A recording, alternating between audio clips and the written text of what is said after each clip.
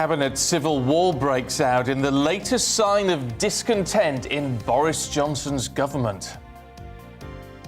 Good morning. It's 6 o'clock on Saturday, the 5th of February. This is Breakfast on GB News with Stephen and Anne. We're live across the whole of the UK on your TV and on your radio this morning, so wherever you are, you can take us out and about with you. Coming up this morning...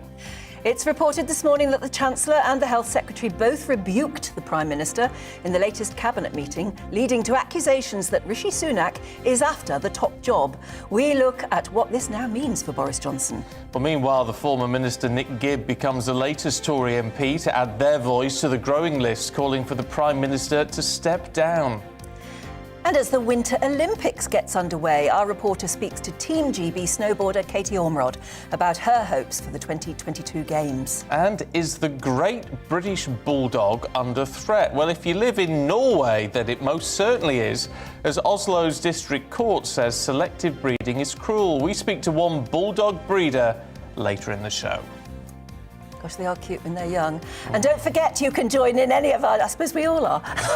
I was just thinking how unfair that is to make the point about bulldogs, that they're cute when they're young, implying that they're not so cute when they're older. Yeah. I guess we all are guilty of that, aren't we? Well, not guilty, just it happens, doesn't it? Yeah, it's that thing, though, with pets particularly, where you mustn't just go on what they're like when they're puppies or kittens. Puppies, yeah. Well, do join in the discussions by emailing gbviews at gbnews.uk or tweet at GBNews.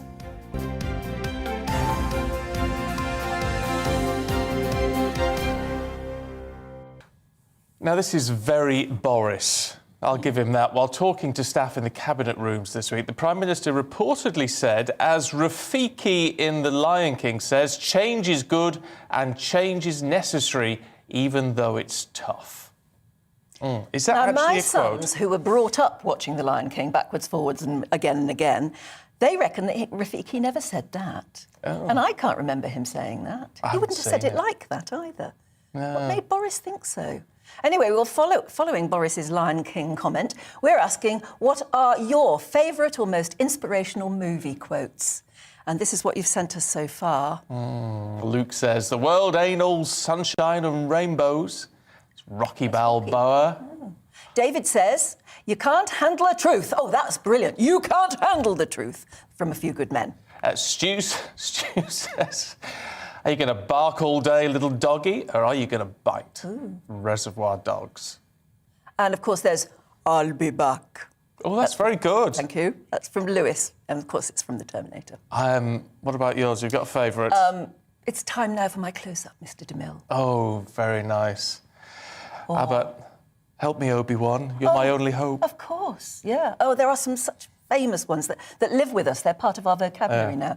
I mean, it's here's looking at you, kid. Oh yeah, but it's the older ones in a way. It's the classics which sort of make it into our vocab a bit more. Oh, what about Clark Gable at the end of Gone with the Wind? He says, "Frankly, my dear, I don't give a damn." Oh yeah, very good. There are lots of them, aren't there? Or sort of open the What's pod. the one from Jaws that you were doing earlier? Oh, Jaws. I think we're going to need a bigger boat. Absolutely. So if you've got a really brilliant, inspirational movie quote that lives in your memory, then do give us an email, drop us an email or whatever. It's gbnews at gb... No, it's not. It's the other way around. gbviews at gbnews.uk or at gbnews. Lovely. Now, to our main news this morning. Boris Johnson is battling to save his premiership as Conservative MPs consider whether to oust him. Former Minister Nick Gibb has become the 14th MP to make it known that he's submitted a letter of no confidence. Within the past 24 hours, 5 of the Prime Minister's advisers have left amid the continuing fallout from Partygate allegations. Well, let's talk to former Coalition Home Office Minister Norman Baker, who joins us now. Good to see you this morning. Look, there's all this talk and controversy, of course, over more people submitting letters of no confidence, but it seems they're a long way off the 54 needed. Well, what concerns me is not so much the internal machination to the Conservative Party, but the fact that what's going on is paralysing the government when there's a whole lot of important tasks to be undertaken. And that because of the Prime Minister, we become an international joke. And this cannot be allowed to continue. And I think a number of Tory MPs now are beginning to realise that. I heard Stephen Hammond saying that they were going to consider his position over the weekend, as many Tory MPs will do. And really, we need to bring this thing to the boil, because it cannot be allowed to drag on any longer in the interest of the country. I mean, a lot of people who write in and contact with this programme have said, actually, maybe if he is a distraction, it's not his fault. It's more the fault of the media, particularly the press, just continuing on about Partygate, Partygate, Partygate. So who do you blame?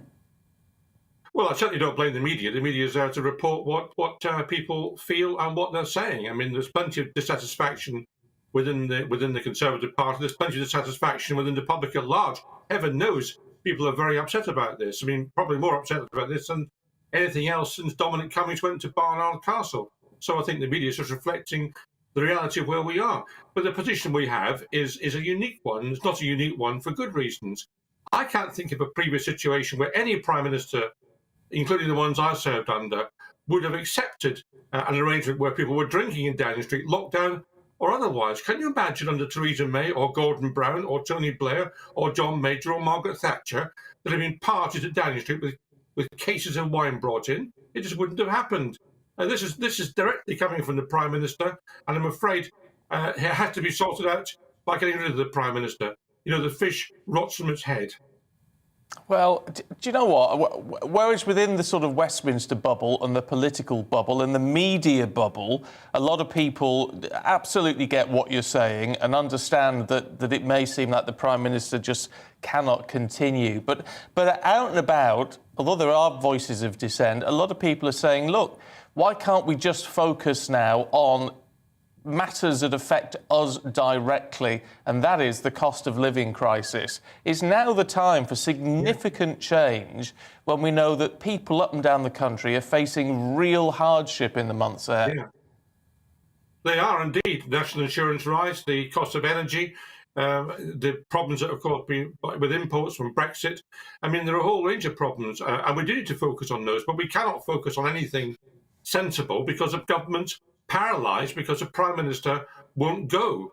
I mean, look, I have to say this. I dealt with Boris Johnson when I was a Minister at Transport and less so at the Home Office. Boris is interested in himself. He's not interested in the Conservative Party, even, or the country. He's only interested in what happens to himself, and that drives him. I'm sorry to say that, but that's how it is. Unlike any other Prime Minister I've known who's there to serve the country, he is there to serve himself. And that's not a good look. So this is not about Prosecco. This is not about canapes. This is about the fact that we have a Prime Minister who is self-obsessed and interested in himself above everything else, and will tell lies and dissemble in order to stay in office. He's interested in how to get through the next 24 hours. That's what's on his mind. There's no doubt, at least amongst the commentators, that Rishi Sunak is positioning himself. Would we be better off with him as Prime Minister? And what would that mean as well to the opposition? Well, I mean, Rishi Sunak, is he positioning himself? Look, he had to say what he said the other day, and I think he was right to do so. It is, you know, the Prime Minister will take the positions he takes, but to then bring the Cabinet along to force them to agree with him, I think is demeaning for the members of the Cabinet. So he and Sajid Javid were right to distance themselves from that dreadful attack on Sir Keir Starmer the other day. Is he positioning himself? I suppose he is. I suppose he wants to be Prime Minister. So does Liz Truss. So do others within the Conservative Party. That's a perfectly respectable thing to want to lead your country. Will he be any better? Well, he's more competent, certainly. Though from my point of view, he's probably too right-wing. I mean, it's a point, Anne, we were talking last night, weren't we? And one of the points Anne raised, which I think is really important, actually, is who should be leading government, in the sense that, you know, one of the big issues that we have in the UK is it does seem to be we have people in number 10 who have no idea what life is like up and down the country for the people they want to vote for them. Is there an issue we have with almost sort of being too posh to be PM at the moment? Do we need someone a bit more normal in Downing Street? Or grounded? Well, I think that's right. Grounded is a good word, actually. We do need someone like that. And the reality is, this is the problem affecting the politicians of all parties. We've now got professional politicians who start off as researchers for Tory Central Office or Labour headquarters or whatever it happens to be, and then become MPs really far too early without having been round the block and experienced a bit of life. And that doesn't help government. We've got people in number 10 who just, been delivering leaflets, frankly, for the Conservative Party, and are shoved into number 10 because they're thought to be sound on policy terms. This is no way to run a country, to be honest with you. I mean, we don't want spotty 20-year-olds telling us what we should be doing because they haven't got experience in life. And we have got less diverse nature of MPs these days. They're too professional. We did MPs who've had decent jobs first before they go into Parliament, in my view. And do we really want multimillionaires in Cabinet too? I mean, there are not all, but there are some very rich people at the heart of government at the moment telling us we're all in it together and they know how we feel, and maybe, lots of other comments that just seem hypocritical, and ordinary people would criticise them for simply not understanding our point of view. Well, I'm nothing against multi-millionaires, but I don't think we want too many of them. We want a spread of people in cabinet, a spread of people in government. And if you like, one of the more refreshing elements of the 2019 election was the election of red wall MPs from the north, because they have a different perspective, some of them, on life. They want to look after their constituencies, they're grounded in their own patches, and they understand the reality of people having to find a budget and live from week to week rather better than, to be honest, someone like the Chancellor or the Prime Minister does. So let's have a diverse nature of parliamentarians, and that way we're going to get something that reflects the country, I think, rather than reflects the upper echelons, which I'm afraid much of the Cabinet does at the moment. Yeah. It's interesting that you said about the politics being a career for some people. Is that something new, do you think, rather than sort of focusing on their career aspirations rather than just being a good constituency MP who moves their way up? Is that something new, or is it just that we're seeing it more, where everything is much more visible now in this modern age? I think if you look back to, I don't want to say the olden days as if it's some wonderful era, but go back 20, 30 years, there were far more independent-minded MPs than I think there are now. Dare I say maverick MPs, that was how I was described, but independent MPs on all sides. There were also people who'd come from a wide variety of jobs, who come from a different educational background, lots of grammar school kids, as well as public school boys and girls, people from comprehensives. Look at someone like John Major and his background, which is very ordinary, but actually think that was something that stood him in good stead when he was a Prime Minister.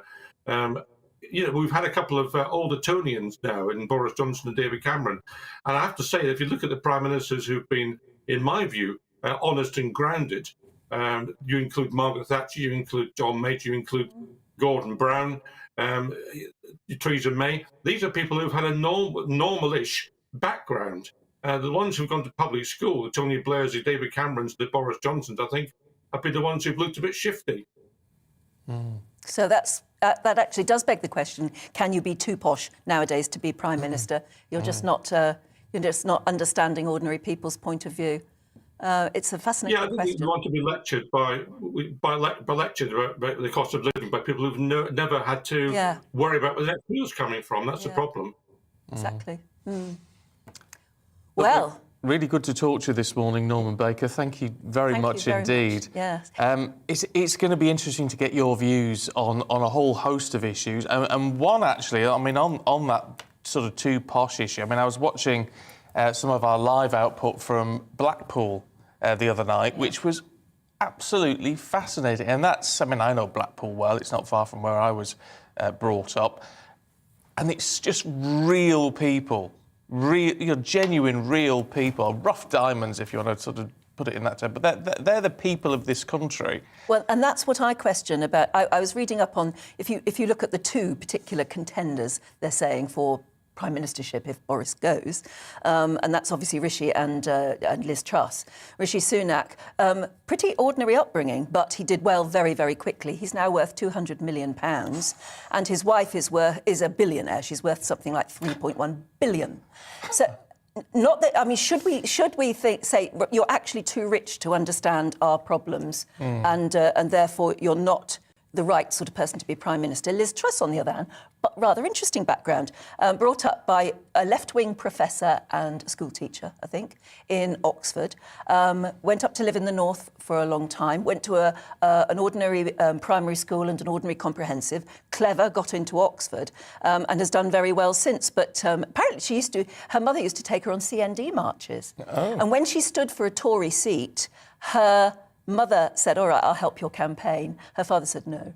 I think he was a very, very left-wing person. And she's lived a real life and she's had ups and downs. But then do you criticise... Would you rather her? But then do you criticise people for being too successful? Say, I mean, Rishi Sunak, obviously worth a fortune. We said he did well at an early age. So do you criticise him? You don't criticise him, but you have to question whether he is the right person to understand ordinary working people. I don't know. Yeah. Don't know. Interesting. He's in charge of the money, isn't it? Love to know what you think, and especially, of course, on the cost of living, because we're going to be talking about that a lot in the coming months, with those bills all changing in April and looking at what you can do and if you're on fixed rates. It's that sort of concern that makes you think the people at the top, why are they making the decisions they're making? Maybe they don't understand how difficult it is and how hard it is to worry about whether you should heat your home. Yeah. GBviews at gbnews.uk. Really want to hear from you this morning, all your thoughts on that. Let's bring you up to date with the rest of the headlines. And social media firms will now be forced to act on illegal content more quickly. A number of new criminal offences, including revenge porn and hate crimes, have been added to the online safety bill. The change means that sites will have to be proactive and work to prevent users from encountering such content rather than waiting for someone to report it first. The Queen has been looking through presents and cards from well-wishers to mark her record-breaking Platinum Jubilee year. Tomorrow, of course, marks 70 years since she acceded to the throne. And during the photo shoot, one of the Queen's dogs, Candy, decided to get in on the action. It was a really nice natural shot. Yeah, I love that. Over 400 Roman skeletons have been found by HS2 archaeologists. Workers on the high-speed rail network discovered the remains, thought to be more than 1,600 years old, near Aylesbury in Buckinghamshire. 40 of them had been beheaded, with their heads placed by their feet, suggesting they may have been criminals or outcasts. Talk about unburying history. And it could be you. A UK ticket holder has won the Euro Millions jackpot. Someone in Britain is sitting on nearly £110 million this morning. It's me. Well, go home and check. Organisers are urging players to check their tickets to see if it's them.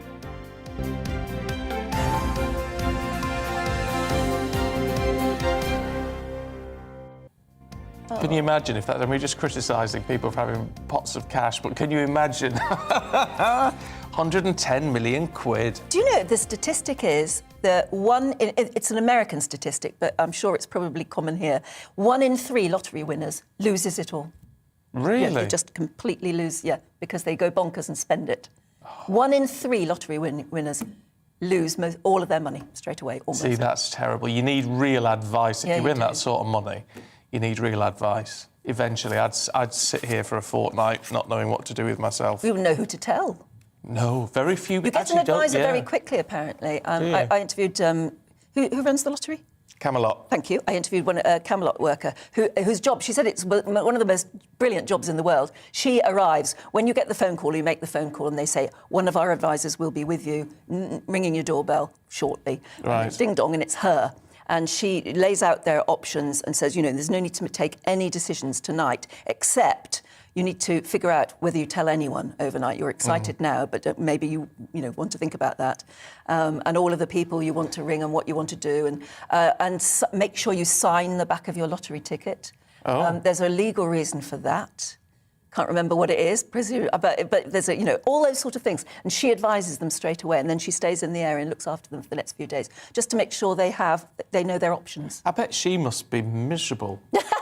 That woman. Her job. Do you think so? Her job is to go around meeting people who have got more money than she can ever dream of. Yeah. Oh, what a miserable job. Well, we put it that way, yeah. It probably is a bit, isn't it? Just for me to look at it cynically. Yeah, I hope they offer her a glass of champagne every so often. Yeah, they should do, shouldn't Yeah, she they? probably goes back to her hotel and thinks, why wasn't it me? Back to the travel lodge. Yeah. Anyway, stay with us. We've got plenty more to come for you, including the opening day of the Winter Olympics as expectations run high for Team GB. First, though, is the weather. Good morning. A windy weekend and for some a wet weekend too. And in places a wintry weekend with snow likely to continue on and off across Scotland today and tomorrow. These weather fronts are slowly trickling southwards, bringing clouds and outbreaks of rain, isobars close together, so it is blustery and it will stay that way throughout Sunday also. But back to today, and that wet weather moving into Scotland does have some snow mixed in, mostly over hills, but some for a time to low levels across the northeast. Rain for Northern Ireland, pushing into northwest England, north and west Wales, much of the Midlands, southern England, eastern England. Dry for most of the day. It will cloud over after some sunshine this morning. Eventually a bit of patchy rain drifting into the Midlands. The temperatures in the south double figures, so higher than yesterday, but it is still windy, so not feeling all that mild. And the colder air is spreading back in this afternoon to northern Scotland. So some sunny spells, but the showers will get going here. Snow showers, and they could cause some problems as they continue into Sunday. So we do have a Met Office yellow warning in place, a couple of centimetres even at low levels, more than that on some of the hills, so certainly some of the higher routes that could cause some disruption. For England and Wales, we're going to see the rain pushing south overnight. It could be quite heavy, but it will make for a very mild night here, whereas the colder air spreads back into northern England and Northern Ireland. Some sunny spells here tomorrow, but there will be showers, wintry showers, but the heaviest snow continuing in those showers over northern and western Scotland, where that warning remains in place. A wet start tomorrow in the south. The rain may tend to peter out, and we should see some brighter spells developing, certainly across England and Wales during tomorrow afternoon, with just a few showers scattered about. Rain may well return to the southwest, however. Again, temperatures in the south double figures, further north cold, but everywhere will feel colder because it's going to stay windy. Goodbye.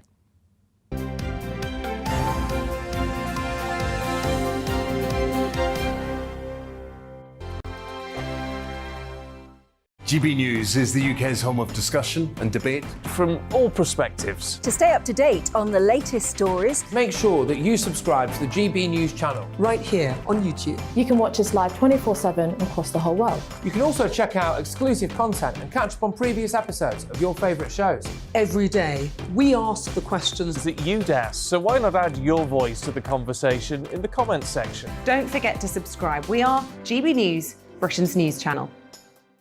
Every night at 11 on GB News, we bring you the next day's stories the day before. Basically like time travel. If it's a big story, we'll cover it, guaranteed. But we'll also have some fun along the way. Big opinions, big laughs. Sometimes big hair. This is Headliners, the paper review show that won't send you to sleep like the others will. 11 p.m, 7 nights a week. Join us.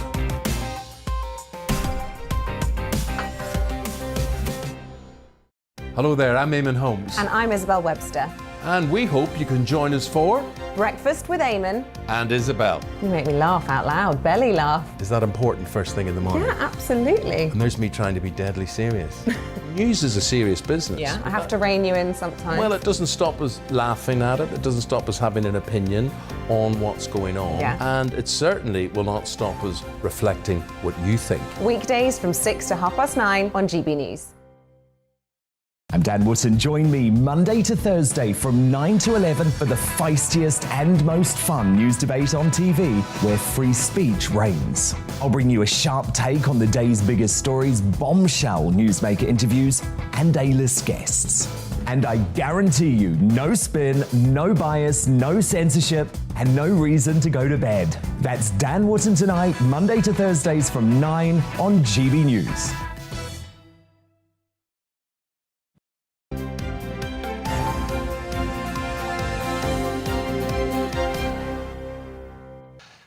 Morning to you, it's 6:24. You're watching and listening to Breakfast with Stephen and Anne on your TV and on your radio right across the UK. Yeah, so we've been asking today whether you can be whether you're if you're too posh, you shouldn't be Prime Minister. Or if you're too rich, maybe you shouldn't be Prime Minister. And quite a few people agreeing, actually, saying that the rich elites know nothing about how average people live. It's true. If you go back home every evening to a multi-million-pound mansion and you've never had to worry, or you certainly haven't had to worry in your adult life about how to pay the bills, do you really understand? I think that is the thing. It's the basics, isn't it? It's like it's the idea. And I mean, I've done it. You go around the supermarket and you're totting it up as you go around to see if you've got enough money to pay for it when you get to the till. And they've never done that, have they? If you've only ever worked in the city, for instance, because this is something that Norman Baker was saying, it depends what you've done before. If you've only ever worked in the city since you came out of university, then you've lived in a world which is completely besotted by profit margins and profits and bonuses and things like that. And again, that's not really the real world, is it? No, I don't think it is. And it's the idea of thinking, well, if food prices go up a little bit and if inflation goes up a little bit, is it going to really affect you? Well, it's not if you've got pots of cash, is it? No, you don't notice. And I think it's quite nice. I mean, even I now, and obviously I'm in a better position now, but it's the idea that sometimes when I go to the supermarket and you beep through when you're paying your thing, and I do think, wow, I'm lucky. I'm lucky that I don't have to worry that the card will work. I haven't had to sort of look at how much it's totted up to.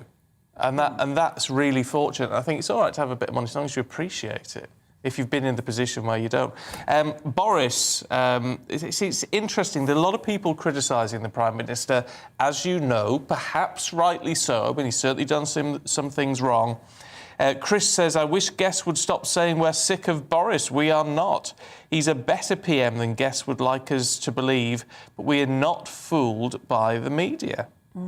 I mean, and it's a valid view. And when we get out and about and talk to people, some people a lot of people really say, like can him. you just lay off him and let him get on with the job? On the other hand, you know, I think there are some. The more they unfurl these stories of parties and this sense of maybe carelessness inside Number 10 is annoying when, well, more than annoying to some, when we went through the hardships of the pandemic. We were talking about movie quotes. And actually, Tony has said, this is very apt for Boris, a famous movie quote.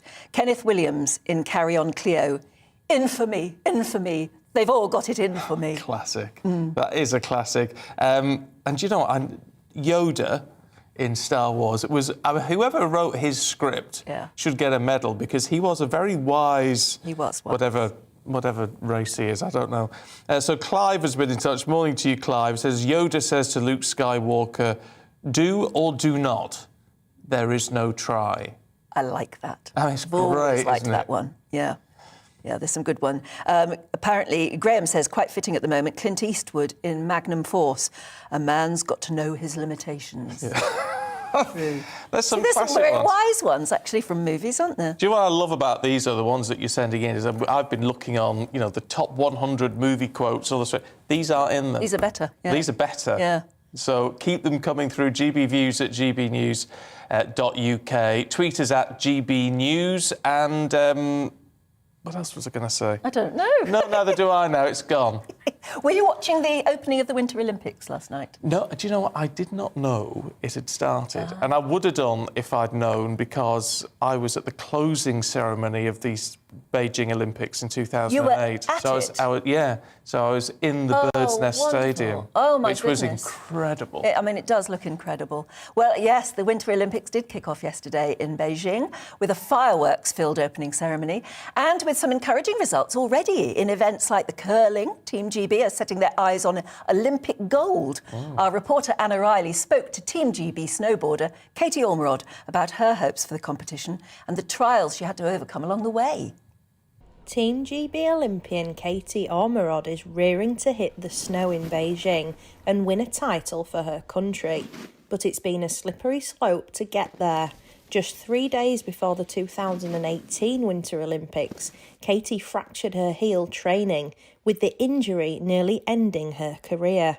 But after 7 operations, skin grafts and a full year of arduous rehab, Katie's back in winning form, becoming the first Briton to win a World Cup snowboard title in 2020. The 24-year-old hopes that all her hard work will finally pay off for these Olympic Games. An Olympic medal would feel amazing. Yeah, it is obviously a dream of mine, but I think because of how badly Pyeongchang went and the fact that, you know, I had to overcome so much from getting over my broken heel, and it was really close to being career ending. So the fact that I'm now going into a second Olympic Games, like that to me is just the most amazing thing. And I've been working really hard over the last few years to be in a position where, you know, I can hopefully go and do well and, you know, hopefully get a medal.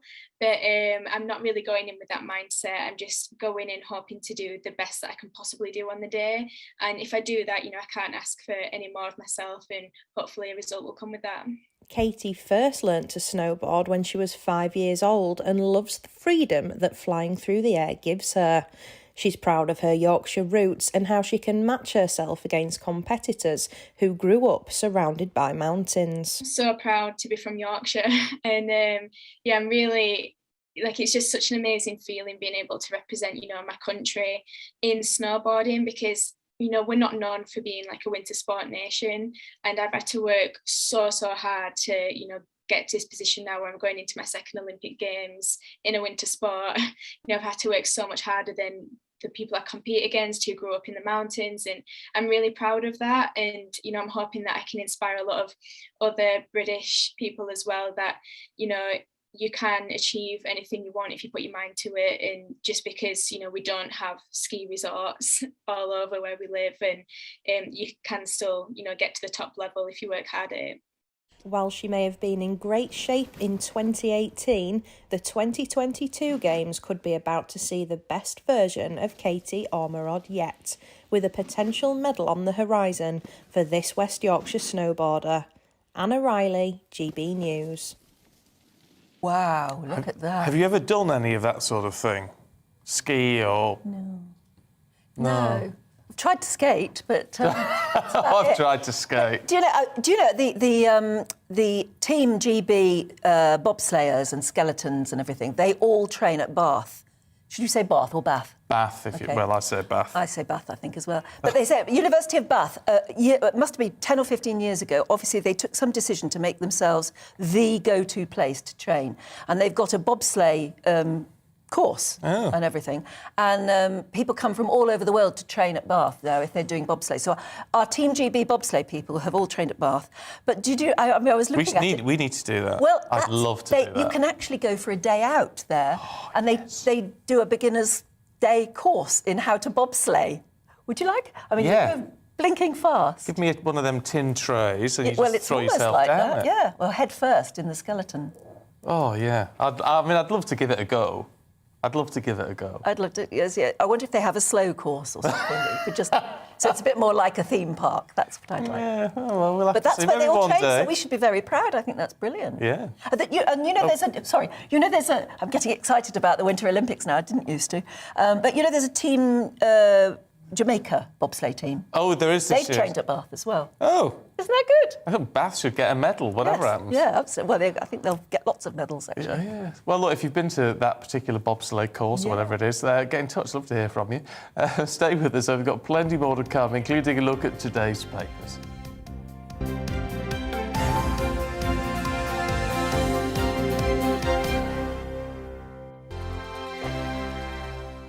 GB News is the UK's home of discussion and debate from all perspectives. To stay up to date on the latest stories, make sure that you subscribe to the GB News channel right here on YouTube. You can watch us live 24/7 across the whole world. You can also check out exclusive content and catch up on previous episodes of your favourite shows. Every day, we ask the questions that you'd ask, so why not add your voice to the conversation in the comments section? Don't forget to subscribe. We are GB News, Britain's news channel.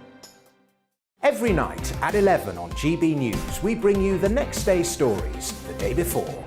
Basically like time travel. If it's a big story, we'll cover it, guaranteed. But we'll also have some fun along the way. Big opinions, big laughs. Sometimes big hair. This is Headliners, the paper review show that won't send you to sleep like the others will. 11 p.m, 7 nights a week. Join us.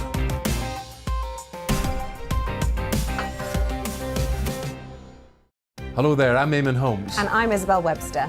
And we hope you can join us for Breakfast with Eamon and Isabel. You make me laugh out loud, belly laugh. Is that important first thing in the morning? Yeah, absolutely. And there's me trying to be deadly serious. News is a serious business. Yeah, I have to rein you in sometimes. Well, it doesn't stop us laughing at it. It doesn't stop us having an opinion on what's going on. Yeah. And it certainly will not stop us reflecting what you think. Weekdays from 6 to 9:30 on GB News. I'm Dan Wootton. Join me Monday to Thursday from 9 to 11 for the feistiest and most fun news debate on TV, where free speech reigns. I'll bring you a sharp take on the day's biggest stories, bombshell newsmaker interviews, and A-list guests. And I guarantee you, no spin, no bias, no censorship, and no reason to go to bed. That's Dan Wootton Tonight, Monday to Thursdays from 9 on GB News.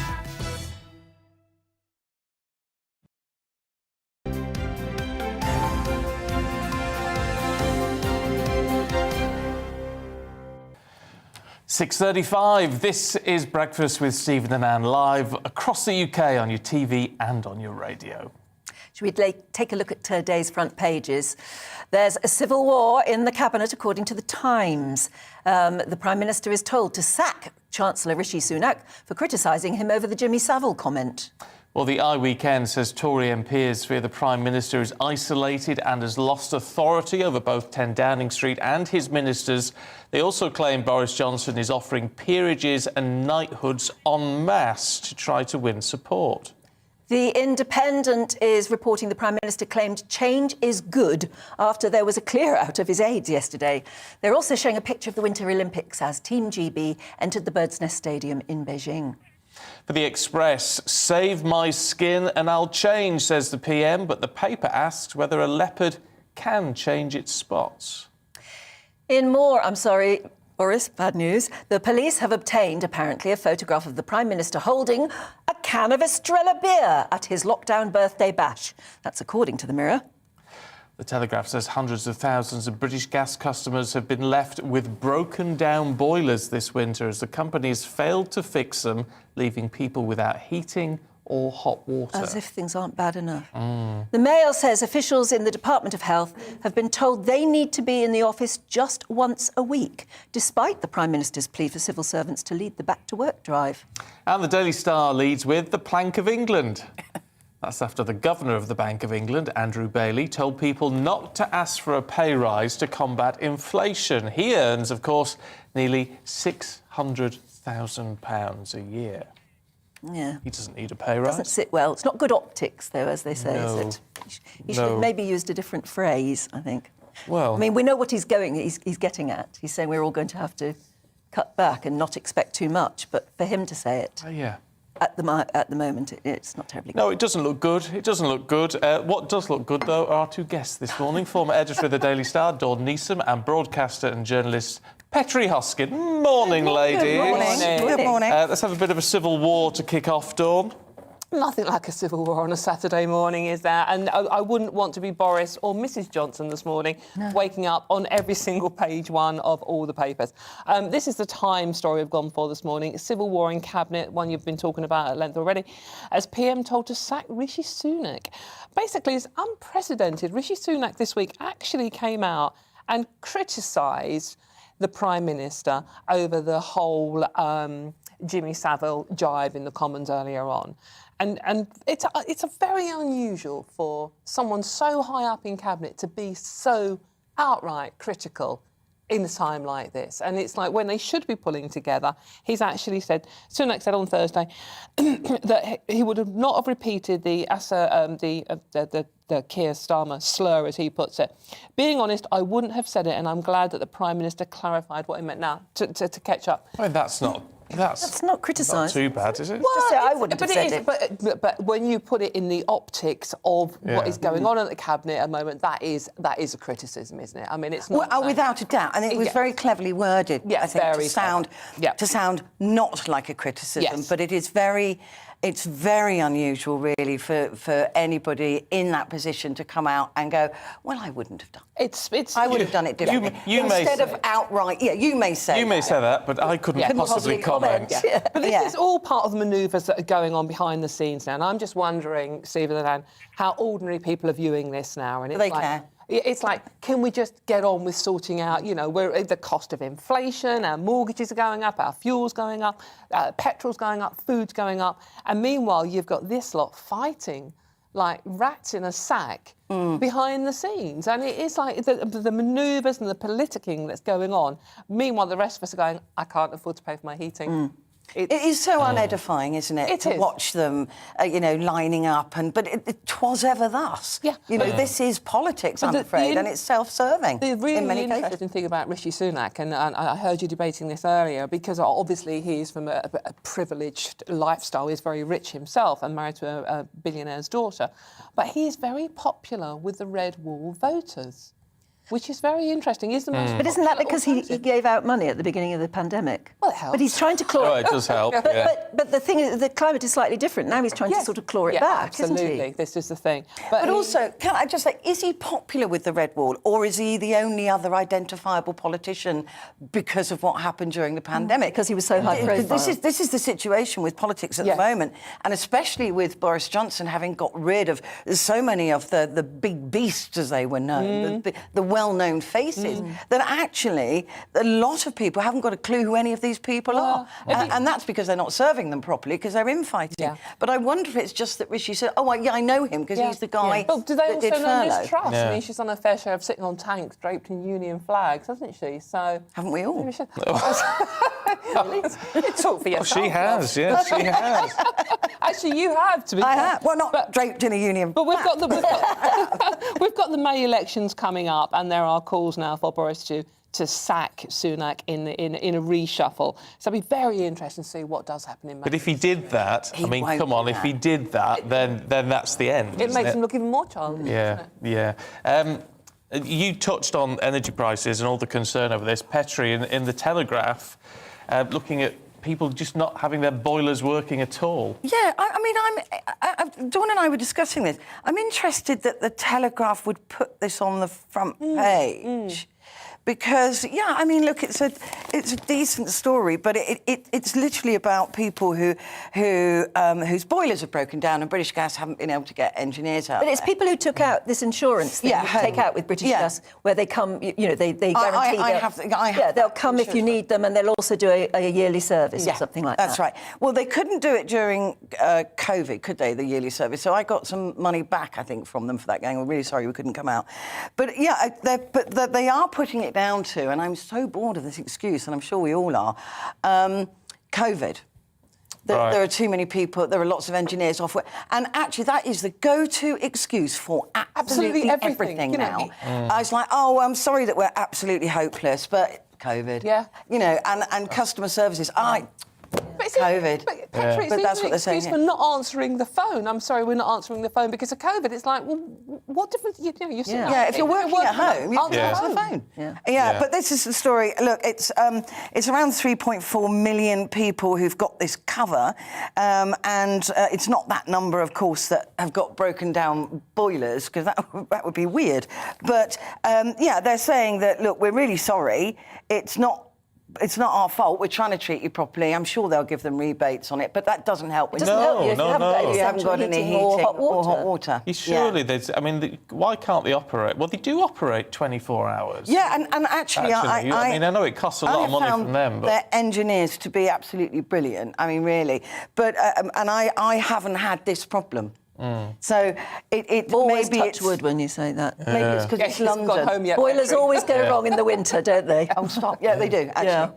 But I don't put my heating on now. Can't afford it, so I don't know. No, quite. But the interesting thing about that story on the front of the Telegraph is it's the Boris Johnson paper. That's where he used to write a column, and that's the one paper that hasn't gone huge on Boris on page one. Very curious. Yeah, it is a curious story. Look, it does affect people, but it's not like everybody's in this basket, and it feels like there are bigger energy stories to be had. I'm just curious. Maybe it was a last-minute shoe-in. I don't know. Yeah. Mind you, I mean, it's just heaping on the agony, though, isn't it? The Telegraph does say on the top, Dawn, to be fair. It's got a little bit on there. Little bit. Why I think the PM should go. Yeah. It's on the flag, isn't it? Yeah, But I don't think but anyone it's would not notice that. Is that what they call it, the flag? I think it's called the flag, yeah. Oh, I always notice the flag. Oh, dear. Yeah. That's a bit of parlance I did not know. There you go, you can have that one back. It's an education, isn't it, Stephen? I like a bit of education. But you've got British Gas there piling on the agony by not fixing people's boilers. And meanwhile, is the head of the Bank of England? This is my favourite headline of the day, I must admit, and obviously it's a paper I write a column for. This is the Daily Star, and this is the bank boss. The Plank of England is the headline. This is the boss of the Bank of England, whose name I didn't even know, to be honest with you, is Andrew Bailey. He is urging us all to demonstrate wage restraint. Is he? This year, because of the nation facing the worst inflation surge in decades, says a man who's on £575,000 a year. Yeah. Now, I get it's an important job. We can't all earn that amount of money, but read the room. Yeah. Come on, at least try and understand what ordinary people are going through. Yeah. He's not going to be worried about paying his fuel bills or a broken boiler, is he? No, he's saying don't go asking for pay rises. Basically, that's it, Annie. This year. Please don't ask. If you're going to ask for a pay rise to pay for your fuel, food, mortgages, national insurance, it's all gone up, make it a teeny-weeny pay rise. Oh, a teeny-weeny one. Teeny-weeny. You don't really want to, All most people get is a teeny-weeny pay rise anyway when they're lucky enough to get one. One at all, absolutely. Right, exactly. Do you believe that the head of the Bank of England only earns £575,000? No, there's bonuses. Yeah, There will be bonuses and pension pots. That will be the very limit, won't it? Yeah. Yeah. It looks like he could do with cutting down as well a bit on the food bill. Oh, well, no, Sorry. can't be fat-shaming. Can't be fat-shaming. But, I mean, it's reading the room, isn't it? I mean, Honestly, Stephen, we're all really suffering. We're all panicking about what's going to hit us in April and May with the bills going up. And to come out with that is like, really, thank you very much. Yeah. Mind you, perhaps we need to be a little bit more sensible. I can't find it now. Where's that? Oh, here we go. Jill has been in touch. Morning, Jill. She's all this hype about heating costs escalating to the thousands. How big are the homes they heat? I'm a pensioner and I have my heating set at 21 degrees, recommended by Age Concern. Yeah, that's latest gas bill, less than £200. It's all down to how it's used. And I knocked direct debit on the head ages ago, so now I pay for exactly what I use and it suits my budget better. I do think we've probably all got very used to heating our houses, even in rooms that we don't go in, don't you think? Yeah. Well, I'm permanently cold, I must admit. We've got that typical situation at home where the husband's permanently hot, sitting there in shorts and a T-shirt, and I'm sitting there in a fleece and jumper and woolly hat and turning the heating on, he turned it off. So, no, he's winning this war, though. He's like, no, turning the heating off. So. Well, yes, I've got my heating off. You've got your heating off. I've got mine off, yeah.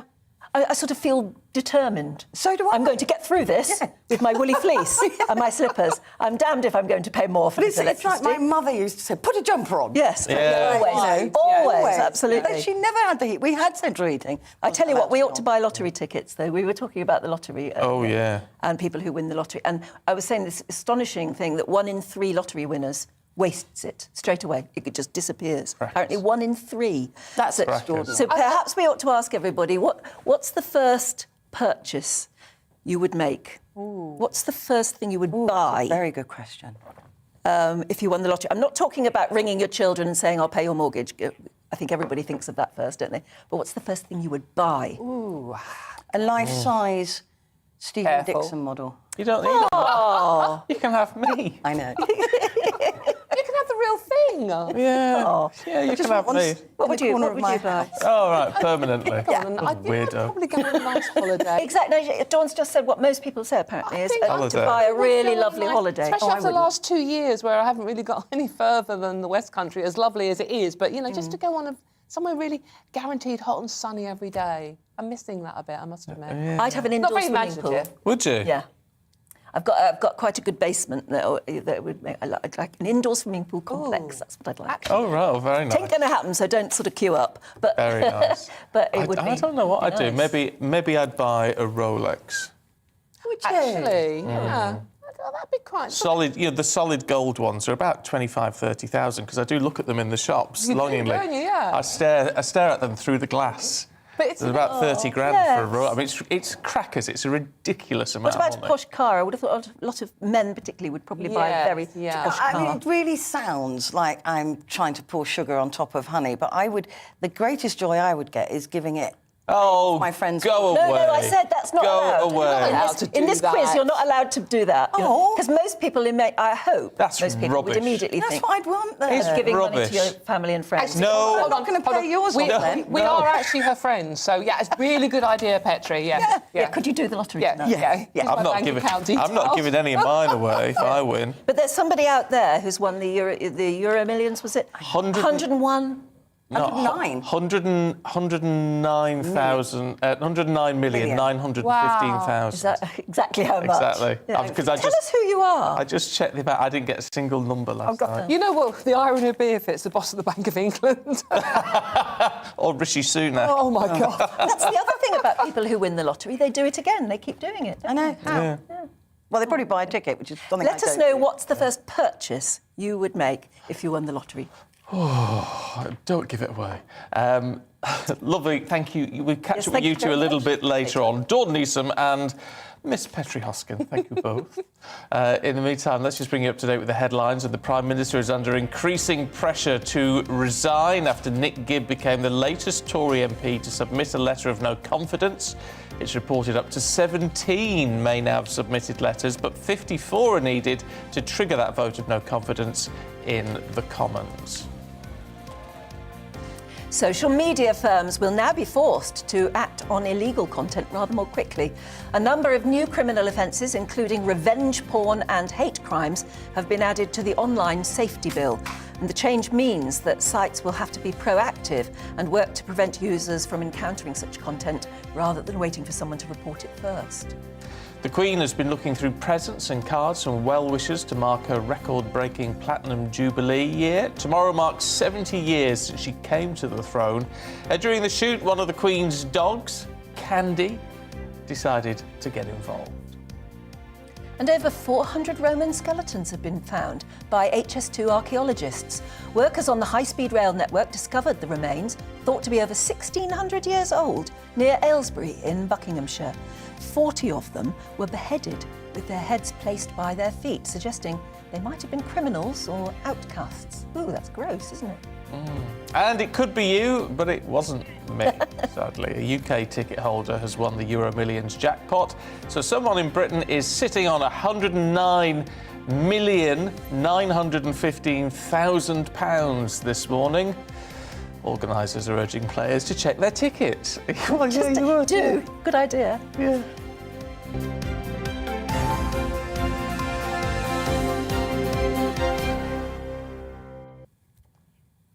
Gosh. Gosh, that's be what I'd say if I got that phone call. Thinking about it, can you? No, I mean, that lovely. amount of money would have earned so much interest overnight that it'll be worth more than that already, won't it? It will, yeah. Oh, can you imagine? What a week in sport it's been. Senegal to China and Middlesbrough to Man United. Aidan McGee has got all the details. Morning to you. Morning to you both. How are you? Yeah, all right. Poor. I won £10 on the lottery once, but Did you? I always said it would never change my life, and it didn't. Oh, good. Well done, you. Well done, you. So what's grabbed your attention? Last night, well, I was up until probably about 11:30 watching Man United play because their tie kicked off at 8 o'clock anyway. It went to extra time and then penalties. The penalties were never-ending. They were just struck down the middle of the goal or to the left or the right with unerring accuracy. Nobody missed, apart from the very last kicker. Of course. Anthony Elanga of Manchester United, the young Swedish player, hit the ball over the bar. So it means Manchester United are out of the FA Cup, losing to Middlesbrough. It was 1-1 in normal time. Middlesbrough scored a very disputed goal. A bit of a handball. A lot of people watching didn't realise that the VAR rules have been updated since last season. So whereas last season, if the ball hit your hand in anywhere around the box or just anywhere near the goal, it was brought back for a free kick. Now it's different. Your next action after the handball, if it leads to a goal, then that's as long as it doesn't go into the net and it's followed in by somebody else, then that's the goal. All right. The goal's all right. Yeah, but a lot, including the commentators, were kind of caught out by it. And I was fully expecting the goal by Matt Crooks to be disallowed. And to be fair, it was against the run of play. United were completely in control of this game, so it did change things. And I was expecting it to be disallowed, and then the commentator got wind in his ear that actually the rules have changed, but no one seems to have realised. It's not something that happens often in the game. And so I was just fully expecting the goal to be chalked off. I thought Matt Crooks is celebrating a bit too much here, maybe, but he was one of the only people in the building who actually knew the rules. Yeah. So it went in, and it went to 1-1, went to extra time. United created chance after chance after chance, especially in normal time. Middlesbrough rode their luck a little bit, as you need to do when you're a Championship club going to a Premier League club, a top Premier League club, or nonetheless in the FA Cup. Took it to penalties. None of the goalkeepers saved. It was eventually over the bar, so Ante Elanga was the full guy. United out of the competition. It looks very, very difficult for them now to win a trophy this season. They're still hanging around at the top of the Premier League, but they won't be winning the league there. The Champions League they're still in, but very difficult to win that from the position they're in. But they're out of both domestic competitions, and now you could be looking now at probably 5 years without Man United winning a trophy, which that's a long time for them to be out of. We've not said that since long before Sir Alex Ferguson's time. You'd have to go back to the. But it's agonising losing it through penalties, isn't it? It is. I mean, some people sooner say, or later somebody has to just misfire. I'll tell you what my problem is. The problem is extra time. Now, if you're Middlesbrough and you've got back in the game against the run of play, then you're probably going to do everything you can to take it to the lottery of the penalties. Now, penalties aren't a lottery because it involves skill, but you probably have got a better chance if you're the weaker team in a penalty shootout than you have playing the game as normal. So they got men behind the ball, and it was a bit boring for the neutral. I was wondering if. I mean, we didn't finish last night until probably about 20 past 11 by the time the coverage had finished. Quite late, especially when up early here, you know. It's not fair on the likes of me. And so I wonder whether we should just miss the extra time and go straight to penalties. And penalties are fun. Come on, we're like. They're fun. They're agonising. No, it wasn't fun in the World Cup. It wasn't fun. It wasn't the Euros rather. Yeah, it wasn't fun. Was it? Euros. No, I mean you should win with the game, the whole game, not just on You should. But then they tried golden goal about 20 years ago. What's that? Golden goal was so you have extra time, but the team who scores, if you score in extra time, then you win. The game stops. But it made the teams more cagey. They thought, right, there's too much to lose by crossing the halfway line. You might get hit on the counter. Oh, so just keep it going. So just keep it going. You may as well just go to penalties. So it kind of they did away with it quite quickly, and so it didn't really work. Everyone thought that was the answer, and for many years, golden goal that'll do it, and it didn't. So I think penalty shootouts are here to stay. But yeah, they are an agonising watch, especially if you've got a horse in the race. Yeah. Oh well, you got some good games though. Kidderminster, West Ham today, Crystal Palace, Hartlepool. You've got Leicester playing tomorrow. They're the holders, and Boreham Wood of the non-league. They're going to AFC Bournemouth. So the magic of the cup well and truly alive. We've also got a Premier League game tomorrow that's been postponed 3 times due to COVID. Oh, right. Burnley against Watford. We're still. No one's actually going to believe it's going to go ahead until the ball moves off the spot. Yeah. But we could have that tomorrow. Fingers crossed. Aidan, thank you. We'll catch up with you a little bit later on. Yeah, there's lots of different sports to talk about this morning. Yeah, there is. Do some bobsleighing maybe next. Coming up in the next hour, though, we're asking how you would advise the Prime Minister. We're talking to a former Labour Special Advisor. First, here's the weather. Good morning. A windy weekend and for some, a wet weekend too. And in places, a wintry weekend with snow likely to continue on and off across Scotland today and tomorrow. These weather fronts are slowly trickling southwards, bringing clouds and outbreaks of rain, isobars close together, so it is blustery and it will stay that way throughout Sunday also. But back to today, and that wet weather moving into Scotland does have some snow mixed in, mostly over hills, but some for a time to low levels across the northeast. Rain for Northern Ireland, pushing into northwest England, north and west Wales, much of the Midlands, southern England, eastern England. Dry for most of the day. It will cloud over after some sunshine this morning. Eventually a bit of patchy rain drifting into the Midlands. The temperatures in the south double figures, so higher than yesterday, but it is still windy, so not feeling all that mild. And the colder air is spreading back in this afternoon to northern Scotland. So some sunny spells, but the showers will get going here. Snow showers, and they could cause some problems as they continue into Sunday. So we do have a Met Office yellow warning in place, a couple of centimetres even at low levels, more than that on some of the hills, so certainly some of the higher routes that could cause some disruption. For England and Wales, we're going to see the rain pushing south overnight. It could be quite heavy, but it will make for a very mild night here, whereas the colder air spreads back into northern England and Northern Ireland. Some sunny spells here tomorrow, but there will be showers, wintry showers, but the heaviest snow continuing in those showers over northern and western Scotland, where that warning remains in place. A wet start tomorrow in the south. The rain may tend to peter out, and we should see some brighter spells developing, certainly across England and Wales during tomorrow afternoon, with just a few showers scattered about. Rain may well return to the southwest, however. Again, temperatures in the south double figures, further north cold, but everywhere will feel colder because it's going to stay windy. Goodbye.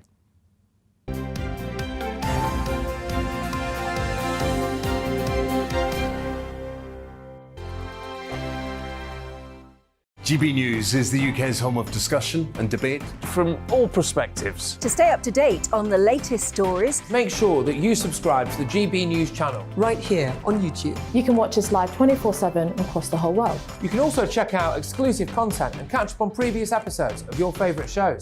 Every day, we ask the questions that you'd ask, so why not add your voice to the conversation in the comments section? Don't forget to subscribe. We are GB News, Britain's news channel. Every night at 11 on GB News, we bring you the next day's stories the day before. Basically like time travel. If it's a big story, we'll cover it, guaranteed. But we'll also have some fun along the way. Big opinions, big laughs. Sometimes big hair. This is Headliners, the paper review show that won't send you to sleep like the others will. 11 p.m, 7 nights a week. Join us.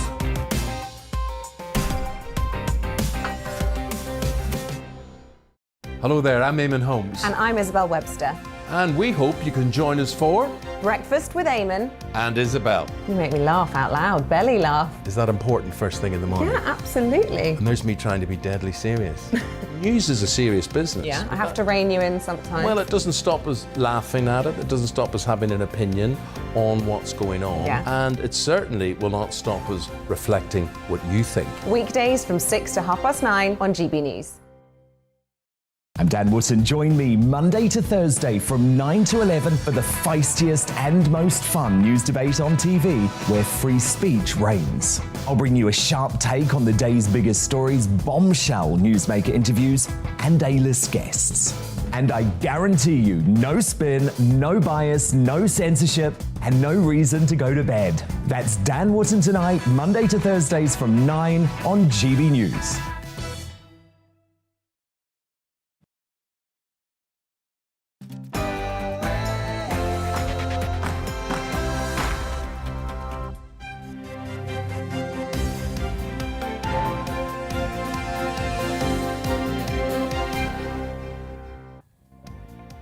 a cabinet civil war breaks out in the latest sign of discontent in Boris Johnson's government.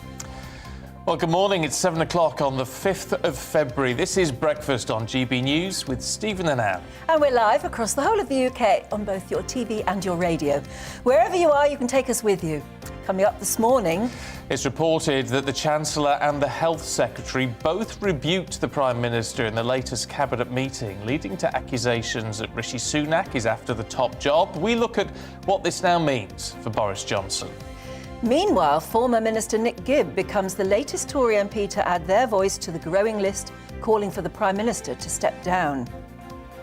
As the Winter Olympics gets underway, our reporter speaks to Team GB snowboarder Katie Ormerod about her hopes for the 2022 Games. And is the great British Bulldog under threat? Well, if you live in Norway, apparently it is, because Oslo's district court says selective breeding is cruel. We'll be speaking to one Bulldog breeder a bit later on in the show. Don't forget, we want you to get involved in everything that we're doing here on GB News, so send us your thoughts, gbviews@gbnews.uk, or tweet us at GBNews.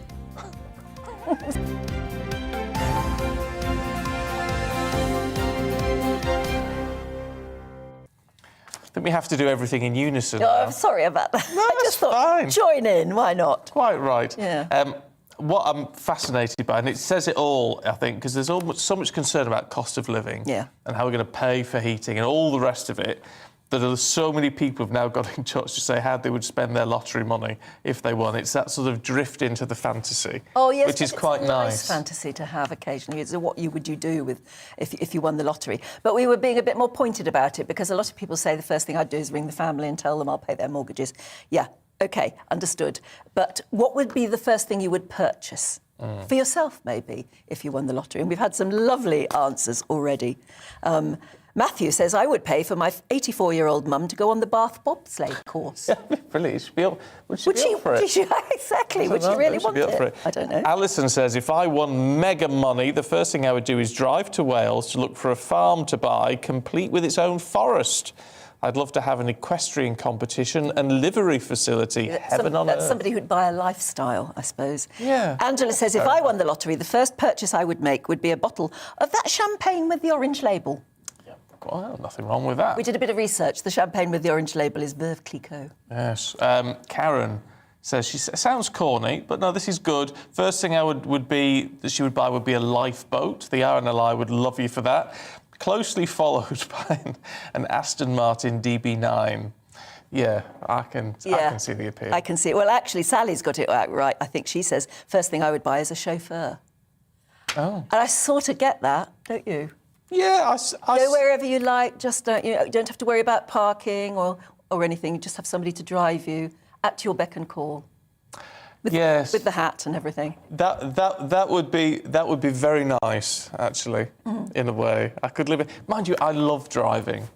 Oh, well, maybe you don't like being driven then. So I do like driving. I could get you started a chauffeur. Phil, morning, Phil. You're a man of good taste. I would also buy a gold Rolex, but his, he reckons, is 43,000.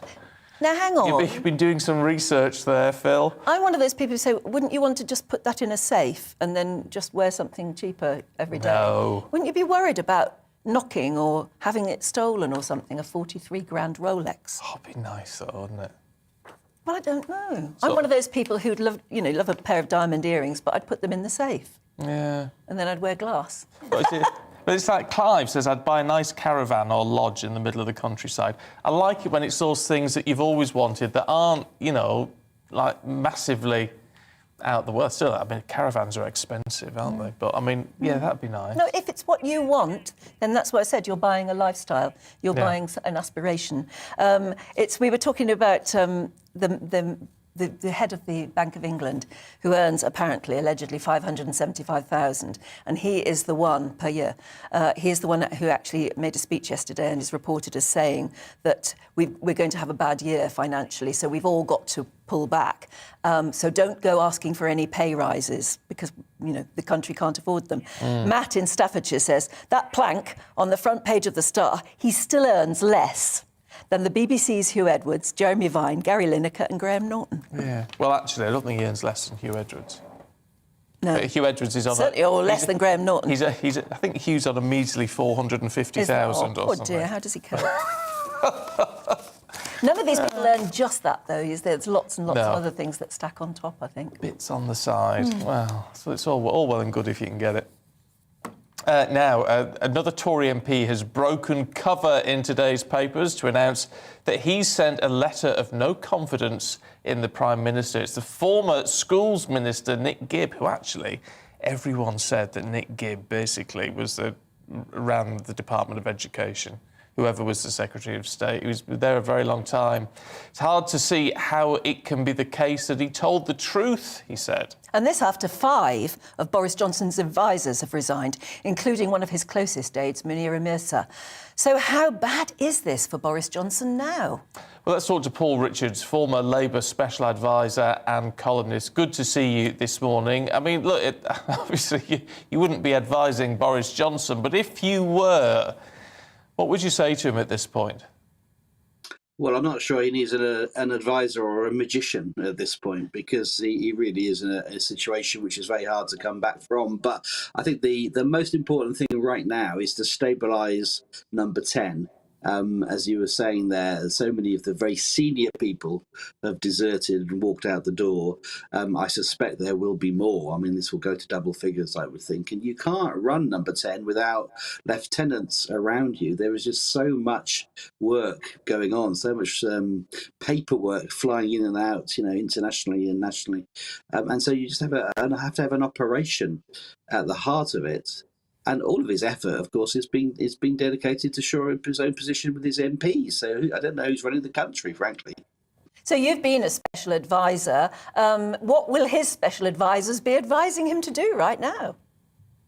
Well, there's two things. There's the stabilisation thing, get the staff in. The civil service will deliver, obviously, the people to sort of be the administration, but then he needs the political staff, the people to advise him on the politics of it. And then the second thing is that the government starts to need to distract us with something else. So, the classic tactic at this stage would be to start announcing policies, to sort of eye-catching things, to sort of try and distract us away from this terrible mess, and start thinking about other things. So I suspect what you'll see, he did a little bit of this week actually with Michael Gove's levelling up white paper, you'll start to see policy announcements, and they may be a little bit rough around the edges, but they may not have any money attached to them. Maybe money already announced, as with Gove, but anything just to get us talking about something else. So that's the strategy now, will be sort of lay down smoke and try and hope that we'll sort of forget about all of this, the Partygate. Now, whether it will work or not, I don't know, and I'm very doubtful that it will, because I think there is now a trajectory that Boris is on, which means he will be leaving Number 10. Maybe not today, Anne, but maybe, this year. I mean, there's a lot of sympathy for him in many respects. Seb's been in touch and said the more Boris is attacked, the more I have sympathy for him. It's starting to look like coordinated efforts to remove him by his political opponents.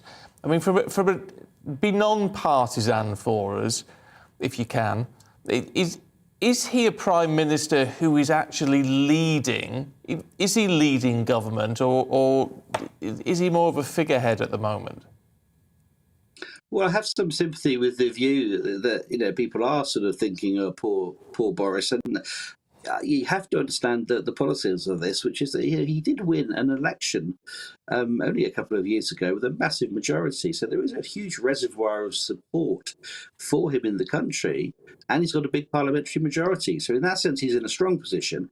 But in the reality of this is that as your trust and your reputation is tarnished in the way that it has been, it's very hard to carry on. And once the reservoir starts, the dam starts to crack, the water starts flowing out, it tends to get bigger and bigger.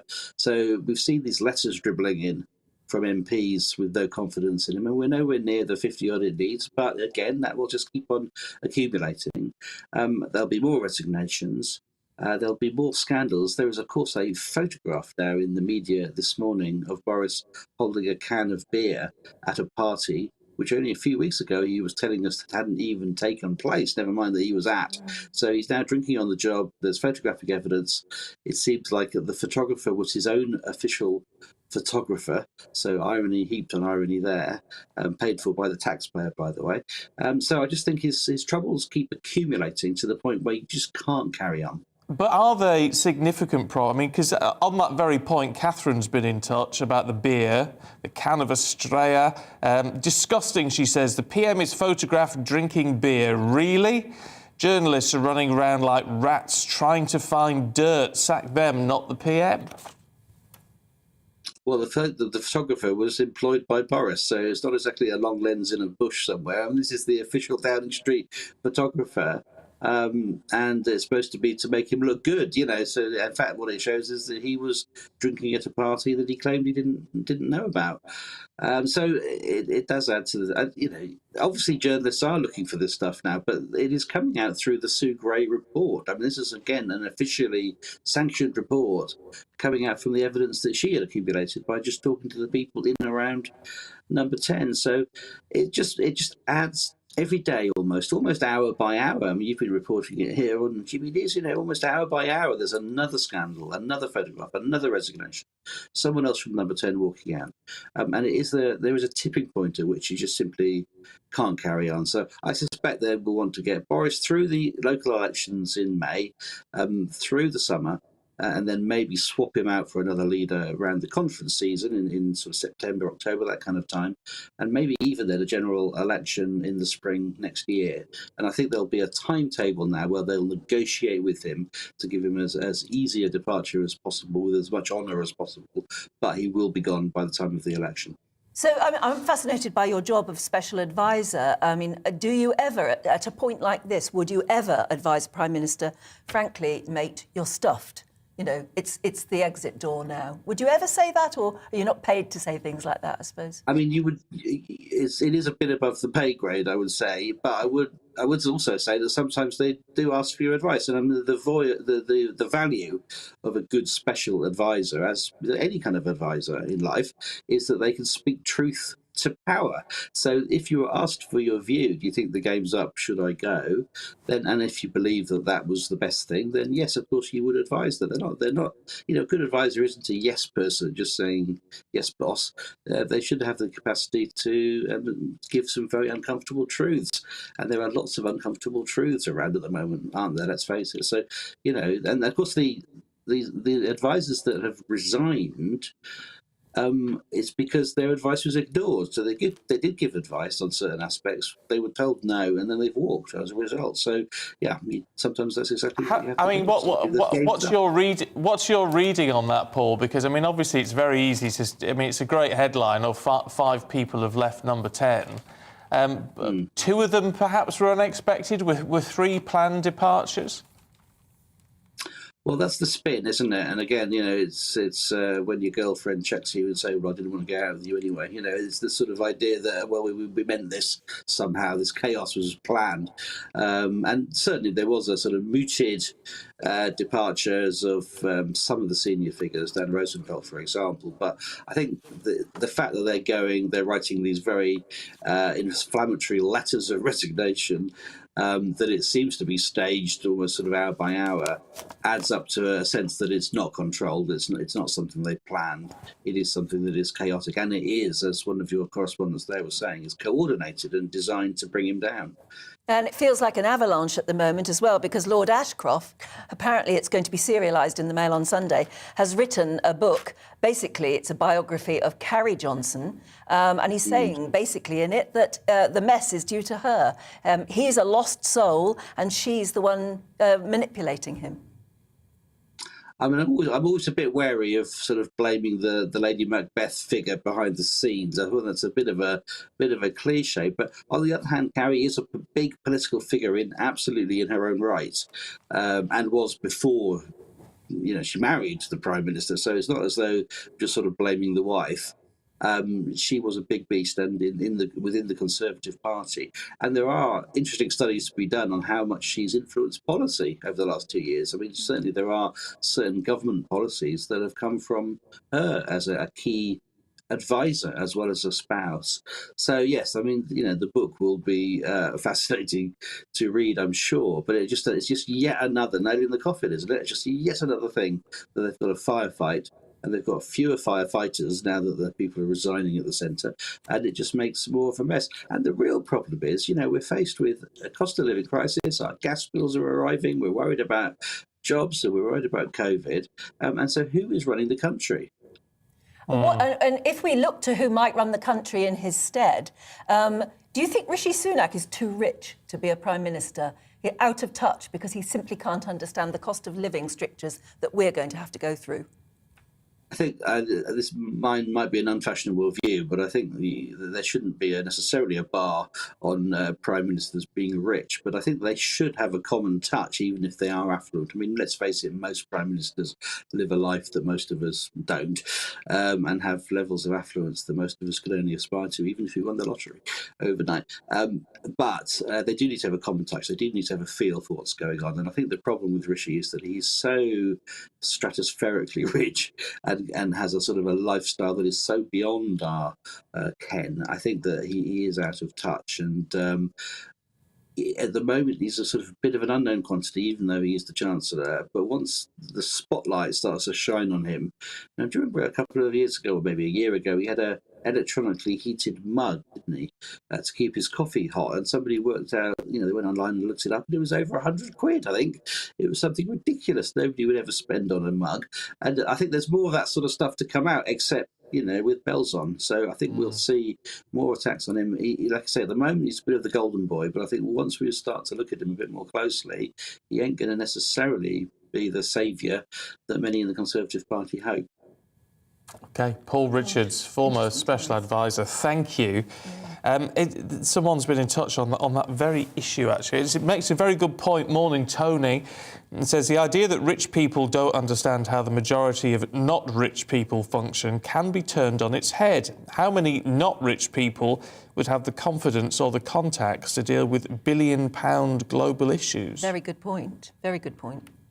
It's just that at the moment we're going through this cost of living crisis and people are worried about all sorts of bills coming in that they can't pay. And it has to affect their strategy, You know, why aren't they putting a cap on energy prices? Why aren't they making the huge profiteers, like Shell apparently have made an enormous record profits so far? Why aren't they being made to pay some of the bills that we're all having to suffer from? But also, does anyone know how the energy cap works? No. Because it's meant to be... I was already paying... went through my stuff to find out what I was paying, direct debits and all that stuff. It's paying more than the energy cap anyway.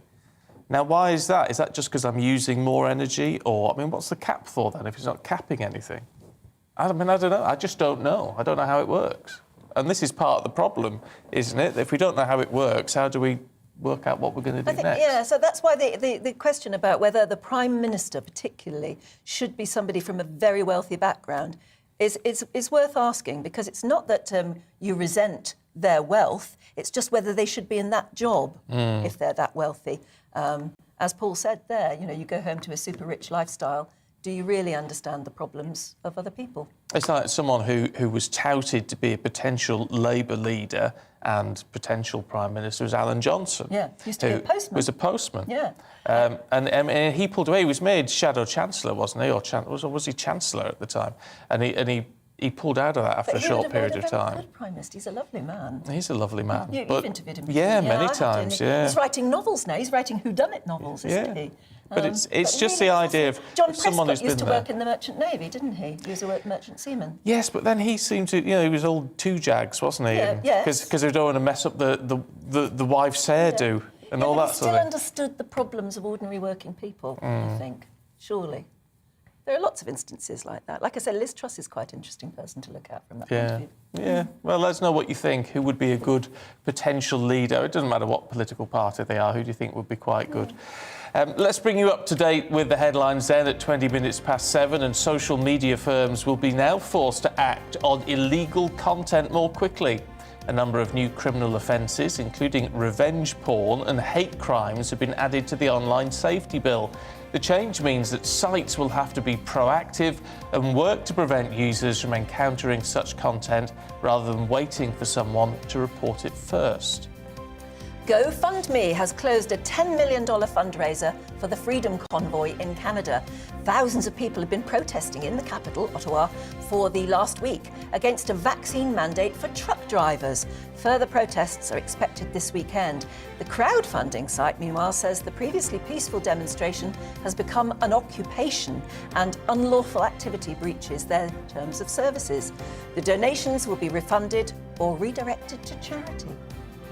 More than 400 Roman skeletons have been found by archaeologists working on HS2. They've discovered the remains thought to be 1,600 years old near Aylesbury in Buckinghamshire. 40 of them were beheaded and their heads placed by their feet, which suggests that they may have been criminals or outcasts. And the Queen has been looking through presents and cards from well-wishers to mark her record-breaking Platinum Jubilee year. Tomorrow, of course, marks 70 years since her father died, and so she became Queen.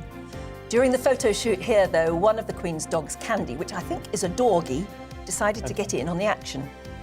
I'd love to work out who sent that congratulations card. I wonder who wrote that. I don't know. If it was you. Yeah, and if this was you, get in touch. A UK ticket holder has won the Euro Millions.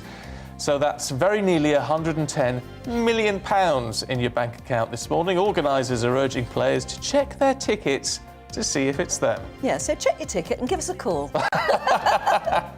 We've got some great...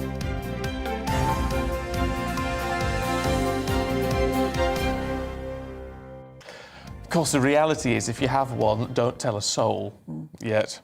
Not even us, as much as I'd love to know. Would you tell the kids? Because they'd go to school telling everybody, wouldn't they? Yeah, they would. You'd have to actually keep it from most of your family until you've figured out what you're going to do. You've got your head around it.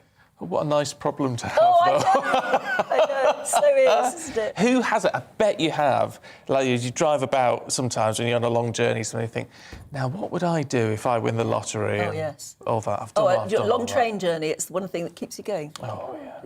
and you have all sorts of good plans. I love it, but I always convince myself I'm going to win, and of course never do. No, not even one number today. Not a thing, no, not a penny. Never mind, there's always next week. Yeah.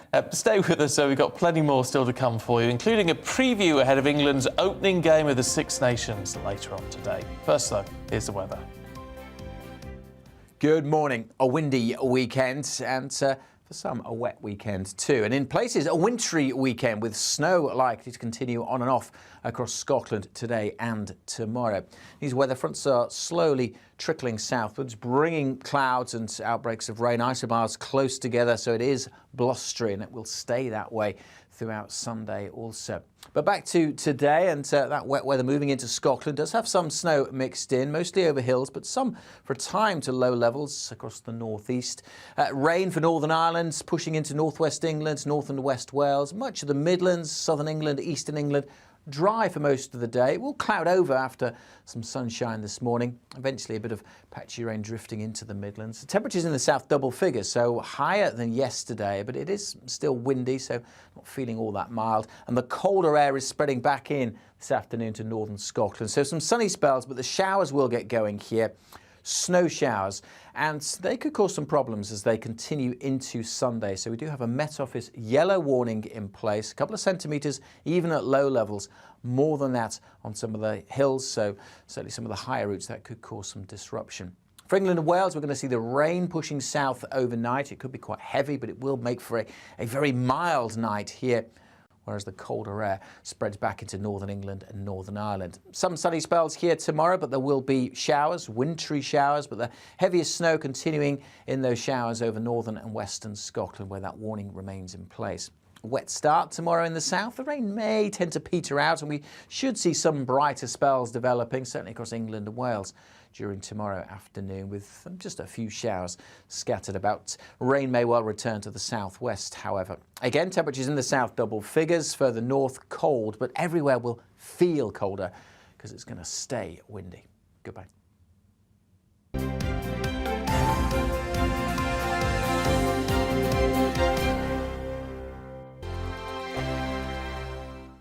GB News is the UK's home of discussion and debate. From all perspectives. To stay up to date on the latest stories, make sure that you subscribe to the GB News channel. Right here on YouTube. You can watch us live 24/7 across the whole world. You can also check out exclusive content and catch up on previous episodes of your favourite shows. Every day, we ask the questions that you'd ask, so why not add your voice to the conversation in the comments section? Don't forget to subscribe. We are GB News, Britain's news channel. Every night at 11 on GB News, we bring you the next day's stories the day before. Basically like time travel. If it's a big story, we'll cover it, guaranteed. But we'll also have some fun along the way. Big opinions, big laughs. Sometimes big hair. This is Headliners, the paper review show that won't send you to sleep like the others will. 11 p.m, 7 nights a week. Join us.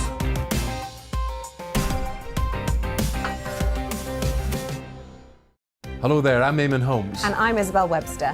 And we hope you can join us for Breakfast with Eamon and Isabel. You make me laugh out loud, belly laugh. Is that important first thing in the morning? Yeah, absolutely. And there's me trying to be deadly serious. News is a serious business. Yeah, I have to rein you in sometimes. Well, it doesn't stop us laughing at it. It doesn't stop us having an opinion on what's going on. Yeah. And it certainly will not stop us reflecting what you think. Weekdays from 6 to 9:30 on GB News. I'm Dan Wootton. Join me Monday to Thursday from 9 to 11 for the feistiest and most fun news debate on TV, where free speech reigns. I'll bring you a sharp take on the day's biggest stories, bombshell newsmaker interviews, and A-list guests. And I guarantee you, no spin, no bias, no censorship, and no reason to go to bed. That's Dan Wootton Tonight, Monday to Thursdays from 9 on GB News.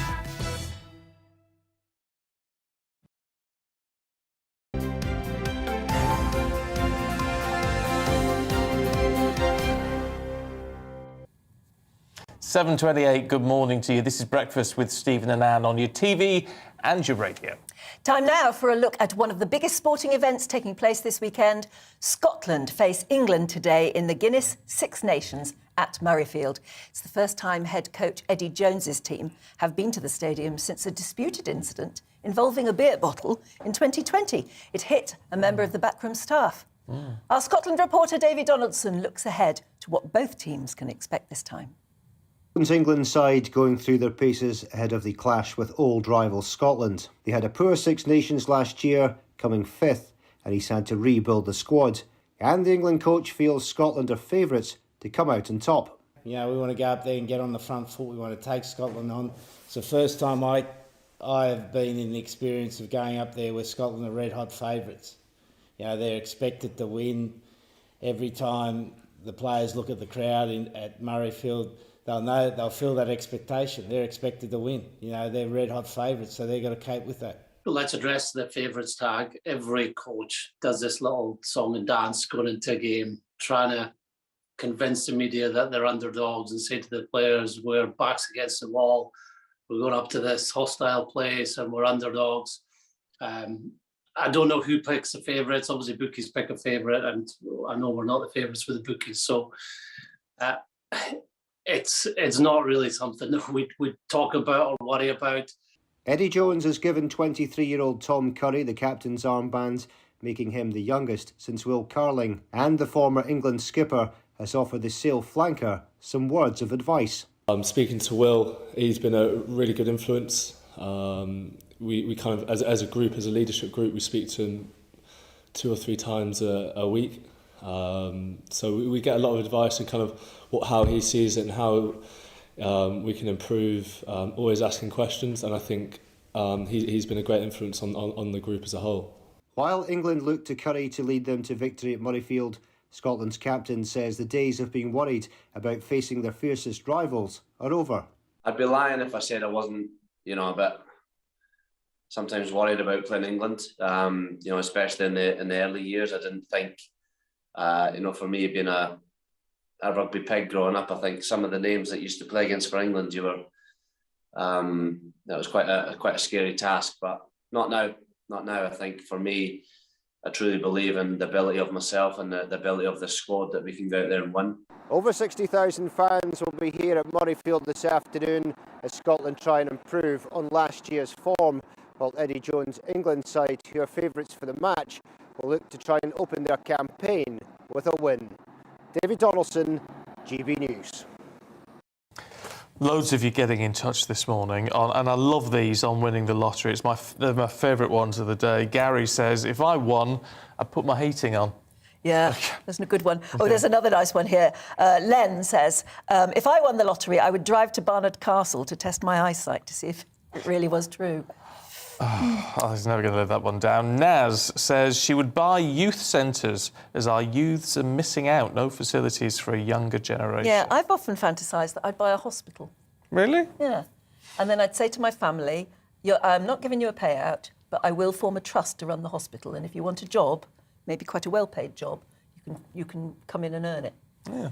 They think that's a really bad idea. I tried it out on them once. They said, no, give us the money, give us the money. See, the trouble with all that sort of thing is and they're lovely ideas, but it's a bit like buying a car when these teenagers want to buy a car. And you say, well, it's not the price of the car that's the problem. It's the running costs that are the issue. It's also the fact that should you, especially if you're young, should you get what you want just like that?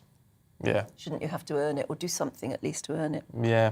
Talking of earning things like a job at number 10, Kenneth, morning Kenneth, says, I would advise the PM of 2 things. Firstly, his wife is not an elected MP and there's no place in decision-making in central government. Secondly, try being honest for the first time in his professional life. Yes, I voted for him. Who else was there? Well, you see, that's a very interesting question. Linda says, the people voted Boris in, and so only the people should say if he goes. So you're calling for a general election. Do you fancy another general election? I don't know. And David Smith from London says, the bottom line is we can't have a PM who lies through his teeth. President Clinton was not impeached because of what went on in the Oval Office. He was impeached because he went on to lie about it. That's an interesting point. Yes. Actually. And that's why Steve is quite interesting as well. He says, this is getting ridiculous now. Keir Starmer was pictured with a beer and it hardly got mentioned. Actually, it did get mentioned quite a bit.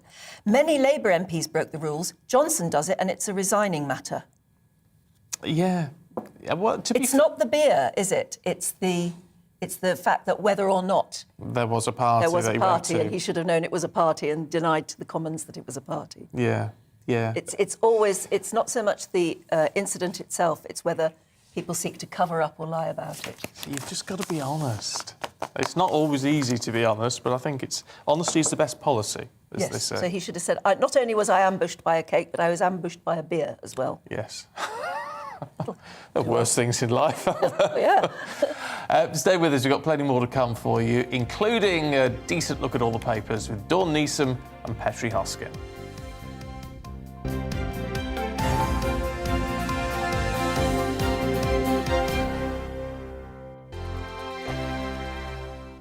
GB News is the UK's home of discussion and debate from all perspectives. To stay up to date on the latest stories, make sure that you subscribe to the GB News channel right here on YouTube. You can watch us live 24/7 across the whole world. You can also check out exclusive content and catch up on previous episodes of your favourite shows.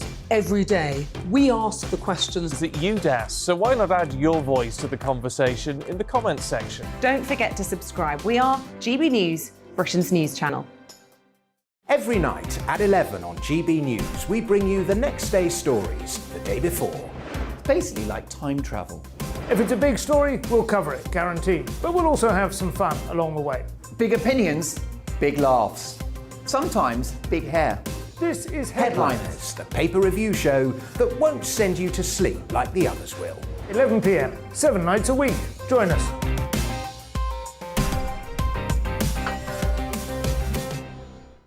Hello there, I'm Eamon Holmes. And I'm Isabel Webster.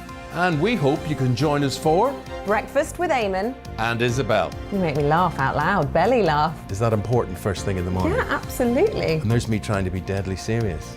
News is a serious business. Yeah, I have to rein you in sometimes. Well, it doesn't stop us laughing at it. It doesn't stop us having an opinion on what's going on. Yeah. And it certainly will not stop us reflecting what you think. Weekdays from 6 to 9:30 on GB News.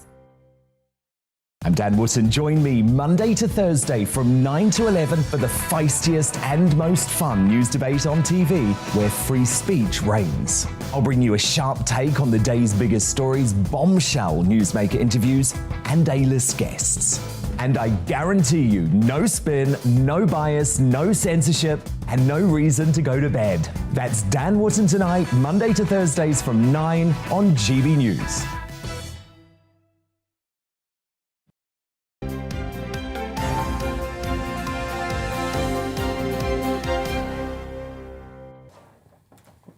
It is 7:35. Welcome back. You're watching and listening to Breakfast with Stephen and Anne on your TV and on your radio and on the internet. Everywhere, you can't get away from us. Let's take a look at today's front pages first. There's a civil war in the Cabinet, according to The Times. This, as the Prime Minister is told to sack Rishi Sunak for criticising him over that Jimmy Savile comment. In the Express this morning, save my skin and I'll change, says the PM. But the paper asks whether a leopard can change its spots. The Mail, meanwhile, says officials in the Department of Health have been told they need to be in the office just once a week, despite the Prime Minister's plea for civil servants to lead the back-to-work drive. The Daily Star leads with the Plank of England. That's after the Governor of the Bank of England, Andrew Bailey, told people not to ask for a pay rise because that would then have problems for inflation. He, in the meantime, earns very nearly £600,000. Well, there you are. Nice for him. It's time to go through the papers now, and joining us this morning, former editor of the Daily Star, Dawn Neeson, and broadcaster and journalist Petri Hoskin. Morning. Good morning. So, Lord Ashcroft is sticking in the knife. Oh, absolutely. Yes, it had to happen. This is the front page of the Daily Mail today, and pages 6, 7 inside, and it's being serialised tomorrow in the Mail on Sunday. Lord Ashcroft has written a biography of Carrie Johnson. And I shouldn't be, because it stinks of misogyny, but I'm fascinated by this. And basically, Lord Ashcroft is saying that she is setting policy in number 10. Mm-hmm. She is basically dictating what happens. He describes it as a Greek tragedy, and basically saying Boris Johnson is under her thrall, in thrall to her, under the spell. And the book quotes the Prime Minister as telling aides, "Don't do anything that's going to make her torture me when I get home. You've got to help me. My life at home is miserable."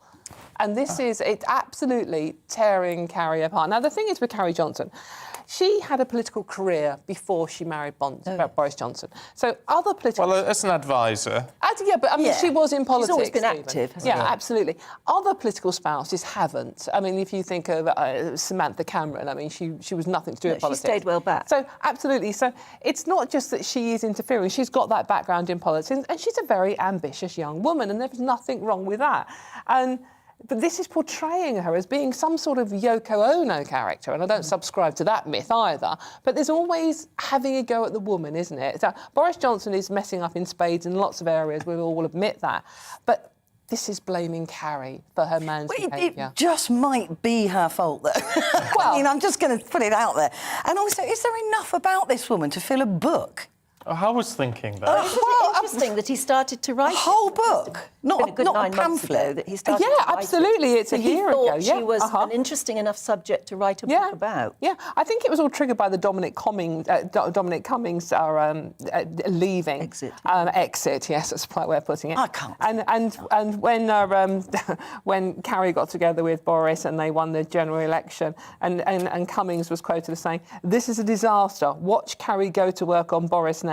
I give it 6 months and we're out of a job." He lasted 11 months. So you might just be right there, Petri. She might, and we all know that the green agenda, because, I mean, Boris never really mentioned green agenda before he got together with Carrie, and we all know that she's very, very passionate about animal welfare. So, but, yes. How much is reasonable, though? I mean, you go home at the end of a hard day being Prime Minister, you grab your beer, you sit down with a number of people, and you talk it over with your wife. Of course you do. And she would have an influence. So is that a bad thing or a good thing? I just think it's a thing.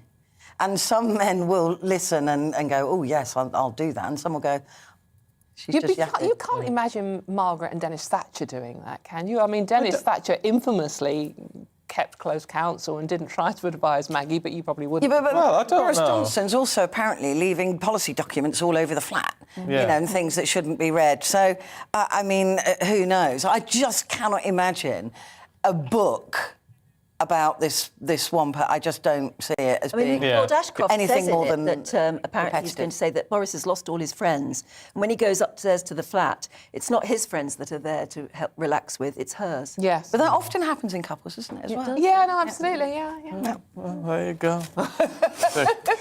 There you go. I don't care about I feel like I'm on an episode of Loose Women. Honestly, I'm sorry, but it is fascinating. Oh, you don't get much loose than us, Stephen. Can we have a look at HGVs? Yeah, this low emission zone thing that this is in London. It's Greater Manchester. Oh, is it? Oh, right. This is why I picked it, being a Mancunian. You're a Mancunian? I was born up there, yeah. Let's have a look there, though, afterwards. Until I was about 5. Were you shipped down straight away? I was shipped down. I was kicked out. But anyway, there's a controversial plan to charge the most polluting road users £60 a day. Now, this isn't for cars. This is for lorries and for buses and for things like that. And Andy Burnham, they've had to put it on hold for now. But Andy Burnham, who's the mayor of Manchester, has said this issue has not gone away. And the kind of taxation, this absolutely hacks me off. Because if they're lorries, HGV lorries, and they're delivering to shops or whatever, who's paying that 60 quid? At a time when our baskets are already going up. You mean it's going to be passed on? Of course it will. Passed on, yeah. Of course it will. Yeah. Absolutely no question. Yeah. And if it's buses, the fares will just go up. So these mayors or whoever they are that go, I've got a great idea to pull in some money, let's charge these lorries. They're not thinking about where that cost ends up. And it's the same, I'm afraid, with the city car in London. It's the same cost. Yes, but that's always been nonsense, the congestion charge. It's ridiculous. Meant to reduce congestion. Yeah. Well, no, it's become a money-raising issue. But the minute everyone gets electric cars, which will happen before so long... They'll charge something else. Then what are they going to charge us for? Yes, they will. Yeah. It's mad. So it was brilliant for about 2 weeks, wasn't it? You could get a parking space in London, and then everybody realised. And it started out as a fiver. Do you remember? Yeah. Yes, it was a fiver. And then they brought it in for Sunday mornings. Like, it's 24 hours now. At 5 o'clock in the morning. It's With pretty no much traffic on the 24 road. hours. So it's just become a money-making scheme. It's what they call a stealth tax again, I suppose. Yeah, but it is absolutely disgraceful because also, certainly in London, it's the poorer people with the most polluting cars, right? So if they're having to drive their kids to school because there's no bus or there's no trust in the system, it is costing the poorest the most, again. Yeah. And Andy Burnham and Sadiq Khan are meant to be Labour thinking.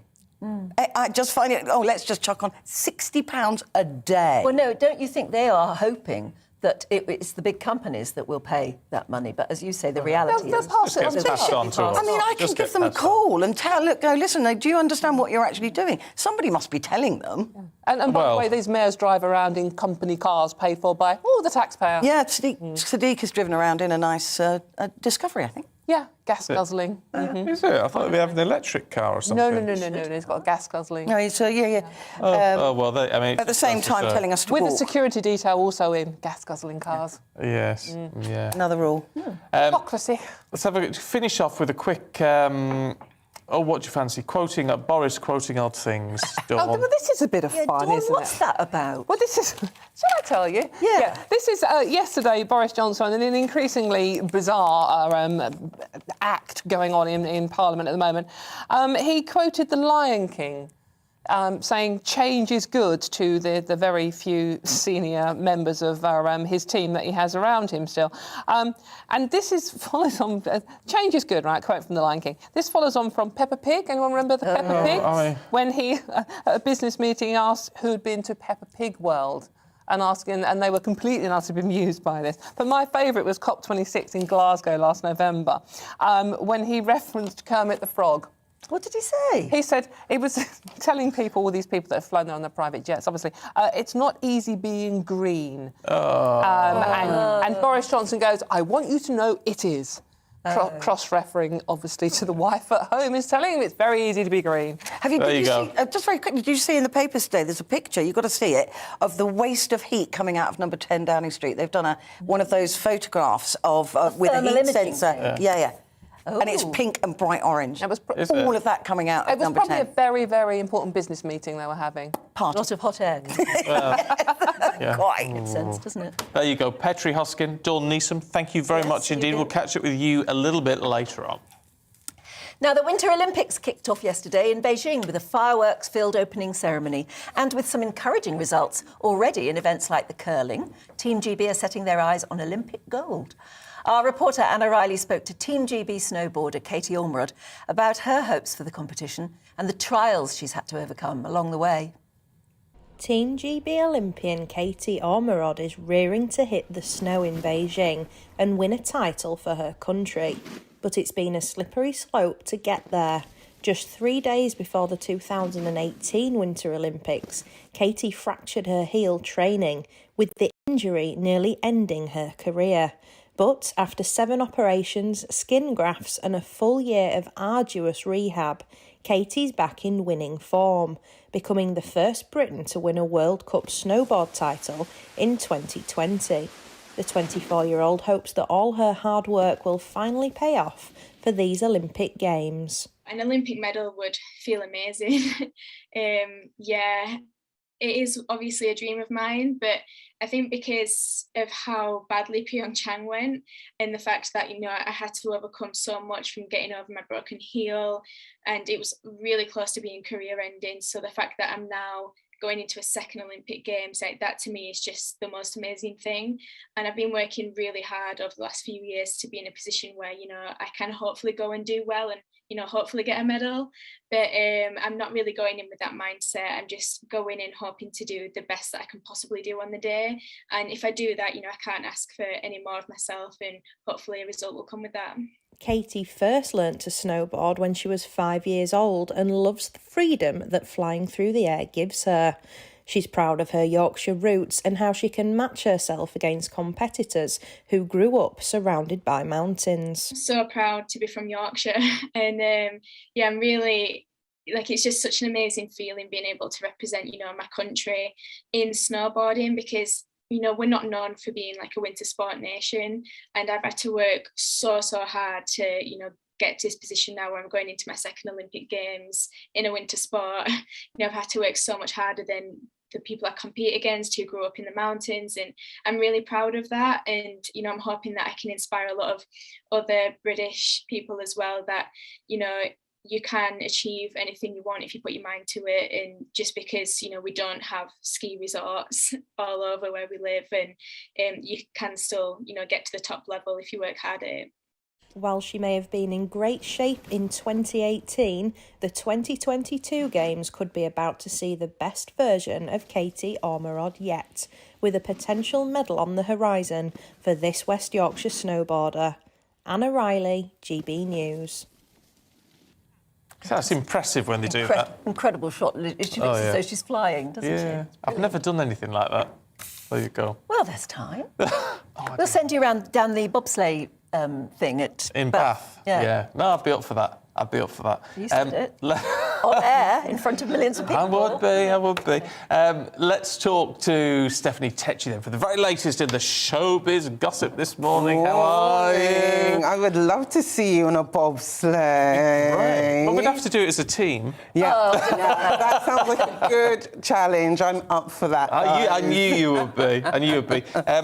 BAFTAs. Oh my gosh, so that was the big thing of this week. We've been finally waiting for a bit of British glamour. Yeah. And it is a British takeover for the BAFTAs this year. That's and that's nice. so exciting because the BAFTAs always set the precedent for the rest of the award season. So the top 12 films, half of them were all British, the best nominated films. So leading the way was Daniel Craig in his final outing as 007 and No Time to Die. So that's been nominated for 5 films, including Outstanding British Film of the Year. Right. And then also we've had Sir Kenneth Branagh in his memoir film Belfast. That's been nominated for 5 awards. And then also we've got Benedict Cumberbatch, who's received a nomination for Best Male in The Power of the Dog. So that's more of a Hollywood blockbuster. But what's been quite interesting about this year's nomination is a lot of the snubs have gone more towards Hollywood's way. So everyone was talking about Kristen Stewart, that she would be nominated as Diana in her film in Spencer. She didn't get that. Instead it went... Well, we're not surprised, are we, Anne? Honestly. You ever seen it? No. No, honestly, there's more to life than sitting down in front of that movie. Actually. Definitely. For months, people were like, she's going to be nominated for an Oscar, she'll get a BAFTA. Did not happen. Instead, Lady Gaga has received a Best Actress nomination for her role as Patricia Reggiani in The House of Gucci, which I was quite surprised with because it didn't get the best film reviews when that film came out. So I'm above and beyond to kind of steer away from controversy this year. So it seems like gender equality has finally been achieved because women have received up to 70 nominations, and in categories such as the Best Director, it's an equal 50-50 split, which is nice to see. Yes, it's progress, isn't it? Mm-hmm. Unless it's not, they've not done that deliberately, have they? Well, I feel like they have, because when I received I was watching the nominations and then I received a press release and they're putting all the big strap lines and it was like, yes, we've achieved gender diversity and all this stuff. So they're just trying to tick the boxes because they know that's all people are going to be looking out for. Yeah, but it's important because it forces progress a little, doesn't it? Yeah, it does. And I think sometimes, if you don't do it, you're going to be called out for it in this day and age. So there's no point of trying to do a ceremony where you know what the critics are going to say, especially as the BAFTAs. We're representing for the British. So you know what? Let's set the trend and continue that way for award season. Talk about trends. The Spice Girls, they're setting the trend of saying they're going to get together and it not happening. I know they had the big reunion, but... I mean, how many times have they said they're going to do something and it doesn't happen? I tell you what I really, really want. I want to see them on stage again. Come on, guys. Seriously, I'm the biggest Spice Girls fan going. And they've done such a successful tour. Why does that not surprise me? I mean, honestly. You know she's done the wannabe. Yeah, of course. I can tell you guys, I had the bed sheets, the Spice Girl bed sheets, which I refuse to get rid of because I'm like, they'll be worth they're a fortune, vintage. Yeah, they will be. I absolutely love them. And Yeah, all of them in the 90s. Absolutely love it. And the biggest Spice Girls fan going. Still sleeping them? No, not yet. Not yet. They might come out again next month, maybe. When they change sheets. Actually, that's a good one to ask everybody. Isn't it? What's the duvet cover you've got that you might be you might be sort of almost ashamed of, but you're not the one to get rid of. I'd like to know about yours, Stephen. But anyway, so they were due to reunite, to come together, minus Posh, because Posh has always said she's out from the get-go. So it would have been Jerry, Mel C, Mel B and Emma. But now they've come out, according to The Sun, that it's all been scrapped due to COVID. The momentum just died. And Jerry as well, she's more concentrated on trying to do more TV work. And she just said at the moment it's not for her. But as much as I wanted to see them on stage, I'm like, what's the Spice Girls without Posh? So I'm hoping that... You need all of them. Yeah, it just makes it more exciting. So maybe by them not doing it this time, it gives Posh a bit more time to kind of get back on board. I don't know, maybe they're all feeling the rheumatism is beginning to set in. Well, I mean, Jerry's 49, Mel C's 48, Mel B's 46, Emma Bunton's 46. To expect them to be like they were, which is what their fans will want them to look like, it's probably asking a bit much. Well, if they don't do it now, when are we going to see them when they're 60? Well... I don't mind. I still want to see them, and but I just think maybe there's always that short window to kind of get them all back together. But you know what? Doing these reunion tours, it takes a lot more than people know than them getting stage. It takes lots of work, and if they can't do it, then they can't do it. Yeah, because they've got to do it. It's all dance routines and all that, isn't it? Yeah, and as well, it's how they all gel together as well. They're busy mums. They've got their empires as well. So who knows? But there was talk of them doing a hard when you've got an empire to run. Yeah, I know. Like, it must be terrible. But they were due to do an animated film as well, so that would have been less pressure. But again, it's just all been cancelled. So, but the music is still good, and it's still fun. They were a phenomenon. Yeah. But, as they get older and older, they'll be less of a phenomenon, I suppose. Well, it's never stopped the Rolling Stones, has it? No, that's very true. That's very true. They kept going, but that's... They should be the total inspiration for us and stuff, well, for the Spice Girls. But I think it's one of those ones with the group themselves. Like, they haven't put out new music. So I think making a reunion tour would be like, while they have the old hits, it would be fun for them to come up with some fresh music and, entice a new audience. Do you think? Yeah, I think a new audience would be interested. Totally. Who doesn't know about the Spice Girls? If I had to get Empire to run, I'd just sit back and run my Empire. So they're the Spice middle-aged moms now, aren't they? I mean, that's Yeah. Well, we all need to get our big platforms out, our Union Jack dresses. Always in the mood for that. Oh, there you go. Stephanie. Will you need an example, will you wear your Union Jack dress? I'm coming in tomorrow with the Union Jack and all that. Well, hold you to that. Stephanie, thank you. Thanks. Stay with us here on Breakfast with Stephen and Anne. We've got all your headlines in just a couple of minutes after the weather. Good morning. A windy weekend and for some a wet weekend too. And in places a wintry weekend with snow likely to continue on and off across Scotland today and tomorrow. These weather fronts are slowly trickling southwards, bringing clouds and outbreaks of rain, isobars close together, so it is blustery and it will stay that way throughout Sunday also. But back to today, and that wet weather moving into Scotland does have some snow mixed in, mostly over hills, but some for a time to low levels across the northeast. Rain for Northern Ireland, pushing into northwest England, north and west Wales, much of the Midlands, southern England, eastern England. Dry for most of the day. It will cloud over after some sunshine this morning. Eventually a bit of patchy rain drifting into the Midlands. The temperatures in the south double figures, so higher than yesterday, but it is still windy, so not feeling all that mild. And the colder air is spreading back in this afternoon to northern Scotland. So some sunny spells, but the showers will get going here. Snow showers, and they could cause some problems as they continue into Sunday. So we do have a Met Office yellow warning in place, a couple of centimetres even at low levels, more than that on some of the hills, so certainly some of the higher routes that could cause some disruption. For England and Wales, we're going to see the rain pushing south overnight. It could be quite heavy, but it will make for a very mild night here, whereas the colder air spreads back into northern England and Northern Ireland. Some sunny spells here tomorrow, but there will be showers, wintry showers, but the heaviest snow continuing in those showers over northern and western Scotland, where that warning remains in place. A wet start tomorrow in the south. The rain may tend to peter out and we should see some brighter spells developing, certainly across England and Wales during tomorrow afternoon, with just a few showers scattered about. Rain may well return to the southwest, however. Again, temperatures in the south double figures, further north cold, but everywhere will feel colder because it's going to stay windy. Goodbye.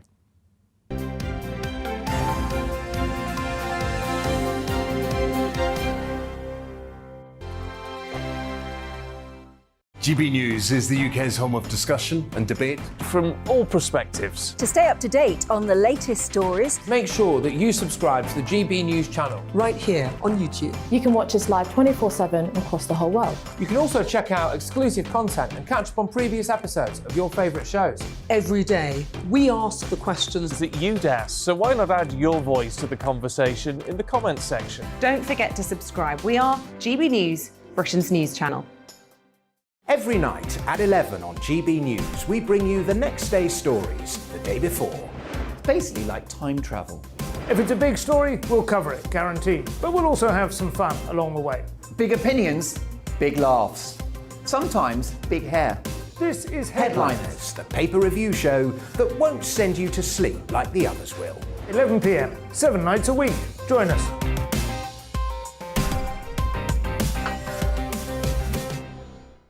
Hello there, I'm Eamon Holmes. And I'm Isabel Webster.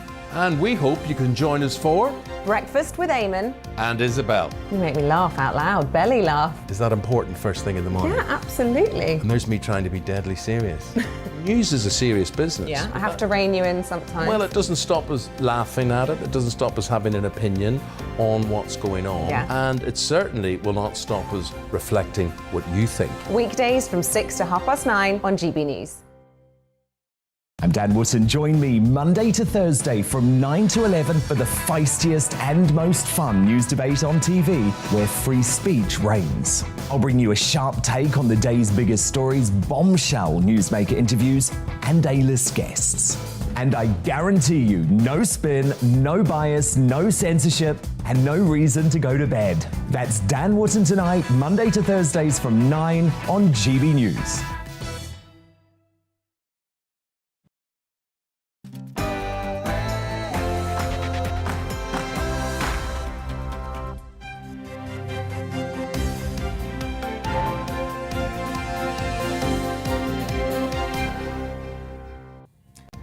A cabinet civil war breaks out in the latest sign of discontent in Boris Johnson's government. Good morning. It's 8 o'clock on Saturday, the 5th of February. This is Breakfast on GB News with Stephen and Dan. We're live across the whole of the UK on your TV and on your radio, so wherever you are today, you can take us with you. Coming up for you. Well, it's reported that the Chancellor and the Health Secretary have both rebuked the Prime Minister in the latest Cabinet meeting, leading to accusations that Rishi Sunak is positioning himself for the top job. We look at what this now means for Boris. Meanwhile, former Minister Nick Gibb becomes the latest Tory MP to add their voice to the growing list calling for the Prime Minister to step down. We speak to the mastermind behind an expedition as well for you this morning. It's the 35-day mission known as Endurance 22, Anne. Apparently, it's setting sail from Cape Town today, and the aim of the voyage is to find the trapped ship belonging to the polar explorer, Sir Ernest Shackleton. And is the great British Bulldog under threat? Well, if you live in Norway, it is. As Oslo's district court says, selective breeding is cruel. So we're going to talk to a Bulldog breeder later on. And is this you? One lucky Brit scoops £109 million on the Euro Millions jackpot. Oh, yeah, a bit of Eurovision as well. Yeah. That'd be quite nice, Whatever it is, actually. it sent people scurrying to go and look and check on their lottery ticket. Yeah. Because we've already had somebody saying, Alison, good morning, Alison. She says, on waking and switching on GB News this morning, I hear there's a British winner of the lottery. I rush online to check my emails, and lo and behold, I have an email saying I have won a prize. Oh! I eagerly log on to my National Lottery account, and it tells me I've won £3.50. Oh. Oh, isn't that something? Isn't that when you get those messages, you think you've won something really big? Yeah. Sorry, it wasn't the 109 million. Oh, never mind. Better luck next time. But if it were the 109 million, Alison, would you have bothered to ring us and tell us? No, I don't know. No, probably not. Probably not. Unless you've got a gold-plated phone, in which case maybe you could have done. Don't forget, we want to hear from you about anything we're talking about today. You can email us gbviews@gbnews.uk or tweet @gbnews.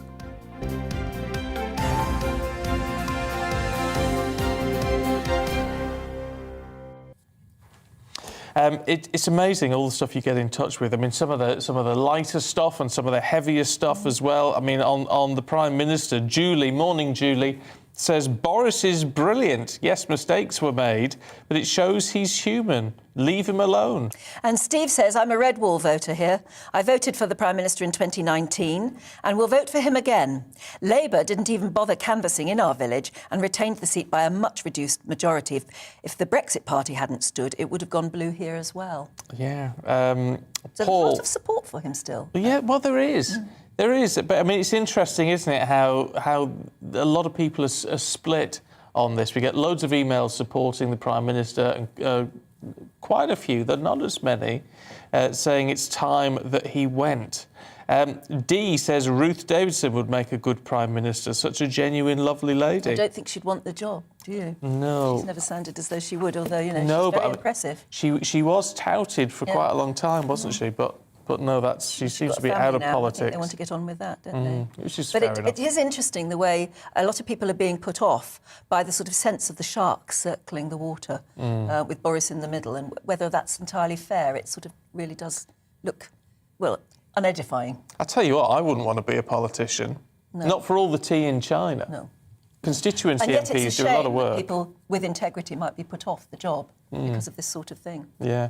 Yeah. Anyway, let us know what you think. gbviews@gbnews.uk. Now, sticking with politics, another Tory MP has broken cover in today's papers to announce that he's sent a letter of no confidence in the PM. It's the former Minister Nick Gibb said it's hard to see how it can be the case that he told the truth. Yeah, and of course this comes after 5 of Boris Johnson's advisers have resigned, including one of his very closest aides, Munira Mirza.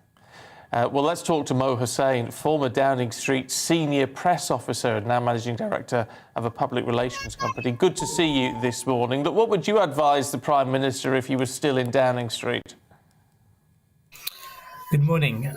Well, I think he doesn't have many options left at the moment beyond trying to make this sound like a change narrative, that he's in control, that he's making all these movements behind the scenes of staff as he promised MPs that he would, and really focusing again on the domestic agenda, which they've been trying to do, and really bringing MPs back into the fold, connecting MPs with the policy making and the direction that the government is going in.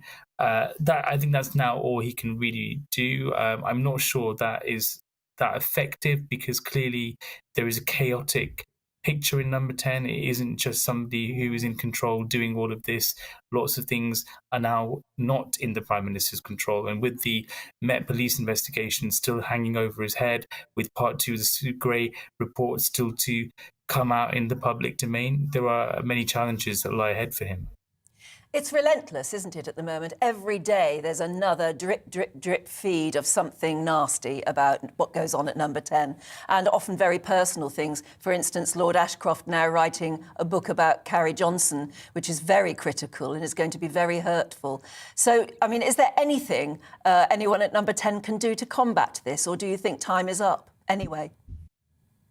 Well, I think there's not much road left for them because, as you say, there's now many different factors at play here, and many people, not just about the parties, but even before that, there was a series of unforced errors, and the way that things have been handled have left quite a bitter taste for people and have eroded this trust. And it's really crucial. I mean, the key audience for the Prime Minister now is his backbench MPs.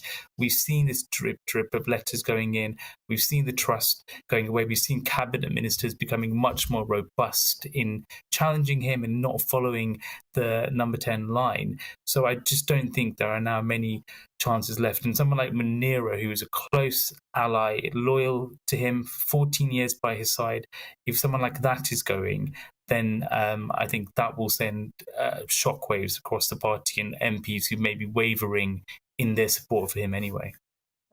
When he comes out after these resignations, I mean, 5 in total, I mean, some it's claimed were planned, others not. When he comes out and says, well, this is a sign of me taking control and change is good, I mean, it seems, on the surface at least, laughable. Does that do him more damage than if he'd just come out and said, well, this is disappointing, but this is what happens? Yeah, definitely. I think this attempt by his allies and those who are still advising him to present a positive spin on this and make it look like it was all part of a plan. I'm not sure what planet these people are living on, because anyone watching this and watching what's been happening over the last few months, I don't think would buy into that at all. Some of these departures, I think, were planned, but that's also because there is the investigation that these people are still implicated in. And if you've got to think about your personal life, your future career, your family, you may not want to hang around for too much longer. But I think this is symptomatic of what we've heard from number 10 and, in my view, the mishandling of the whole Partygate situation, because from the beginning, there were no parties, nothing to see here, to now a police investigation. Sometimes in a crisis, the best thing to do is just to get everything out there as quickly as you can. Put your hands up, say, look, we've got this wrong. Here's what we're going to do about it. If you keep on avoiding the question, pretending that nothing's happened, and then there's a drip of pictures and allegations and revelations, you just end up looking like you're playing catch up, and people don't really take at face value what you say to them. And that is damaging going forward.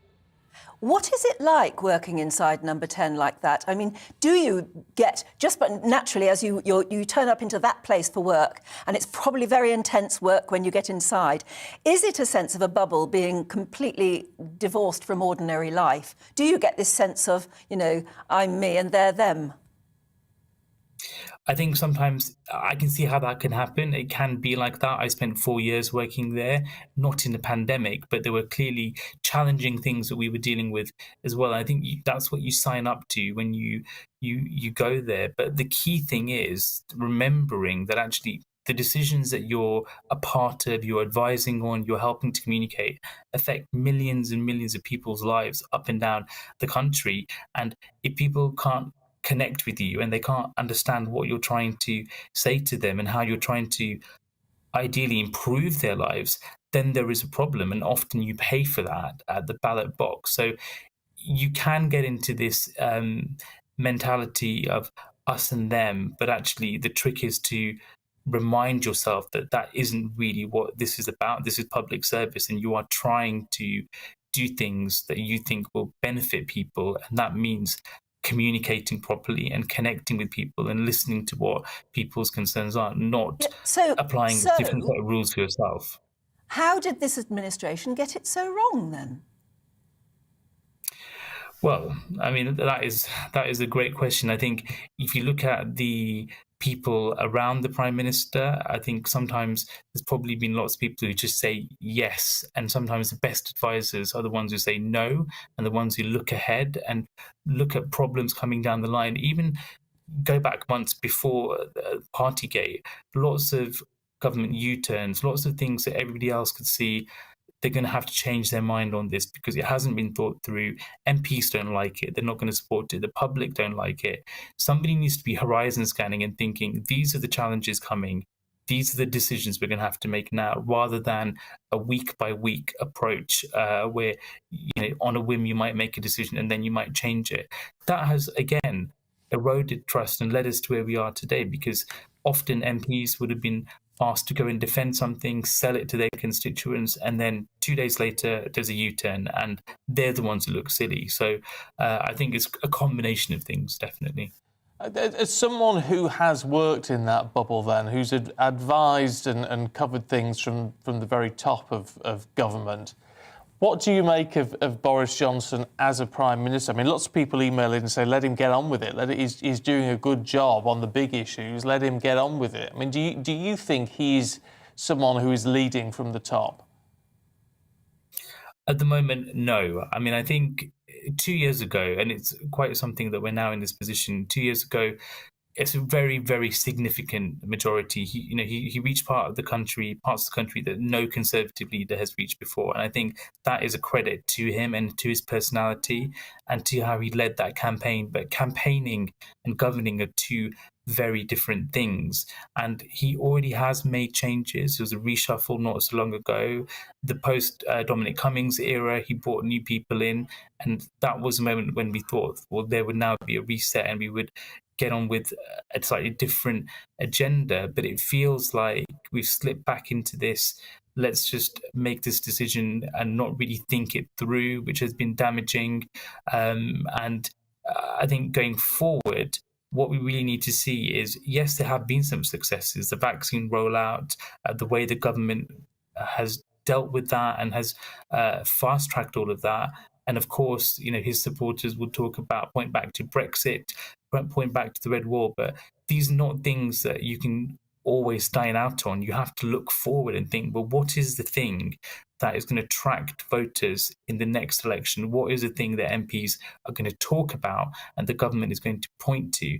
And it can't be this latest scandals from Number 10, and it can't be we weren't entirely transparent with you a few months ago when we said this, and now actually the situation is much worse because people want the government to do things that will improve their lives, and the government can't really do that if it's still living under the shadow of this ongoing saga and these ongoing investigations.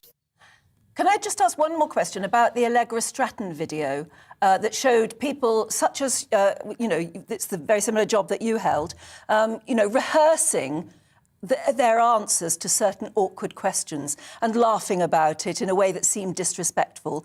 Would you have done that? Did you do that sort of thing?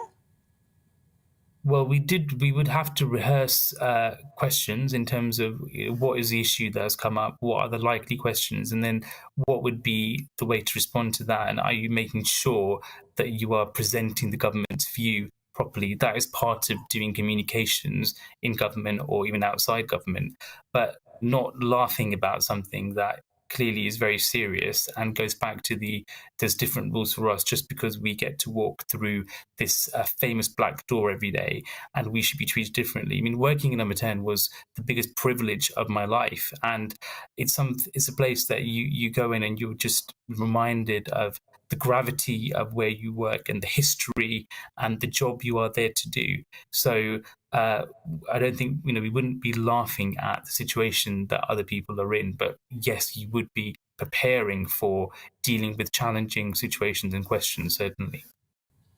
OK.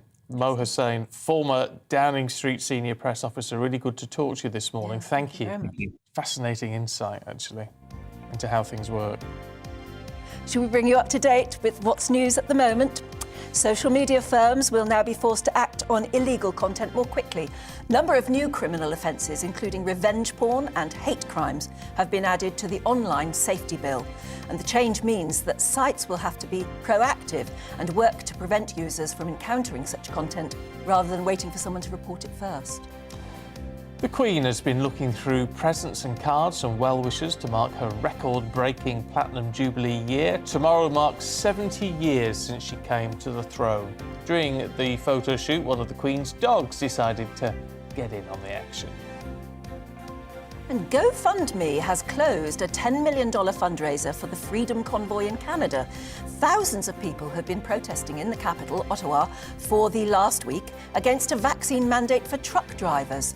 Further demonstrations are expected this weekend, and the crowdfunding site says the previously peaceful gathering has now become an occupation and unlawful activity breaches their terms of services. Donations will be refunded or redirected to charity. Mike Pence, the former vice president, says Donald Trump is wrong in his claims about the 2020 US elections. The former VP issued a strong rebuttal to the idea that Joe Biden stole the presidency. In a move that's widely being seen as laying the groundwork for his own run for president, Mr. Pence distanced himself from his former colleagues' false claims. And over 400 Roman skeletons have been found by HS2 archaeologists. Workers on the high-speed rail network discovered the remains, thought to be over 1,600 years old. And they're near Aylesbury in Buckinghamshire. 40 of them, though, beheaded with their heads placed by their feet, suggesting they may have been criminals or outcasts. The government's launched a public competition to find the new home of the railways. The winning town or city, which has to be outside of London, will house the new Great British Railways headquarters. The Transport Secretary says it should be somewhere well connected with trains, I would imagine, and a great railway history. And it could be you. Still could be you. A UK ticket holder has won the Euro Millions jackpot. Someone in Britain is right now sitting on nearly £110 million. Organisers are urging players to check their tickets to see if it's you.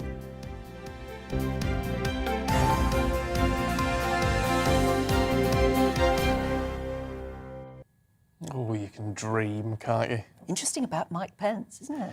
Isn't it, Joss? Yeah. Is that going to be enough to bring over those voters? Can he distance himself sufficiently to get the voters he wants? Interesting. Yeah, it is. It's going to be when it comes to doing all the primaries and caucuses and all that sort of business to see who gets the nomination. Has he got what it takes as well? I don't know. Depends if Trump runs, doesn't it, really? Yeah, I think it does. Now, here's a bit of history. A 35-day mission known as Endurance 22, yes, that's right. It's setting sail from Cape Town today, and the aim of the voyage is to find the trapped ship belonging to the polar explorer Ernest Shackleton. Yeah, marine archaeologists face freezing temperatures and extreme weather conditions as they do this.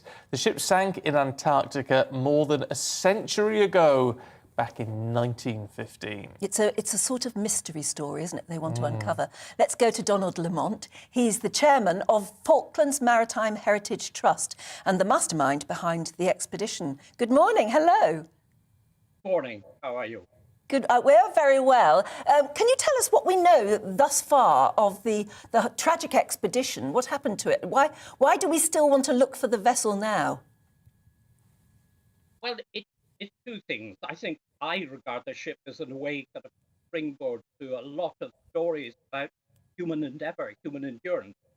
Shackleton set off from South Georgia into the Weddell Sea against the advice of people who said the ice was very difficult. And eventually they got stuck and the ship could not escape. The ice kind of increased the pressure on the ship. It breached the hull, water came in, it sank. And then the great adventure began, in a way, in that the men led by Shackleton had to haul their lifeboats over the ice, and then in water managed to reach Elephant Island off Antarctica. From Elephant Island, a group went off in one of the lifeboats across the ocean, extraordinary distance to what was the tiny island of South Georgia, climbed across the mountains, never been done before, and eventually organised a rescue for those they'd left on Elephant. So there's a whole kind of saga about the human side. But what happened to the ship? I think a lot of people looking at the photographs that were taken by Frank Hurley think the ship must have been reduced to matchwood. But we think not. We think the ship was sunk because the hull was breached, but it probably went down relatively slowly, hit the bottom, and is waiting there for us to take images, to measure, and to be able to reproduce it in museums and online so that people can again look at what the shipbuilders achieved and what the men on board achieved. I mean, it's a fascinating story, a fascinating bit of our history. But how difficult is this mission going to be? Because, I mean, presumably you've got to work within, because of the weather conditions, a fairly tight window. Well, it is. You're seeing on screen kind of one of the answers to what makes it possible now. I mean, what has made it impossible to find the ship has been ice. The Weddell Sea is covered by ice, kind of substantial parts of the year. We're going in towards the end of the summer period when the ice is at its lowest. The but it builds up again quite quickly. An expedition 3 years ago on the same South African ship got, we think, to the actual wreck site, but had in a way to retreat quite quickly because the ice was encroaching. Now there are underwater vehicles. Saab have been very supportive of this and have given us, we're using 2 Saab Sabertooths to go under the ice and to look for the ship through sensors and with a camera in the nose. It's quite something, that, isn't it? It is. It looks absolutely astonishing. When will we know whether you've found it or not? Well, it takes 8 to 12 days to get to the site, and then we have about 12 days of searching, possibly. So that's, just within the month. So to the end of February, we would hope that we would have success. And then get out fast. It's been fascinating talking to you about it. Yeah. Look forward to those pictures. Yes, exactly. Thank you very much for joining us. Thank you. Well, at 8:23, we have plenty more still to come for you this morning, including, do you have a British Bulldog or a Cavalier King Charles Spaniel? Find out why they're being banned in Norway. First, though, here's your weather. Good morning. A windy weekend and for some, a wet weekend too. And in places, a wintry weekend with snow likely to continue on and off across Scotland today and tomorrow. These weather fronts are slowly trickling southwards, bringing clouds and outbreaks of rain, isobars close together, so it is blustery and it will stay that way throughout Sunday also.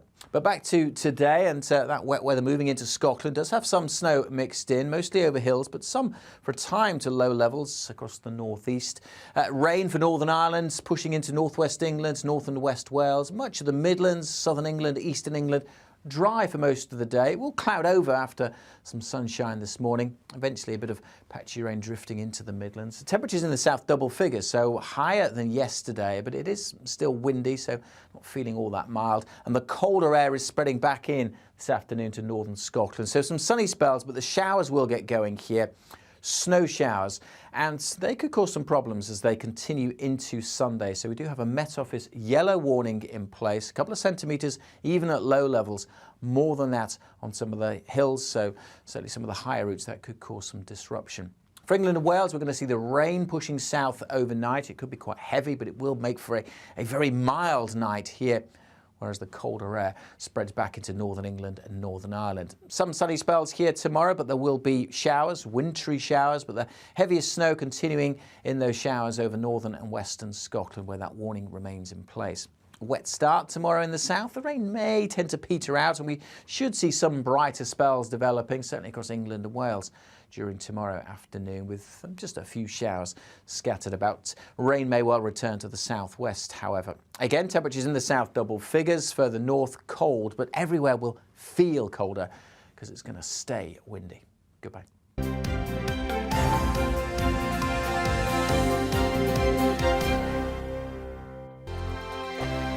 GB News is the UK's home of discussion and debate from all perspectives. To stay up to date on the latest stories, make sure that you subscribe to the GB News channel right here on YouTube. You can watch us live 24/7 across the whole world. You can also check out exclusive content and catch up on previous episodes of your favourite shows. Every day, we ask the questions that you'd ask, so why not add your voice to the conversation in the comments section? Don't forget to subscribe. We are GB News, Britain's news channel.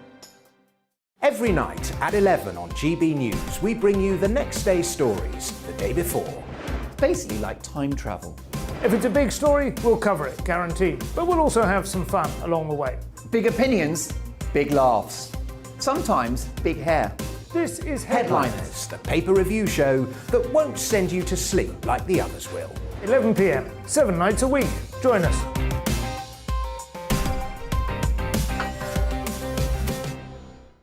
Hello there, I'm Eamon Holmes. And I'm Isabel Webster.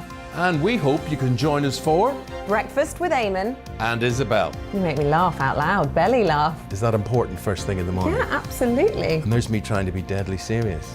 News is a serious business. Yeah, I have to rein you in sometimes. Well, it doesn't stop us laughing at it. It doesn't stop us having an opinion on what's going on. Yeah. And it certainly will not stop us reflecting what you think. Weekdays from 6 to 9:30 on GB News. I'm Dan Wootton. Join me Monday to Thursday from 9 to 11 for the feistiest and most fun news debate on TV, where free speech reigns. I'll bring you a sharp take on the day's biggest stories, bombshell newsmaker interviews, and A-list guests. And I guarantee you, no spin, no bias, no censorship, and no reason to go to bed. That's Dan Wootton Tonight, Monday to Thursdays from 9 on GB News.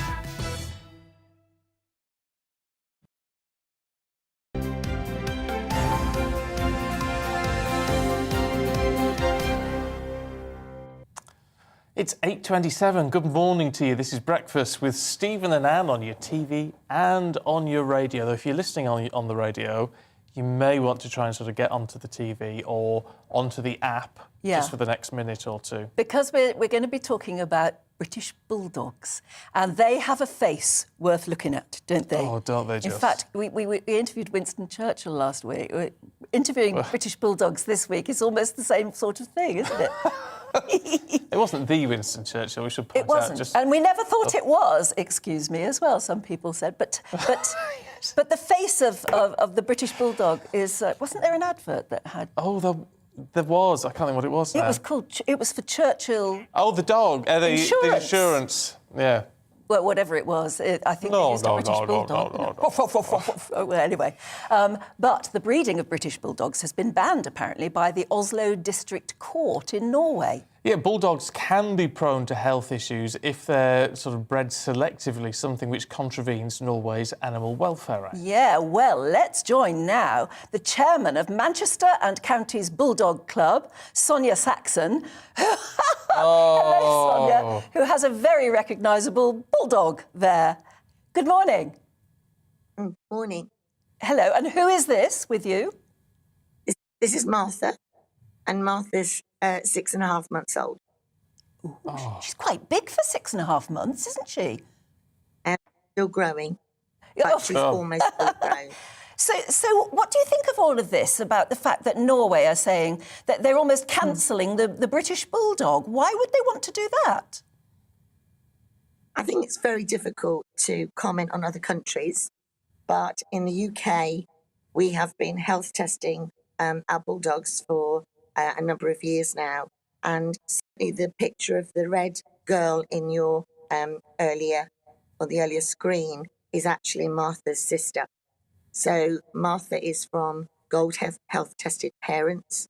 The grandparents are health tested, and how I understand it in Norway now, that they can't put a health tested bulldog to another bulldog, but they can put a bulldog to a dog that may be unhealthy as long as it's not a bulldog. So it doesn't really make sense. And what we found in the UK is that if you ban a breed, it just drives scrupulous people, to almost trade on a black market and use them as a commodity. The most important thing is the bulldog is the UK's national breed. We need to protect them. And the way we protect them is through health testing and the tools now that are available for us to do it. So this is Dora. What are the health concerns that are being raised here? I mean, is there an issue with some areas of selected breeding? No, I think in the UK we have a good gene pool, and I think I can't speak for Norway. Norway's a small country. This is Martha as a puppy.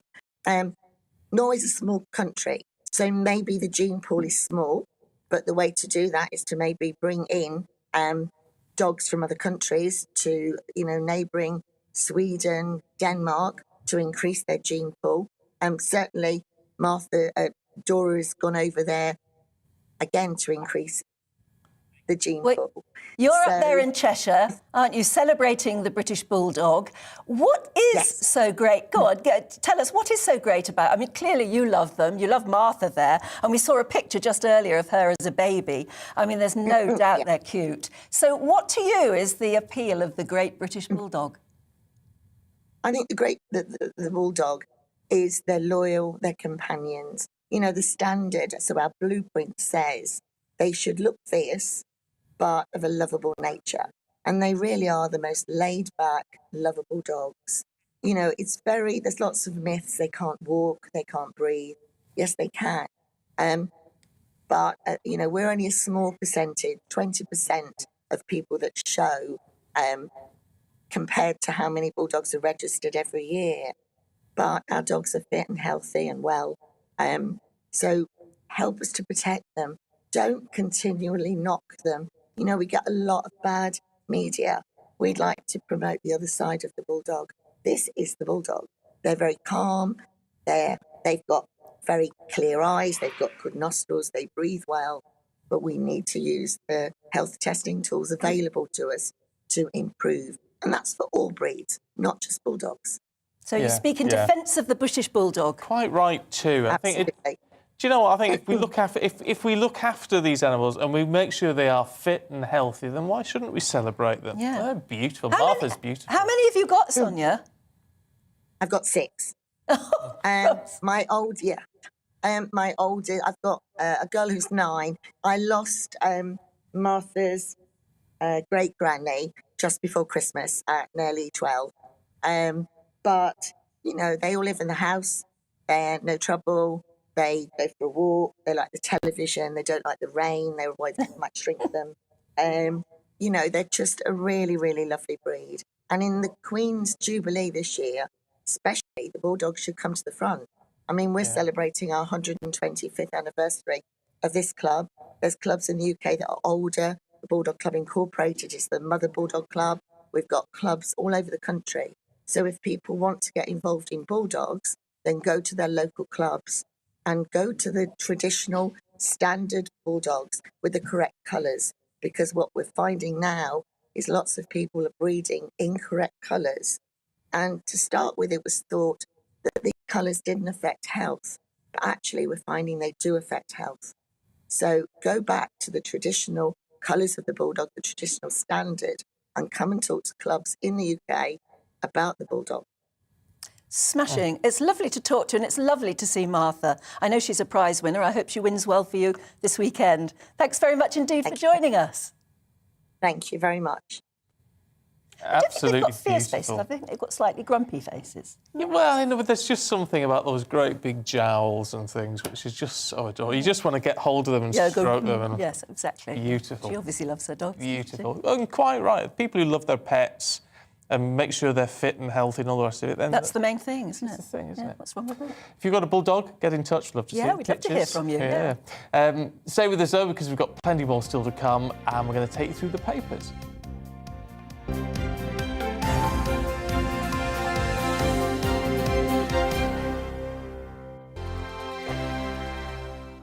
GB News is the UK's home of discussion and debate from all perspectives. To stay up to date on the latest stories, make sure that you subscribe to the GB News channel right here on YouTube. You can watch us live 24/7 across the whole world. You can also check out exclusive content and catch up on previous episodes of your favourite shows.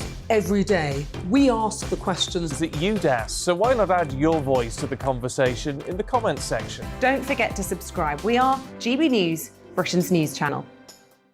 Every night at 11 on GB News, we bring you the next day's stories the day before. It's basically like time travel. If it's a big story, we'll cover it, guaranteed. But we'll also have some fun along the way. Big opinions, big laughs. Sometimes big hair. This is Headliners, the paper review show that won't send you to sleep like the others will. 11 p.m, 7 nights a week. Join us.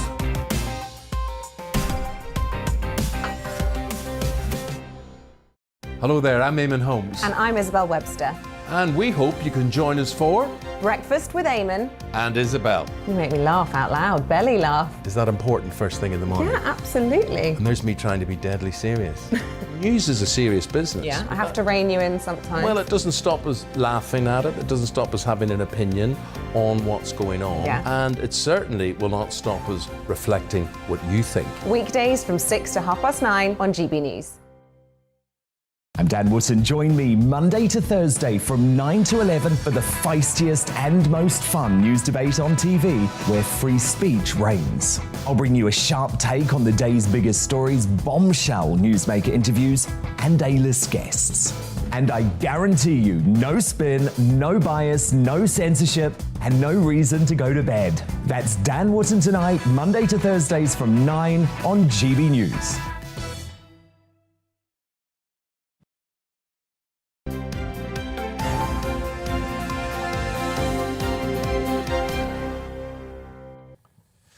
What time is it? 8:37. Good morning. This is Breakfast with Stephen and Anne. And we're live across the UK on both your TV and your radio. And we're going to take a look and a listen to the newspapers right now with Dawn Neeson and... Petrie Hoskin. Petrie Hoskin. Thank you very much. Got too many things to do today. There's two. We've got everything's going on this morning with us. Petrie, let's kick off with the Mail, should we? Looking at MRI scans. Yeah, I just thought, just to try and get away from politics for a second. Oh, yes, please. And talk about something I think relatively positive, actually, is MRI scans could be made available at shopping centres and football stadiums for people who think they might have cancer. Now, there's a lot of people wandering around who are what would be termed the worried well, who waste an awful lot of money in the NHS going, oh, I think I've got this, or I think I've got that, and they have to go and have all the tests and everything. But I suppose the stress of thinking that you might have a cancer could in itself make you ill. So the idea that it's going to make them more accessible, and because we all know that the earlier you catch a cancer, the better. But is this going to be routine? Will it be a referral? It will have to be. It would have to be a referral. It would have to be a referral. But it's also not a quick job if you have. I've had an MRI. You're in there for like at least half an hour. I cannot go in on my own. I can't go in on my own. You can't get anybody else in. Well, I take a friend with me who's not in the tube with me. Yeah. But because I have to have brain scans every just to check in and see if I've got one. Yeah. Right. Every few months, and it's they lock your head and I don't know. I had one last week, and did you? Yeah. Did you not mind? Nothing serious, but no, I thought it was fine. Yeah. I can't do it. I honestly can't do it. I freak out. But they say anyway, they had a notice on the wall saying, "Go to your happy place." And it took me all the time of the MRI to think, "What's my happy place?" You think it's a happy place? Here, Anne. Here. Yes, that's right. That's what I should have. I should have known. Yes, but it was so. I was lying there in the tube. Yeah. And it does make very loud noises and everything. But I was just. So that's all you have to do is think what might be your happy place and go for it. Yeah. And I came out the other end, and still didn't know where my happy place was. Did they post you through it like that? No, you did. I did come out again. Right. Yeah. Okay. That'll be quite nice. But look, it's got to be. It's easier and cheaper to deal with cancer early. Yes. Yeah. So that's another reason they want to catch cancers early. That's the 2-week pathway, which is brilliant. And because it's cheaper to treat it. As well, if you catch it early. Need to do something to clear the backlog we have in this country. There are 1 million people currently waiting for scans because the pandemic has obviously stopped appointments happening. So there are 1 million people currently waiting for scans and treatments. And this is an interesting thing because if you're in places like Germany, there isn't a GP system as such. There isn't a gatekeeper to services. If you've got a hurty knee, you go to a hurty knee doctor. Yes. So you can, you know what I mean? Yeah. I was thinking, medical student going to medical school, I want to be a hurty knee doctor. So it might be that these MRIs are self-referral with a hurty knee. Yeah. Yes. Oh, that's interesting. Yeah. I'm not sure it'd be very good for you to have too many of them, would it? I don't know. I don't know. No, that's there's a few hypochondriacs out there. Yes. In every week. Yeah. I know a couple. Dawn, what about Prince Harry? Yeah, I'm going to do a bit of a royal fest for you here. Okay. Again, enough of Boris. This is Prince Harry, who has given a new interview where he's talking about his mental health. Look, I'm not detracting from mental health. It's very important. We all need to talk about it. However, in this interview, Harry has suggested that everybody should take 45 minutes out a day to medicate. Medicate sounds more fun, to be honest with you. To meditate or be more mindful. And he's advising companies to allow their staff members to do this. So I would like now, for the next 45 minutes, all of us just sit here meditating and see how that goes down with the bosses. Can you imagine the average bloke on your building site going, here, gaffer, I've just got to sit here for 45 minutes and do nothing while I meditate? But isn't that called a lunch break? Quiet, having time to yourself. I mean, get in the real world. This is not In Touch. I mean, it's like, we were talking earlier on about the Bank of England boss not reading the room. This is, again, Harry, who lives in a mansion in California and doesn't really have a day job, let's be honest, does he? Literally, it's coming out of all this gobbledygook. And the language involved in it is ridiculous. He's being schooled by the universe, sorting out his mental toolbox. That sounds like Noel Edmonds. Yeah, never mind going to your happy place. You've got to be schooled. Yes. And but the irony, the hypocrisy of all of this is one of Harry's one of the rare jobs that he actually has, is Chief Impact Officer for Better Up, a company that sells mental health apps. What's a Chief Impact Officer do, I wonder? I've got no idea, to be honest. I'm not entirely sure Harry has, to be honest with you. No, it's funny though. He was a hard-working soldier. I mean, he was a good soldier. But this is good at his job. And all the men that worked with him or under him said he was really dedicated and good. Can you imagine, though, in the middle of a battle going right 45 minutes? 45 minutes, boys. Yeah. Well, this is the irony, the complete turnaround. This is how much he's changed. Yeah, totally, Anne. It's very, as I said, it's people running a small business, trying to get out of the pandemic, suddenly being confronted with a workforce that go, I'm just going to sit here and do nothing. Is that California? Has it sort of got to? It is very, very Californian, to be fair. Everybody has to have a therapist. Yeah. Oh, crackers, all of that sort of stuff. Well, to be honest. I mean, look, we're not detracting from mental health. No, that is important. no. But I mean, this is just woke nonsense. But is he helping it or is he, hindering it? Well, yeah. And what about the Queen? The Queen, well, this is lovely. This is a lovely royal story, isn't it? And all the papers have these pictures today. And for those listening on the radio, it's beautiful pictures of the Queen wearing a lovely blue dress with jewellery that was gifted to her by her father and playing with one of a doggy, I think that is. I think it is a doggy. Yeah, a doggy. Is that a cross between a corgi and a dachshund, is That's it, I think, yes. Why do I know that? That's wrong. In any case, tomorrow the Queen will become the first British monarch ever to celebrate a platinum jubilee, and last night Buckingham Palace released wonderful new footage and images to mark her 70 remarkable years on the throne. Look, even if I'm not particularly a royalist, but they're lovely, heartwarming pictures. Not. No. Oh, you are, I know. Yeah. Oh, gosh, what have I said? Do you know, she's wearing two brooches, they're identical brooches, twice over, and apparently one is to remember her father, and the other one is to remember her husband. Yeah. And I was saying she must be quite lonely at the moment because she lost her oldest friend, didn't she, as well. Although this is a lovely, happy, smiley photograph. It's lovely. She looks very, very happy, Anne. And her interaction with the dog is just so cute. It's just like you really she loves her can animals. feel. Yeah, no, she does. Did you see the one card? Because she's looking through all her old mementos. Yes. One of the cards, when it's covered, it says "You're the tops," and it's a child who put together this card and put all bottle tops. Made it with bottle tops, isn't it? Yeah. It says, Oh, that's sweet. Yeah. Oh, that's really nice. Isn't it? It's It really wasn't lovely. me. I wish I was clever enough to think about that one. I see you at home with bits of pasta. Now, I'm not a fan of Facebook and all that. And, of course, now if the Facebook big company has been renamed Meta. Because there's a metaverse, whatever that means, and it's all Zuckerberg and all that sort of thing. And in the Mail, Petri, if you enter the metaverse in virtual reality, what do we have to do? This absolutely taking us down the most terrifying path, I think. This metaverse, because there's nothing wrong with the one we live in. There's nothing wrong with the world that we live in, really, and meeting people is the best thing to do in it.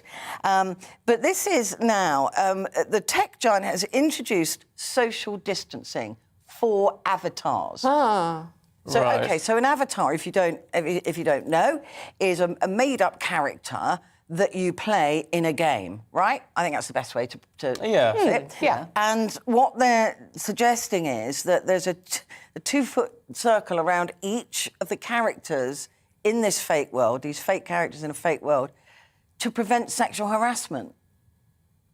In a fake world? Well, yes, I can see that could happen.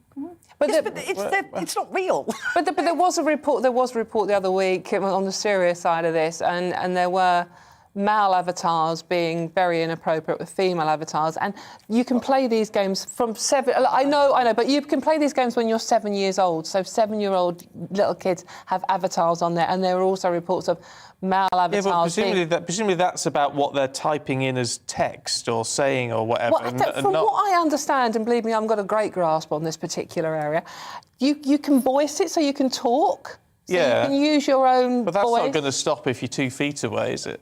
But it's like, you know... I just find it terrifying. It is a bit weird. That this has now become so real that sexual harassment in a world that doesn't exist by cartoons of people is a thing. Yeah. I just find it baffling and scary. Yeah. What is it saying about the world of the But you future? can virtually go to work as well. You can send your avatar to work for you. Well, if they earn some money, that'd be all right.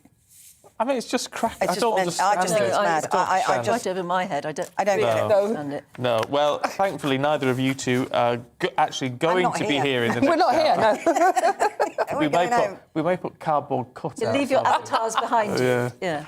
Lovely stuff. Dawn Neeson, Petrie Hoskin, thank you very much. Thank you so much. Now, the Winter Olympics kicked off yesterday in Beijing with a fireworks-filled opening ceremony and with some encouraging results already in events like the curling. Team GB are setting their eyes on Olympic gold. Our reporter Anna Riley spoke to Team GB snowboarder Katie Ormerod about her hopes for the competition and the trials that she's had to overcome along the way. Team GB Olympian Katie Ormerod is rearing to hit the snow in Beijing and win a title for her country. But it's been a slippery slope to get there.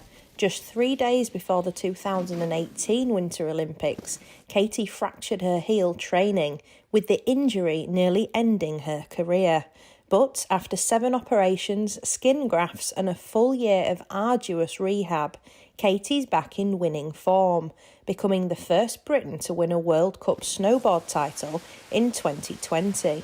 The 24-year-old hopes that all her hard work will finally pay off for these Olympic Games. An Olympic medal would feel amazing.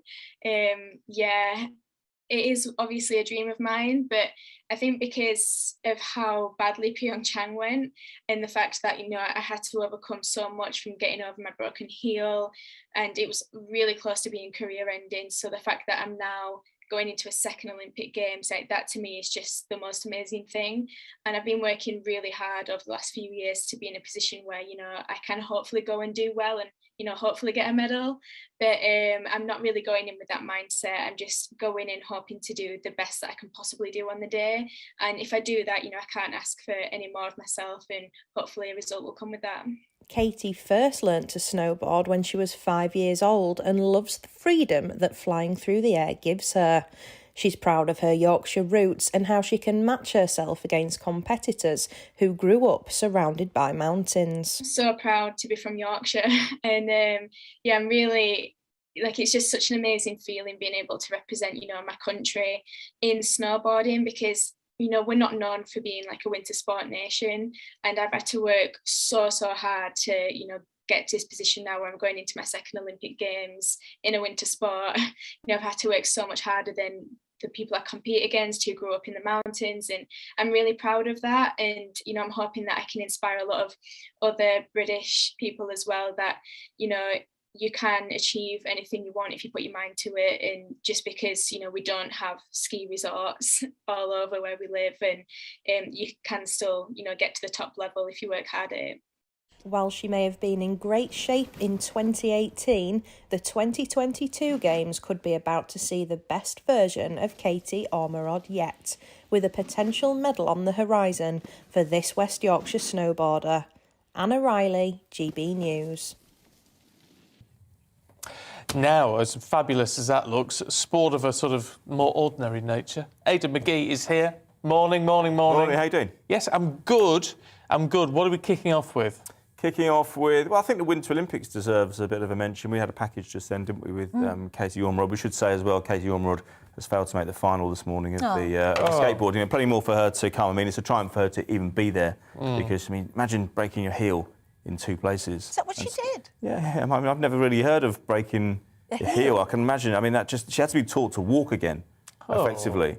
So, but look, she's so it didn't go to plan this morning, but there is more to come from her. But I suppose we need to dwell on the or have a look at the opening ceremony. I mean, as you would expect, it was fireworks. It was as glitzy as you can possibly imagine. I mean, I would question why it's been held in Beijing so soon after, or relatively soon. There was the Summer Olympics in Beijing 14 years ago. I mean, a lot of people are questioning why Beijing. Well, yeah, I mean, you know, there's seems to be some underhand going on, you would suggest. I mean, this isn't just going back to the same country, it's going back to the same city.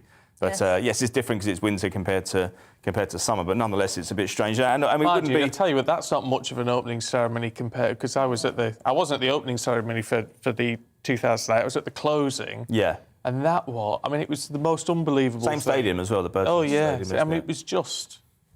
It's the most amazing thing I've ever seen in my whole life. Yeah. Well, I mean, it wouldn't be. But this was very, very COVID aware, very socially distanced. Yeah, it is. So it is different, but it obviously wouldn't be the Olympics unless we were talking politics either, would it? I mean, the Chinese government have been accused of genocide or enacting genocide. And so we've been accused of not, of going at all. Yeah, exactly. Well, lots of foreign dignitaries didn't even make it there yesterday, kind of in protest. Except Putin went. Yeah, exactly. Yeah, that wasn't a great surprise to be honest. But they've been accused of enacting genocide in certain areas, the western provinces, against the Uyghur Muslims in that area. And so last night, in a blatant act of propaganda, it would seem, that's certainly the way the British media are viewing it, they put up a Chinese Uyghur athlete to light the torch, so quite controversially. But yeah, so it's a bit like Eurovision, isn't it? It's almost like, it's more famous for politics now than it is the actual event. I think it might be a death knell for the Olympic movement. I mean, it's just really. I fear for the future of the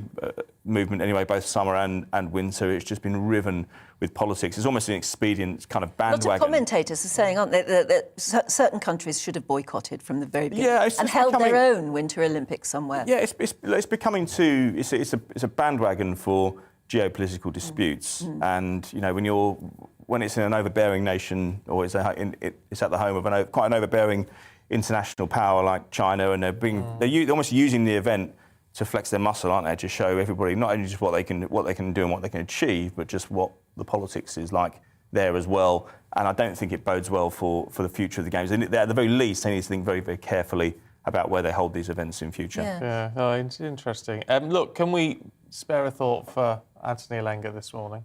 Yeah, I guess we can. I mean, it was a dreadful penalty, I have to say. Marcus Rashford tweeted this morning, Anthony Elanga, lift your head off the floor. Obviously, Marcus Rashford missed last summer for England. But yeah, it was a marathon cup tie. I mean, I think I went to bed at 11:23 last night, having looked at Roy Keane's coverage on very precise. Yeah, it was. No, I thought, I'm a bit like that. But when you work in breakfast television, you get very precise about the time you wake up and go to bed. Exactly. But nonetheless, he skied his attempt. I think it was 8-7 in penalties. They were flawless prior to that. I think 15 penalties in total, 7 for United, 8 for Middlesbrough. And the last one went over the bar. Keepers didn't get anywhere near those penalties. But United missed loads of chances in normal time. And they should have won the game. Roy Keane said afterwards, up against Championship opposition here.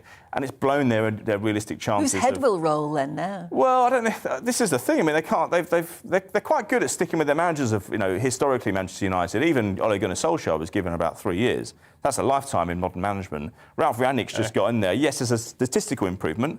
But I'm not looking at Man United and thinking they look much different. There's a cultural issue there. There's a malaise that's been allowed to set in since 2013 and the departure of Sir Alex Ferguson. He was in the crowd. I mean, obviously he's an ambassador for the club, so he can't say what he thinks, but I can imagine what he's thinking when he sees this team failing every single week, with the money being spent on it as well. And we also saw the food. There was no food in the concourses before the game. Why? There's a Twitter feed. Nothing. There's a Twitter feed. There's a Twitter feed of it's called Football Scran or Footy Scran. So you go to a game and you take a picture of the food that you can get at half time. And you put it on Twitter, and everyone goes, "Oh yeah, that looks good. It might be a burger or a pie or something." Man United last night, someone just tweeted a picture of an empty polystyrene tray because there was no. They put it down to an electrical fault, and fans began singing Glazers Out because it's kind of endemic of the malaise at the ground as well. It's falling apart a little bit. There was a problem with rodents. There's a problem with leaks in the roof as well. And this is Old Trafford, 76,000. It's the theatre of dreams, but not so much now. No, not so much anymore. Aidan, thank you. We'll catch up with you later. Everything's going wrong at the moment, isn't it? No food. New game. We'll see if the weather's going wrong for you. Let's have a look. Good morning. A windy weekend, and for for some, a wet weekend too. And in places, a wintry weekend with snow likely to continue on and off across Scotland today and tomorrow. These weather fronts are slowly trickling southwards, bringing clouds and outbreaks of rain, isobars close together, so it is blustery and it will stay that way throughout Sunday also. But back to today, and that wet weather moving into Scotland does have some snow mixed in, mostly over hills, but some for a time to low levels across the northeast. Rain for Northern Ireland, pushing into northwest England, north and west Wales, much of the Midlands, southern England, eastern England. Dry for most of the day. It will cloud over after some sunshine this morning. Eventually a bit of patchy rain drifting into the Midlands. The temperatures in the south double figures, so higher than yesterday, but it is still windy, so not feeling all that mild. And the colder air is spreading back in this afternoon to northern Scotland. So some sunny spells, but the showers will get going here.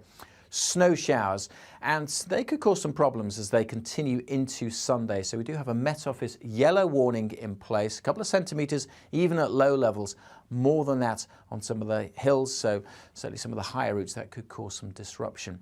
For England and Wales, we're going to see the rain pushing south overnight. It could be quite heavy, but it will make for a very mild night here, whereas the colder air spreads back into northern England and Northern Ireland. Some sunny spells here tomorrow, but there will be showers, wintry showers, but the heaviest snow continuing in those showers over northern and western Scotland, where that warning remains in place.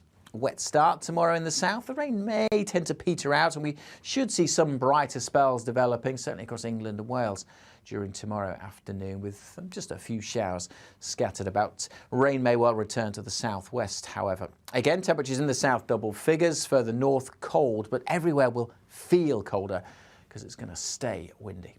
Goodbye.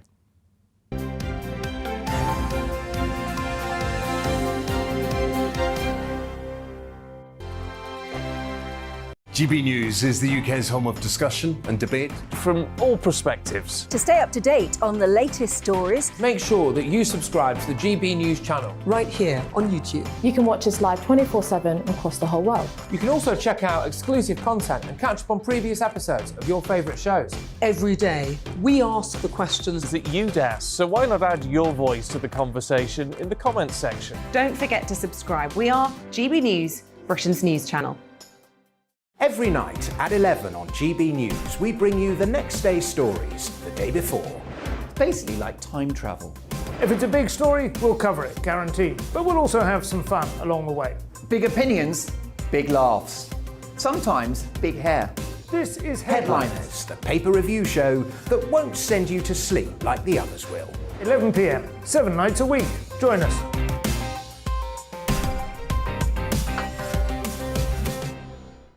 Hello there, I'm Eamon Holmes. And I'm Isabel Webster. And we hope you can join us for Breakfast with Eamon and Isabel. You make me laugh out loud, belly laugh. Is that important first thing in the morning? Yeah, absolutely. And there's me trying to be deadly serious. News is a serious business. Yeah, I have to rein you in sometimes. Well, it doesn't stop us laughing at it. It doesn't stop us having an opinion on what's going on. Yeah. And it certainly will not stop us reflecting what you think. Weekdays from 6 to 9:30 on GB News. I'm Dan Wootton. Join me Monday to Thursday from 9 to 11 for the feistiest and most fun news debate on TV, where free speech reigns. I'll bring you a sharp take on the day's biggest stories, bombshell newsmaker interviews, and A-list guests. And I guarantee you, no spin, no bias, no censorship, and no reason to go to bed. That's Dan Wootton Tonight, Monday to Thursdays from 9 on GB News.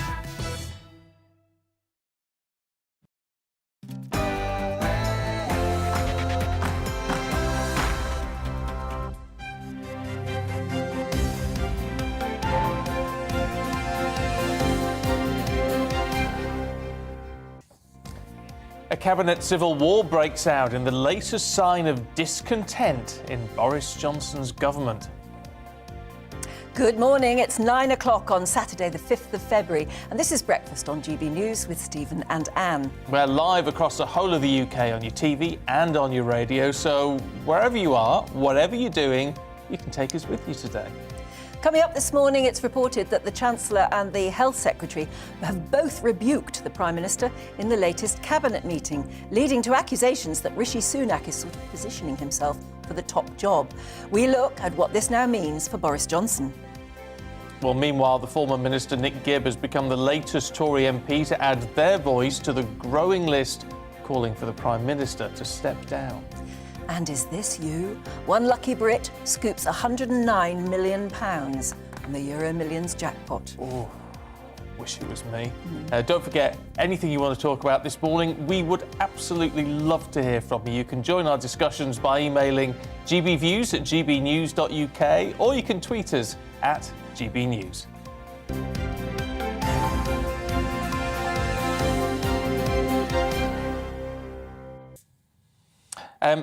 Oh, there we are. That's better. Now, in terms of, we're talking through the papers before, and MRI scans, Petrie was talking about these sort of walk-in MRI scans. Yvonne McQueen, morning Yvonne, good to talk to you this morning, says she's watching this morning, interested in that MRI piece. I have an MRI brain scan every couple of years, and in order to stay calm, I imagine I'm on the beach in the Seychelles with George Clooney. A girl can dream. See, that's your happy place. As I said, I'm serious. There was a notice on the wall that said, you know, how to cope with it, because it is a bit claustrophobic for some people. Go to your happy place. So Yvonne's idea of a happy place sounds rather intriguing, doesn't it? Yeah, I love that, though. I love it. Good on you. Yeah. And Annette Christie says, news just brilliant today. Anne and Stephen, Dawn and Petrie are a hoot, yet very professional. Thank you very much. A hoot. She says, it's cheering me up, especially on a cold, wet, blustery day here in Portrush. Yeah. It's interesting that we had snow at the weekend. We're having snow, yes. Last night snow, bit of snow this morning. It hasn't stuck, but it's definitely snowing where I live. Oh, right. I had a heavy sort of frost. It took me a while to get the car moving today. Well, there you go, yeah. Had to defrost lots of things. June Wellis has been in touch. Morning, June, who's told us, I presume you don't mind us saying, you are 81. Very good to have you watching this morning. Let the PM do his job without all the nasty flack about parties. It's boring to keep on about all the resignations. It is obvious these were mostly people who were going to get the push, probably because they were implicated in the parties. Well, you do wonder. We don't know. Wouldn't you like to be a fly on the wall in the cabinet to some of those rooms in number 10? Yeah. What is going on? How do you act as Prime Minister at the moment? Is anything you do going to be looked at as being the right thing? It's very, very difficult, isn't it? Well, of course, there's lots of headaches for the Prime Minister at the moment, and one of them, of course, is about the cost of living crisis. And actually, I'd love to know... I've lost your name now. Whoever just messaged in. Our lovely 81-year-old. Yeah, June Wellis. June. Yeah. I'd love to know how you're coping with the cost of living crisis. If you're concerned about the price of the electricity and gas going up, there is a £9 billion package to try to ease the burden on the UK's poorest families. But it's being reported that senior cabinet ministers believe there should also be a rethink of the net zero pledge to prioritise the cost of living. Well, this morning, The Telegraph says that British Gas are apologising for leaving some homes in the cold. That's people who've had their sort of insurance policy and their boilers have broken down, and it's taken days to get them fixed. I mean, so no heating, no hot water. Bad enough. Yes, things feel bad, don't they? Or is it just the way the headlines are written? We're joined now by Lord Peter Lilly, former Secretary of State for Transport. Hello there, a very good morning. Industry. Ah, yes, indeed. Thank you very much for correcting me. What do you think there of the idea a lot of people are putting forward of the net zero is just unrealistic at the moment?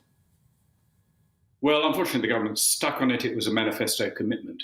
What we've got to rethink is how can we move towards that target as efficiently and low cost and with the least impact on the poorest people, and avoid all sorts of virtue signalling that's going on.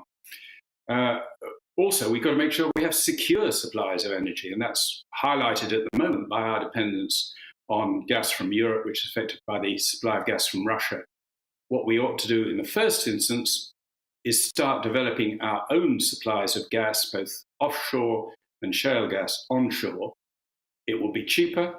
It will generate profits for the taxes for the revenue, which will enable us to ease the burden on other people.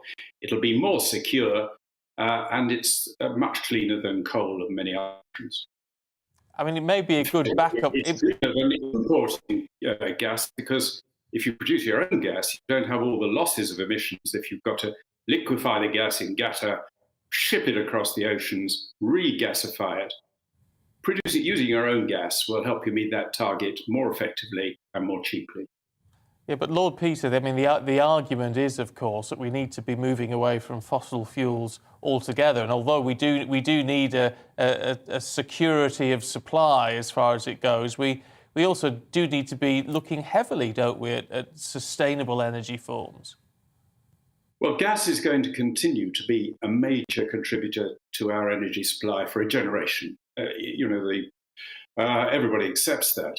It may be necessary, therefore, to have store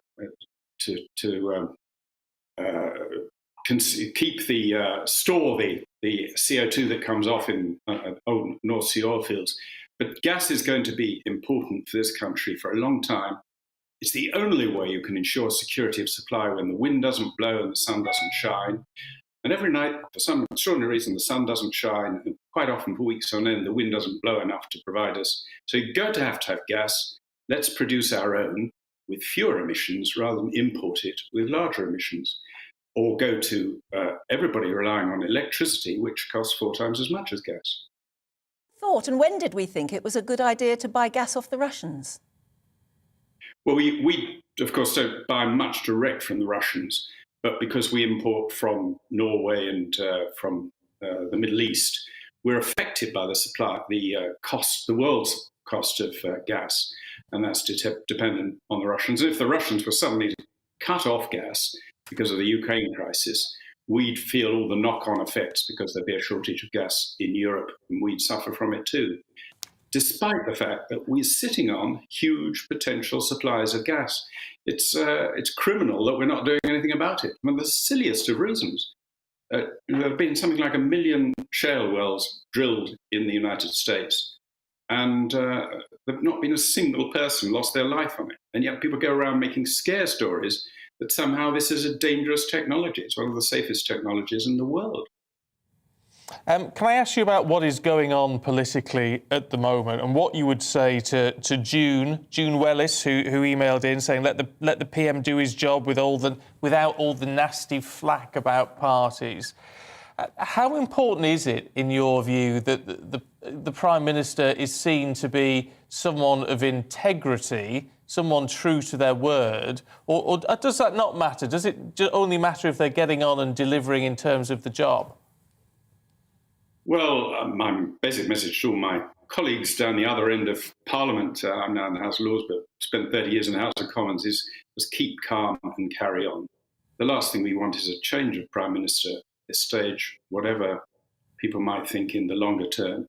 And yes, it is important that the Prime Minister re-establish confidence with his own MPs and with the country at large. But I think and hope that he can do that. And David Smith from London says the bottom line is we cannot have a Prime Minister who lies through his teeth. Well, we don't know what Sue Gray is going to say and what the Metropolitan Police are going to say. I just can't believe that this country will get rid of a Prime Minister because he had drinks at work with staff. We'll know exactly what happened in due course, but there are far more important things going on, in my view, than that. Well, we'll leave it there for the moment. Thank you very much indeed for joining us. That's Lord Peter Lilly, who's former Secretary of State for Trade and Industry. Well, let's bring you up to date with the other headlines for you this morning. And market research firm Ipsos Mori says 41% of people think Boris Johnson has done a bad job handling the Ukraine situation. About 33% have the same thoughts about the UK government, apparently. So, shall we go to Kieran Pedley, who's Director of Politics at Ipsos UK? And a very good morning to you. There he is. Good to see you. Good morning. Yeah, so tell us more about the poll. What does it mean for the Prime Minister? So we've been asking about the situation in Ukraine and the potential invasion of Ukraine by Russia. And what we find is that twice as many Britons think that Boris Johnson is doing a bad job handling that situation as doing a good job. Now, this should be seen, I think, in the context of the wider political situation at the moment. I'm not casting aspersions on how important the situation is with Russia and the potential invasion of Ukraine, But at the moment, the dominant item on the political agenda at the moment is Boris Johnson's future and also the cost of living. At the moment, I think the situation with Russia and Ukraine is maybe a second-order issue, at least in public opinion terms. So what we've seen more generally is Boris Johnson's ratings have been falling quite substantially. So 7 in 10 are dissatisfied with the job he's doing as Prime Minister. So when we're asking the public to rate the Prime Minister on how he's doing with the situation with Ukraine, I think we need to see it in that context. People are pretty negative towards the Prime Minister, and that's a wider story that we're seeing at the moment. I mean, I've got to ask, why ask that question? Because, I mean, polls are all about the question, aren't they, as you know better than I do. It seems a bit of an odd question to ask because, I mean, as people who are keeping a very close eye on what's going on with Ukraine, I mean, it's very difficult to know what the Prime Minister could or couldn't have done at this stage. Well, that question is part of a wider poll where we ask about the situation there. And also the types of actions that people would accept or not accept in response. So, for example, one of the things that we consistently see is around 1 in 5 Britons don't think Britain should intervene either militarily or otherwise abroad, and that's the case in this situation. There's broad support for, in the response to a potential invasion, there's broad support for, if that does happen, economic and diplomatic interventions or responses. And also humanitarian responses. So one of the things that we're looking at with this poll is just to try and understand what type of action people might or might not accept. And then, of course, how they think the Prime Minister of the day is handling it. It's a major international conflict, a major international crisis. And we want to know what the British public think about it. Ask any questions about what people think about whether he should be concentrating on Ukraine and whether Partygate is becoming a diversion from the real matters. Well, we don't ask people to sort of rank them in terms of their importance, but one of the things that we do know, as I sort of alluded to earlier, is that people are following so-called Partygate and the story about Boris Johnson's future more closely than they are following the situation with Ukraine and Russia, and they're also following cost of living more closely too. And I think that's partly because these are things that I'm not saying one is more important than the other. Obviously, Ukraine and Russia is a major international crisis. But these are the issues around Boris Johnson's future and the cost of living are clearly things that are more tangibly likely to affect people here on a day-to-day basis. But what we do know about Partygate is it certainly has turned the polls against Boris Johnson, as I've alluded to earlier, but also the Conservative Party more generally. And now our Ipsos political monitor shows Labour 9 points ahead of the Conservatives in terms of voter preference. So as the row rumbles on, other issues will come up, as I've mentioned, the situation with Ukraine, situation with cost of living. But whilst Partygate rumbles on, it's going to continue to damage the Prime Minister and the Conservatives. And, I mean, crucially in all of this, well, not crucially if it came to a general election, but for terms of party members and things, I mean, where is Boris Johnson's position within Conservative voters? Do we have those details? So, as you might expect, Conservative voters are sort of more supportive of the Prime Minister than the public overall, but that has been declining over time. And of course, as you mentioned, it's not Conservative voters that necessarily have a huge say in Boris Johnson's future, because that will come down to Conservative MPs and then Conservative Party members if there is a leadership contest if Boris Johnson was to go. So I think it's fair to say, as you might expect, Conservative voters still more likely to be supportive of the Prime Minister than not, but that has fallen from the sort of steadfast support we saw in the immediate aftermath of the 2019 election. I mean, you must have done so many polls of governments when they're going through a crisis. So when you say Labour, what did you say, 9 points ahead? Mm-hmm. At the moment, yeah. I mean, is that a surprise, and will it probably within a couple of weeks change? Well, there's one thing I've learned in the last 5 years. So predicting how things may or may not change is a fool's errand. But look, oppositions do often lead the government in mid-parliament, mid-terms. So, I mean, a recent example of that in the not too distant past was Ed Miliband's Labour Party consistently led David Cameron's government in the polls. And of course, David Cameron went on to win re-election. So I think the important point when we look at the polls at the moment is they're probably saying more about Boris Johnson's potential future than they are what would happen at a future general election. Notwithstanding that we don't know who the Conservative Party leader and Prime Minister will be at the next general election, I think it's fair to say that's an open question. As you rightly say, things can change. I mean, this time in August, we had the Conservatives, I think it was 11 points ahead from memory. So public opinion can be volatile and things can change, particularly if there's a change at the top. So where we are for 6 months from now may be very different to where we are from at the moment, but clearly things have gone very badly for Johnson and the Conservatives in the last few months. Yeah, I was just going to say, is that a sign of more of the Conservatives getting things wrong than it is about Labour winning support with... Because, I mean, they're not coming out with any great policy announcements, are they? So I think there is something to be said for the turn in opinion against the Conservatives being more about Johnson's declining ratings than necessarily about increased satisfaction, let's say, with Labour or Keir Starmer. At the same time, we are seeing some signs now of, ultimately, if you think about it, it's a binary choice at an election, isn't it? I know there's more than just, there are more parties than just Labour and the Conservatives, but ultimately, if there's an election tomorrow, and Boris Johnson's the Prime Minister and Keir Starmer's the leader of the opposition, it is a choice you have to make. And actually, right now, we find that Keir Starmer leads Boris Johnson in being seen as the more capable Prime Minister by an 18-point margin. Labour are seen as more trusted on the NHS, on cost of living, on levelling up, believe it or not, as well, by a 30-point margin on levelling up. So in many ways, it is true that Labour haven't necessarily seen a dramatic increase in sort of favourability towards that party. Keir Starmer's satisfaction ratings personally have ticked up slightly, but haven't necessarily increased dramatically either. But because Boris Johnson and the Conservatives' ratings have fallen so sharply, the net impact of that is that Labour are preferred on some key issues and are ahead in the polls. So in many respects, you're right. It's not necessarily that people are sort of loving the Labour Party or flocking to Labour in that regard. But ultimately, if it's a forced choice between the current iteration of the Labour Party and the current iteration of the Conservative Party, right now, people are choosing Labour. But at the same time, it is mid-Parliament. Things can change very quickly. I want to make that very clear. We're not making judgment calls on what might happen at a future election. Yeah. Just another quickie before we go to the weather. Oh. I just wonder, as an experienced pollster, does the weather make a difference? Because what you're doing is you're taking the temperature of people's opinions and how they feel about the world.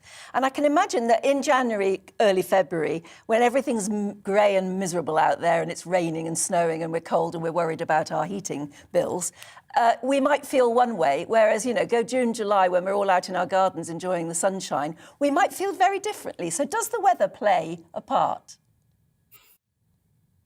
I wouldn't necessarily say there's a direct correlation, but I don't think it's completely irrelevant in the sense that, at least seasonally, we're in winter, people are worried about their energy prices, for example, because that's obviously an ongoing concern related to cost of living, utilities and bills and so on. And I suppose if it's really cold and wet and stuff, people might be more worried about that. But ultimately, it comes down to how much that's going to cost, doesn't it? We certainly don't. What we don't see is that every January and February the government's behind, and then when we get to summer, the government sort of surges ahead. There has been a bit of that in the last couple of years, but that's probably more related to coronavirus and the fact that the winter we've been sort of locked down and cases have been surging, and then in the summer cases have fallen and we've been sort of more out and about. So I wouldn't necessarily put that down to the weather per se. I think it's more about the pandemic. I'm sure that can affect some people's moods, but I wouldn't necessarily say that is what's shifting the polls, if you see what I mean. I think it does. Anyway, thank you so much. It's interesting getting an insight into your world. That's Kieran Pedley, who's Director of Politics at Ipsos Mori. It certainly has an effect on my mood. I think it's a really interesting point, though, because we all are a bit more miserable, aren't we? And a bit more willing to sort of have a go and when I was a young reporter and you were sent out with a TV crew to go and ask people's opinions in the street, what we call vox pops, their mood would be very, very different in the sunshine than it would in the rain, obviously. But it was their mood about everything, generally. I think you're more grumpy in January and February, aren't you? I think that's a fair point. It's a fair point. There's nothing worse than doing vox pops. I used to live doing vox pops. I used to hate it because you've got to wander. I never did it for TV, but I did it for radio. And when you have to just wander up to people in the street and, excuse me, I got a policeman once. Did you? Yeah, I was interviewing a lady about, I can't even remember where it was, in Birmingham High Street, and I was interviewing her about something, and the serving policeman walked up full uniform, and he did a sort of funny salute in the background. Nowadays, what would you call it? Photobombing. Yeah. And so I had done with the lady, and I went and interviewed him, and he gave me his views, and he got into some trouble at first about giving me any views at all, but then then he was sort of celebrated by the local papers and everything. He became a bit of a celebrity. Oh, good on him. If you're watching, get in touch. You know who you are. Yeah, great if that it's was still fun. about. But you could have some really good fun, Vox Pop. Oh, it's just, I'm too embarrassed. I'm too shy. That's what it is. I like it. Though it is good when we send our reporters out to do it, because then we get your views. Yes, so it's that's a the good whole thing. point, yeah. If you ever get approached by anyone with a microphone... Yeah, give us your views. Yeah, don't run away. Be Demand nice. your chance. Yes, I say. quite right. Yeah. 15 minutes of fame. Yeah. 15 seconds of fame. Yes, anyway. if you're lucky. Stay with us, so we've got plenty more to come for you this morning, including the sport, the showbiz and cheese. First, so, here's the weather. Good morning. A windy weekend and for some, a wet weekend too. And in places, a wintry weekend with snow likely to continue on and off across Scotland today and tomorrow. These weather fronts are slowly trickling southwards, bringing clouds and outbreaks of rain, isobars close together, so it is blustery and it will stay that way throughout Sunday also.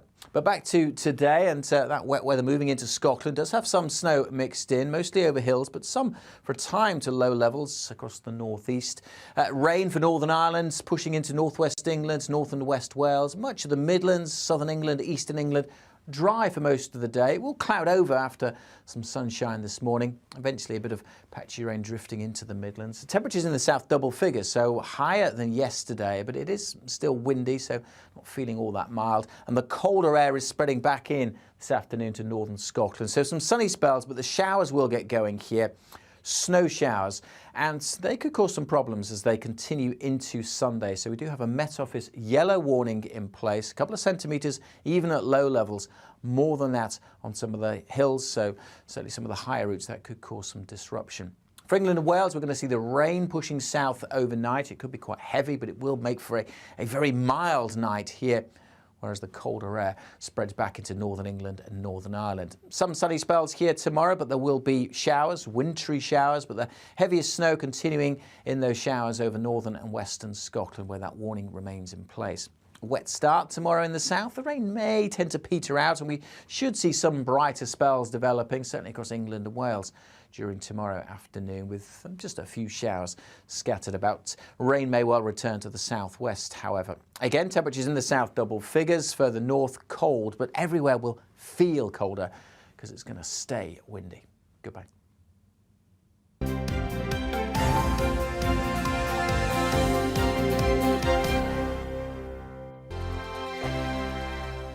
GB News is the UK's home of discussion and debate. From all perspectives. To stay up to date on the latest stories, Make sure that you subscribe to the GB News channel right here on YouTube. You can watch us live 24/7 across the whole world. You can also check out exclusive content and catch up on previous episodes of your favourite shows. Every day, we ask the questions that you'd ask, so why not add your voice to the conversation in the comments section? Don't forget to subscribe. We are GB News, Britain's news channel. Every night at 11 on GB News, we bring you the next day's stories the day before. Basically like time travel. If it's a big story, we'll cover it, guaranteed. But we'll also have some fun along the way. Big opinions, big laughs. Sometimes big hair. This is Headliners, the paper review show that won't send you to sleep like the others will. 11 p.m, 7 nights a week. Join us.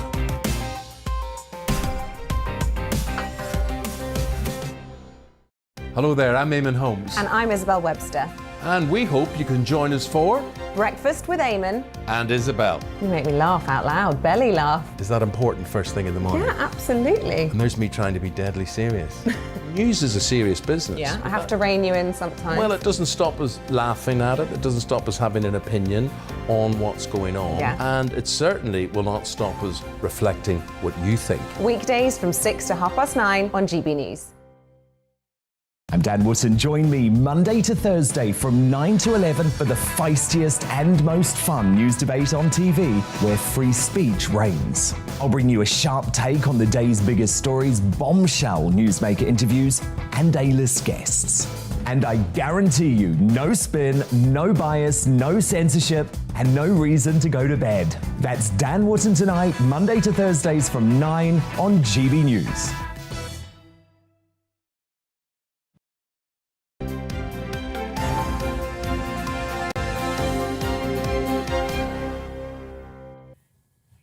Welcome back. It's 26 minutes past 9. It is indeed. And as we heard earlier in the show, today marks the start of the Six Nations. First game of the tournament will see defending champions Wales take on Ireland in Dublin. Well, our Wales reporter, Lily Hewitson, joins us from Cardiff. Let's see if we can see her. There she is. Morning. It's still dark in Cardiff. Morning, Stephen and Anne. Hi there. Yes.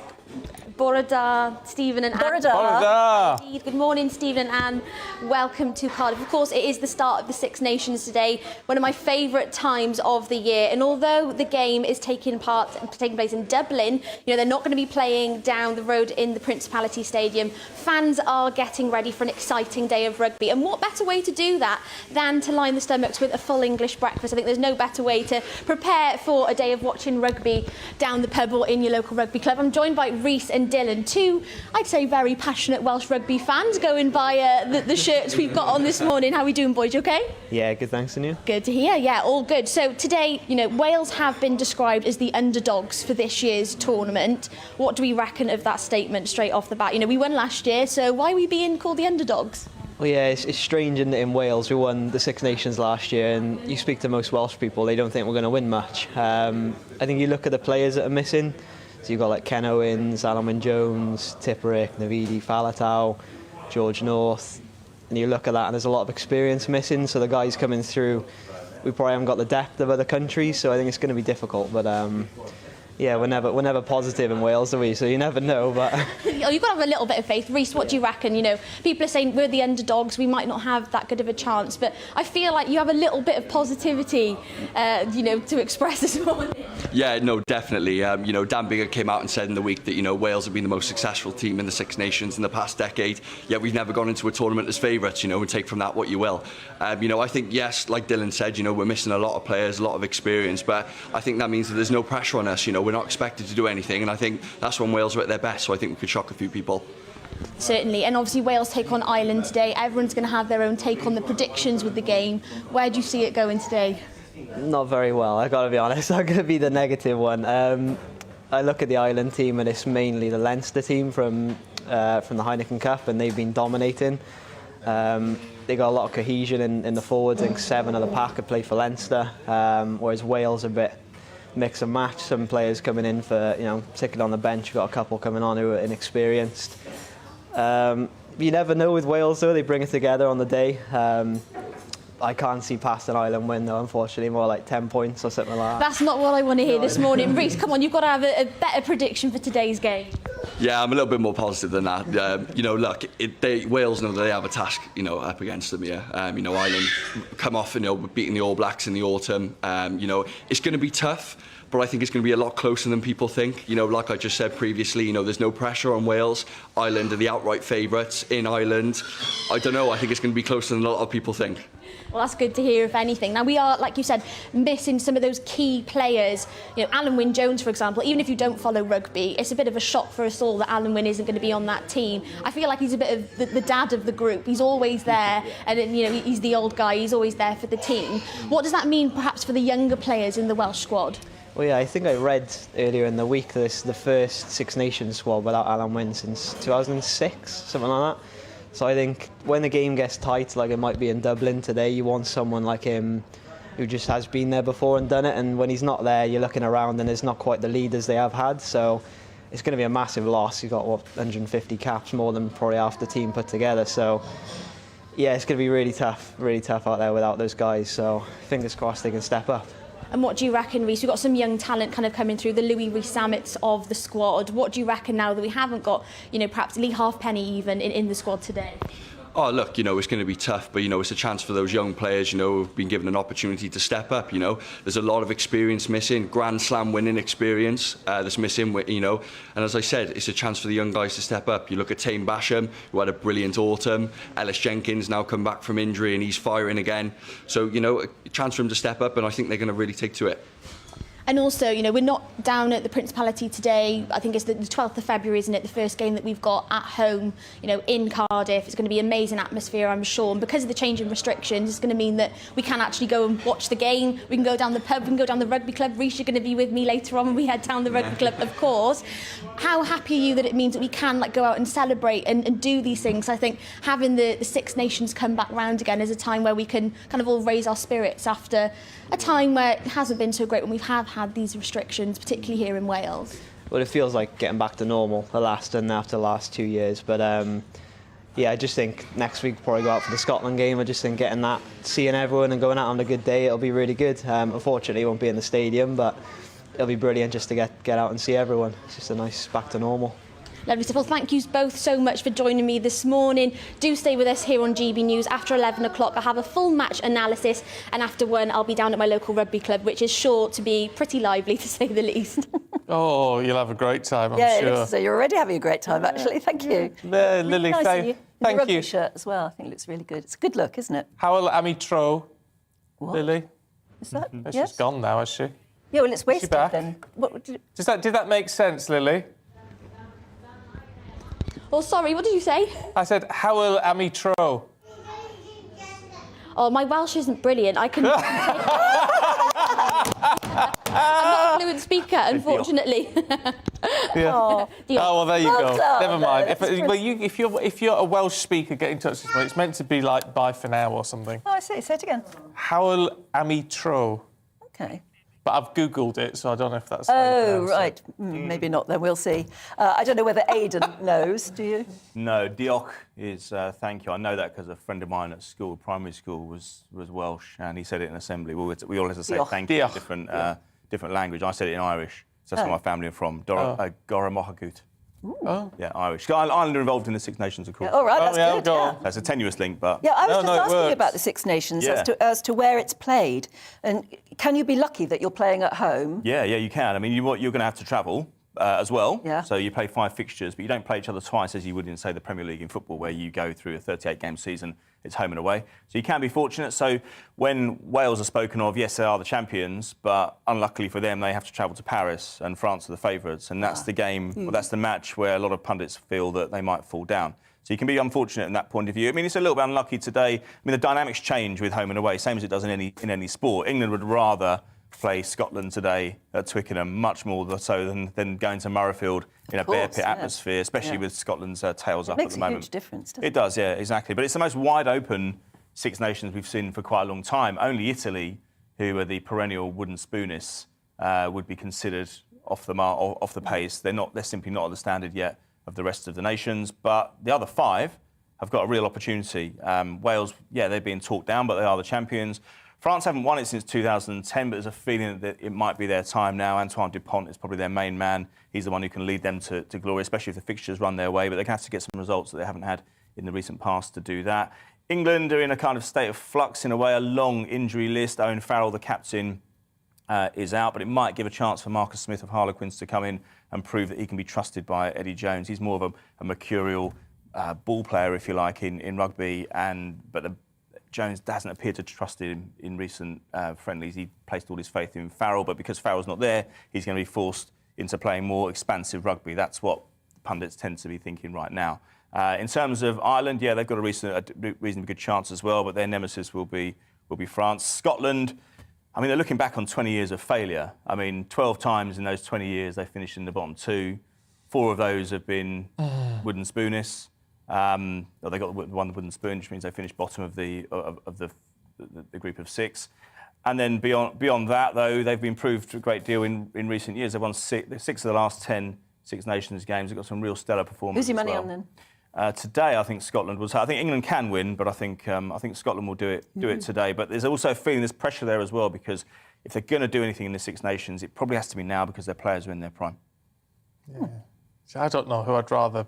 I quite like an underdog. Yeah. And so, I, in a way, because Wales... I see Wales, because they're treated as the underdogs, it'd be quite nice if they made it back again. But Scotland, if they've had a bad run for 20 years... Yes, you'd rather like them. Well, that's why, I mean, if you're England, you go there today trying to capitalise on the psychology there. England have won this event many times before, so the pressure's off from that point of view. With France, I mean, it's almost like it's a dress rehearsal really for the World Cup next year. So they want to show the world what they can do. They want to show that they're imperious. They can take on the Southern. And they're the favourites at the moment. I would say definitely, yeah, definitely. Yeah. They've got some real. I mean, you could list off loads of their squad players who would be walking to some of the other teams. But having said that, you know, I'm reliably informed that it's one of the widest in years, and we've seen surprise winners before. We weren't expecting Wales to do it last year, and they did it quite well. England had a disastrous tournament last year, so finishing second from bottom, so not too good at all. AFCON, third place final today.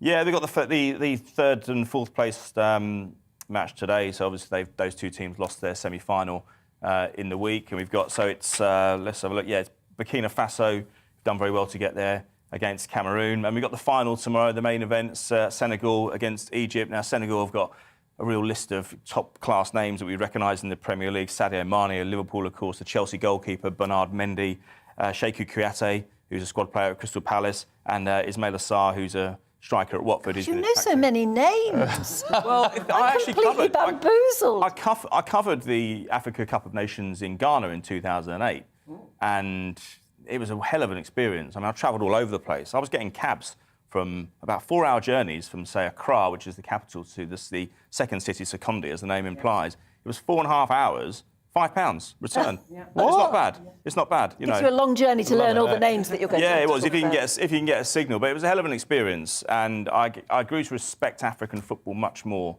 because what I didn't like about it, the attitude of the Premier League clubs at the time, and they had some magnificent players in this tournament: Didier Drogba, Michael Essien, John Paintsel, all these guys, right? The Premier League clubs were liking the fact that they were dedicated to their craft. They didn't drink. They were super fit. But then it just irked them a little bit. Oh, hang on a minute, they're going to play for their nations. You know, we don't really like that. We're losing them for 4 or 5 games. Well, it's a real lack of respect to African football. Yes, it is. You wouldn't have the attitude towards... You wouldn't... Yeah, I mean, and Michael Essien actually said to me years ago, he said, you know, the clubs don't get how important this is for us. And even if those who aren't keen on international football playing for African nations, well, if we don't, the populations won't forgive us anyway. So you better play. And it's not always the same with England even. I mean, and all those kids in those African nations need to see the very best. Well, have names to look up to, and they need to see aspiration as well. These guys, Didier Drogba, Essien, are just huge personalities in those in that neck of the woods. And that's why it's important, and that's why, you know, it's annoying for the European clubs because this tournament happens every 2 years, whereas the Euros only happens every 4. But you have to show respect and allow these players to go and play for their countries and bring the... Because they should remember where they've come from. Yes, absolutely. But yeah, so it's Egypt tomorrow. They're managed by Carlos Queiroz, the former Manchester United coach. They beat Cameroon in the week. So Egypt won it 3 times in the 2000s. So they've got a bit of pedigree. Senegal won it quite recently as well. So, as I say, some big names there. I fancy Senegal to take it. Well, from sport to showbiz, which is almost the same thing. Very nearly. Hello. Oh, Stephanie Tetchy. Yes. You're a ray of sunshine. Thank you. I think everyone on this panel is a ray of sunshine. I'll tell you what, is it? A Jimmy Carr. Now, I love Jimmy Carr. God, I think he's good, and I think comedy being a bit edgy is good. Yeah. Has he taken it a step too far, though? I think maybe he has. So, at the beginning of January, he released his Netflix special, Dark Material. So it's been out for 6 weeks. No one's made a fuss about it. And all of a sudden, yesterday, a charity, an anti-hate charity, the travel movement charity, they've complained because they've said he's made a very distasteful joke in it where he said that the gypsies who died at the hands of Nazi Germany was a positive thing. So that hasn't gone down pretty well with these anti-hate charities. They're saying, why has this been made like the butt of jokes? Why is he getting away with this? And now they've launched a petition for him to delete those scenes from the Netflix special. So there's always this fine line when such arguments come up, because it's like, is it freedom of speech? It's comedy. You know, Jimmy Carr has long spoken about, you know what, I should have got cancelled for half of the things I've said. but it's a joke. And at the beginning of this Netflix series, he put a trigger warning and he said, you know what, I'm going to have some terrible content in this which is going to affect you and your loved ones, but please bear in mind, it's just comedy. It doesn't half make headlines too, does it? It does. You're trying to flog something and trying to push a show or a new release or something. Yeah, and it guarantees him big headlines.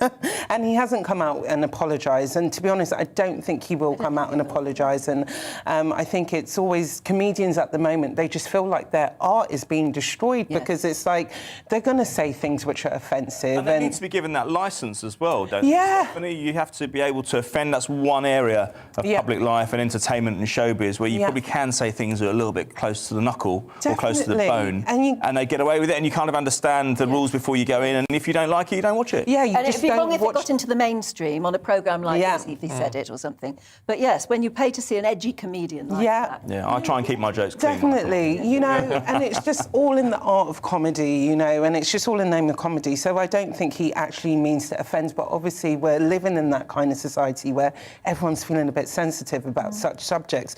But I think someone like Jimmy Carr can never be cancelled, if I'm just being honest and putting my opinion out there. I do think the idea of trying to sort of censor comedy is odd. We need to be pushed on it, but if you don't like it, don't watch it. And would we be talking about The Travellers if it wasn't for this? So sometimes... we were talking about Jimmy Carr.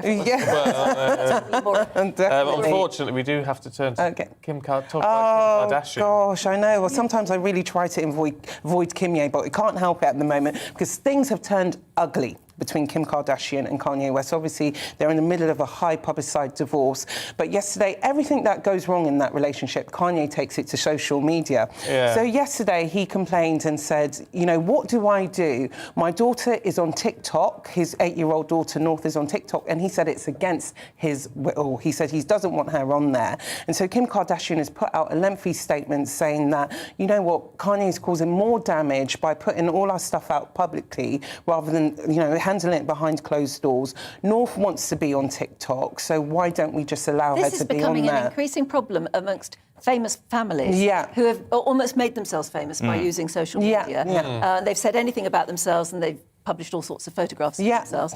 But when it comes to the children, they quarrel about whether or not they should be on. And I think we have views as well. You know, in a weird way, like I'm happy for, you know, kids to experiment a bit with social media, but I think with the Kardashians, we know there is overboard with them on social media. So I can kind of see where Kanye's going from because North is 8 years old. So if she's starting now on TikTok, can you imagine she's going to be into that limelight already where she's a bit too young, but Kim says she's been trying her best to protect North on TikTok, where she's closed off the comments and stuff like that, and she oversees that account.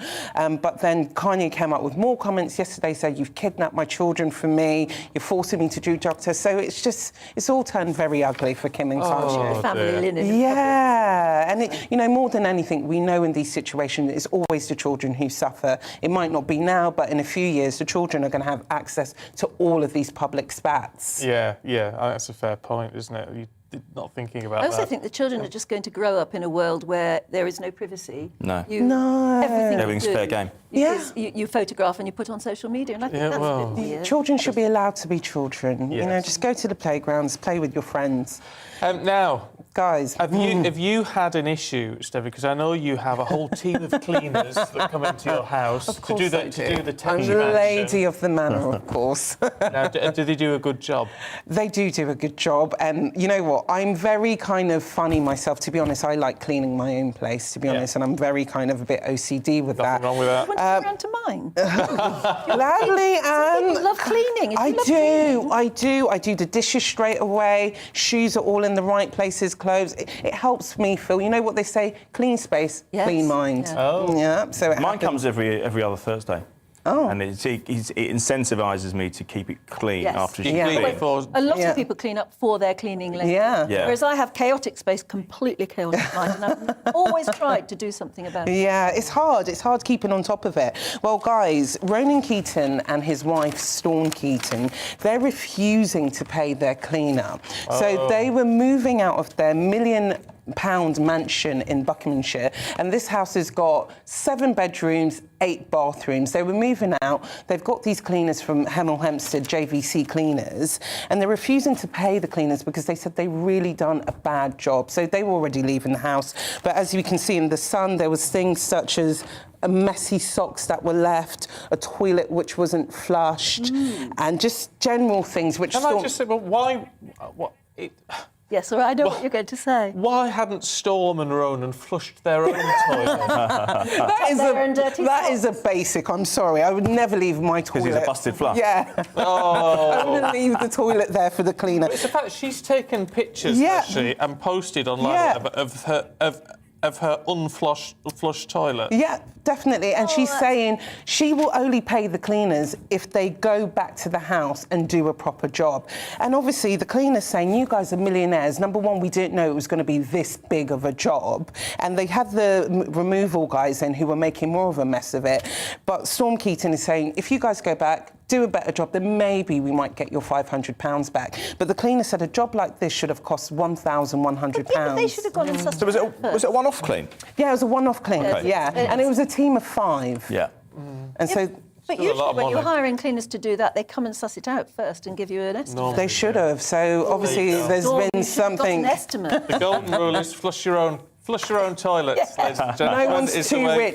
No one's too rich to flush their own toilets at all. Definitely touchy. Aidan McGee, thank you both very much indeed. Coming up next, we're all going cheese, not for a photograph. We'll have the real stuff in the studio.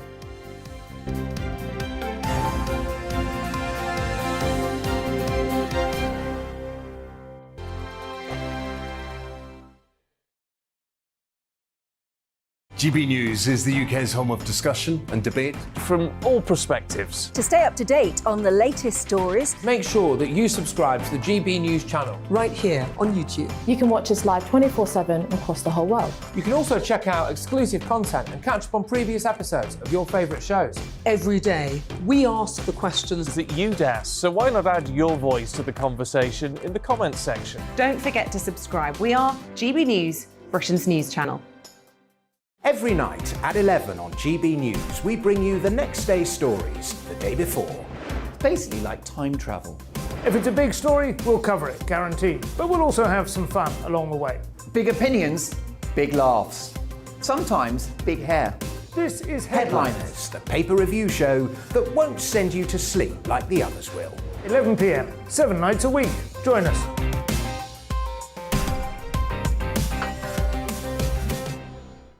Hello there, I'm Eamon Holmes. And I'm Isabel Webster. And we hope you can join us for... Breakfast with Eamon. And Isabel. You make me laugh out loud, belly laugh. Is that important first thing in the morning? Yeah, absolutely. And there's me trying to be deadly serious. News is a serious business. Yeah, I have to rein you in sometimes. Well, it doesn't stop us laughing at it. It doesn't stop us having an opinion on what's going on. Yeah. And it certainly will not stop us reflecting what you think. Weekdays from 6 to 9:30 on GB News. I'm Dan Wootton. Join me Monday to Thursday from 9 to 11 for the feistiest and most fun news debate on TV, where free speech reigns. I'll bring you a sharp take on the day's biggest stories, bombshell newsmaker interviews, and A-list guests. And I guarantee you, no spin, no bias, no censorship, and no reason to go to bed. That's Dan Wootton Tonight, Monday to Thursdays from 9 on GB News.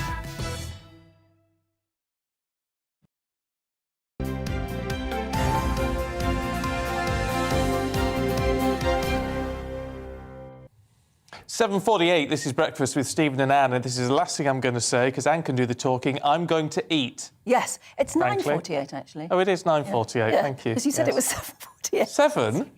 I'm sure you did. Did I? I'll play it back and find out. I'm losing my marbles. You're with us this morning because we've got something really interesting to talk about, and that's cheese. Cheese wars. Yeah, all right, it's coming. Cheese lovers will know that Gruyere is a firm, hard and tangy Swiss cheese. But French and Swiss cheesemakers, as well as government officials, are figuring out how to respond to a US court ruling that declares that Gruyere is a generic name for cheese and therefore can be made anywhere. It doesn't have to be made where it's famously made. International law for cheese should mean cheese is made wherever you make cheese? I don't know. Let's talk to I some seem cheese to remember people. there being a sort of row about it in Somerset over cheddar and things like that. So we have some very special guests this morning. I'm starving. We're joined by Arthur. We're joined by Arthur and Mags Alsop from Alsop and Walker, which is the artisan cheese makers, very, very famous, especially in Borough Market, I think. Yes, it is. Yes, absolutely. So basically, the first question we should ask while Stephen gets a bit of cheese. Can I have some cheese? You can. The Lord London. This is a very famous one, I think, the Lord London. Have a look at right. It's an interesting shape, quite apart from anything else. There we are. Go on. Yeah, Stephen. And I've been assured these are vegetarian as well, aren't they? Which is they're made with vegetarian rennets. Yeah. So what does this mean? If the US is saying we can make Gruyere, it doesn't have to be made in Switzerland or France. Can they grab any name? I mean, your Lord London, could that be hijacked? The Lord London, we've actually stopped anyone using the name Lord London. You have been able to do that? Yes. Yeah. But it doesn't stop anyone else making the Lord London or making it in a similar style. So, for instance, you've got Sussex Brie and Sussex Camembert there. You can use those names. Say that now, can you? Yes, yes. So if we want to try the best Lord London, we look for your Lord London. Absolutely. This is a royal cheese, is it now? It is. Well, what happened was when we heard London had won the Olympics, we wanted to make a grab-and-go cheese for the Olympics. Oh, it's nice. And do it as a launch for the Olympics. Lovely. And then later on, at a later date, a caterer came up to me and we were going through the different cheeses that they wanted to use in an event. And I said, oh, Lord London. And they said, oh, I'm very familiar with that. And I said, oh, how do you know that one? And he said, oh, we used it for the royal wedding breakfast for... Asian Wills? Yes, yes. Oh, wow. And so then I learned that after the event, which was very nice, obviously. Tell us about the Lord London. What is it? I love the shape of it for a start. So basically, it's a cow's milk cheese, and it ripens slightly from the inside, but from the outside. So the mould on the outside is a mixture of penicillins and yeasts. And it's called a mould ripening cheese. So you'll see that if you hold it up. Yeah, I'm holding up the Lord London. On the outside, near the mould, there's a softer bit. Yes. As the mould is starting to ripen the cheese from the outside in. And you are meant to eat it, aren't you? Because I always like that bit. Yes, yeah, absolutely. Absolutely. You've been down that end, slicing away like there's no tomorrow. I know. I mean, do we have a passion for cheese in this? Even though a lot of the cheese we get isn't necessarily English now, do we have a passion for cheese? Oh, I think so. Yes, Yeah. we do lots of markets. Well, sometimes outside markets. And the demand there is absolutely great. You're eating the truffled brie at the moment. Oh my! That's a truffle brie. Oh my! And that's made by you. Yes. Where do you make it? Down in Five Ashes in East Sussex, near Mayfield. Oh, how lovely! That's a camembert. Let's try a bit of So, that. yes, that make it truffle, down there. that truffle brie it's almost got a filling to it. Yes, it has. It's- So we slice it in half, create the middle, put it back together, and leave it to ripen for a bit longer, and then sell it. Come on, we've got these huge ones on the table here, like that. What are they? That's the Mayfield. The Mayfield. Which one should I That's try? the Sussex brie. All right, thank you very much. Isn't it lovely that's the that Sussex Camembert, that one. it's so. lovely that cheese is going all over the... How do we get? You've got a proper cheese. How do we cut cheese and the big ones and things? So on the big ones, you just Here we put go. them on the cheese wire. I love those cheese wires. They're amazing, aren't they? And this is where the wire snaps, but it didn't this time. It didn't this time. And then you have your cheese cut. Now we all cheese is expensive, isn't it? I mean, when you just go to the supermarket, if anyone, not that anyone would, I suppose. I mean, what do those go for? A whole bowl or whatever you call it. I mean a whole wheel. A wheel. I should know that. A whole wheel weighs about 20 kilos. Wow. Yeah, that's a lot of cheese. It's a fair bit. So in this particular one, the culture that cheese is a live product, yes. and we have to keep it alive. Yeah. And the culture that we use, one of the cultures makes the holes by breathing out carbon dioxide. and they slowly get bigger and bigger as they live in the maturing rooms. Yeah, some are very well known for their holes, aren't they? That's Yes. the look, I suppose. But I mean, in France, there's this row that they're really worried in France that camembert is being outsold by mozzarella. I mean, you know, France and Italy are up in. They're very upset about it, basically. What's our favourite cheese? I mean, you would always say cheddar in this country, wouldn't you? Or would you? Well, possibly not. I mean, we have... we possibly do about 900 different varieties of cheese in this country, and in France, I think it's about 700 and something. So we have a lot of variety, but the thing is that generally there may be this... Stephen's stuffing it in! I can't believe it. But there may be I'm having a little nibble, but there's no way you can even ask a question now, is there? Sorry, do go on. No, so there might be this sort of row going on in the background, but amongst cheesemakers, there possibly isn't this row, because cheesemakers tend to work together, because everyone's got such a bespoke product. So if I'm having a problem and I'm saying, oh, I can't get such and such to work at the moment, I'll ring up another cheesemaker or another 2 or 3 and say, oh, I'm having this problem with the cheese. And they'll say, oh, try this or try that, and vice versa. So we tend to actually work together, or if we're out visiting or doing trade shows, at the end of the trade show, we'll often sit down together and swap the contacts that we got. Cheeses. Yeah. Do you know, we've run out of time on the programme, I'm sorry to say. Do you want to say goodbye before you put that in? Bye-bye. Yes. This is the nicest cheese. I'm on Slimming World, so I don't get to eat cheese very much. Thanks so much for joining us. Thank you so much for bringing You're so welcome. Absolutely fab cheeses. People in London particularly want to access your cheeses. Borough Market. Okay. Absolutely, Thank you so much for coming in. Thank you. You're And, well, there you are. I think it's time for the weather. Good morning. A windy weekend and for some a wet weekend too. And in places a wintry weekend with snow likely to continue on and off across Scotland today and tomorrow.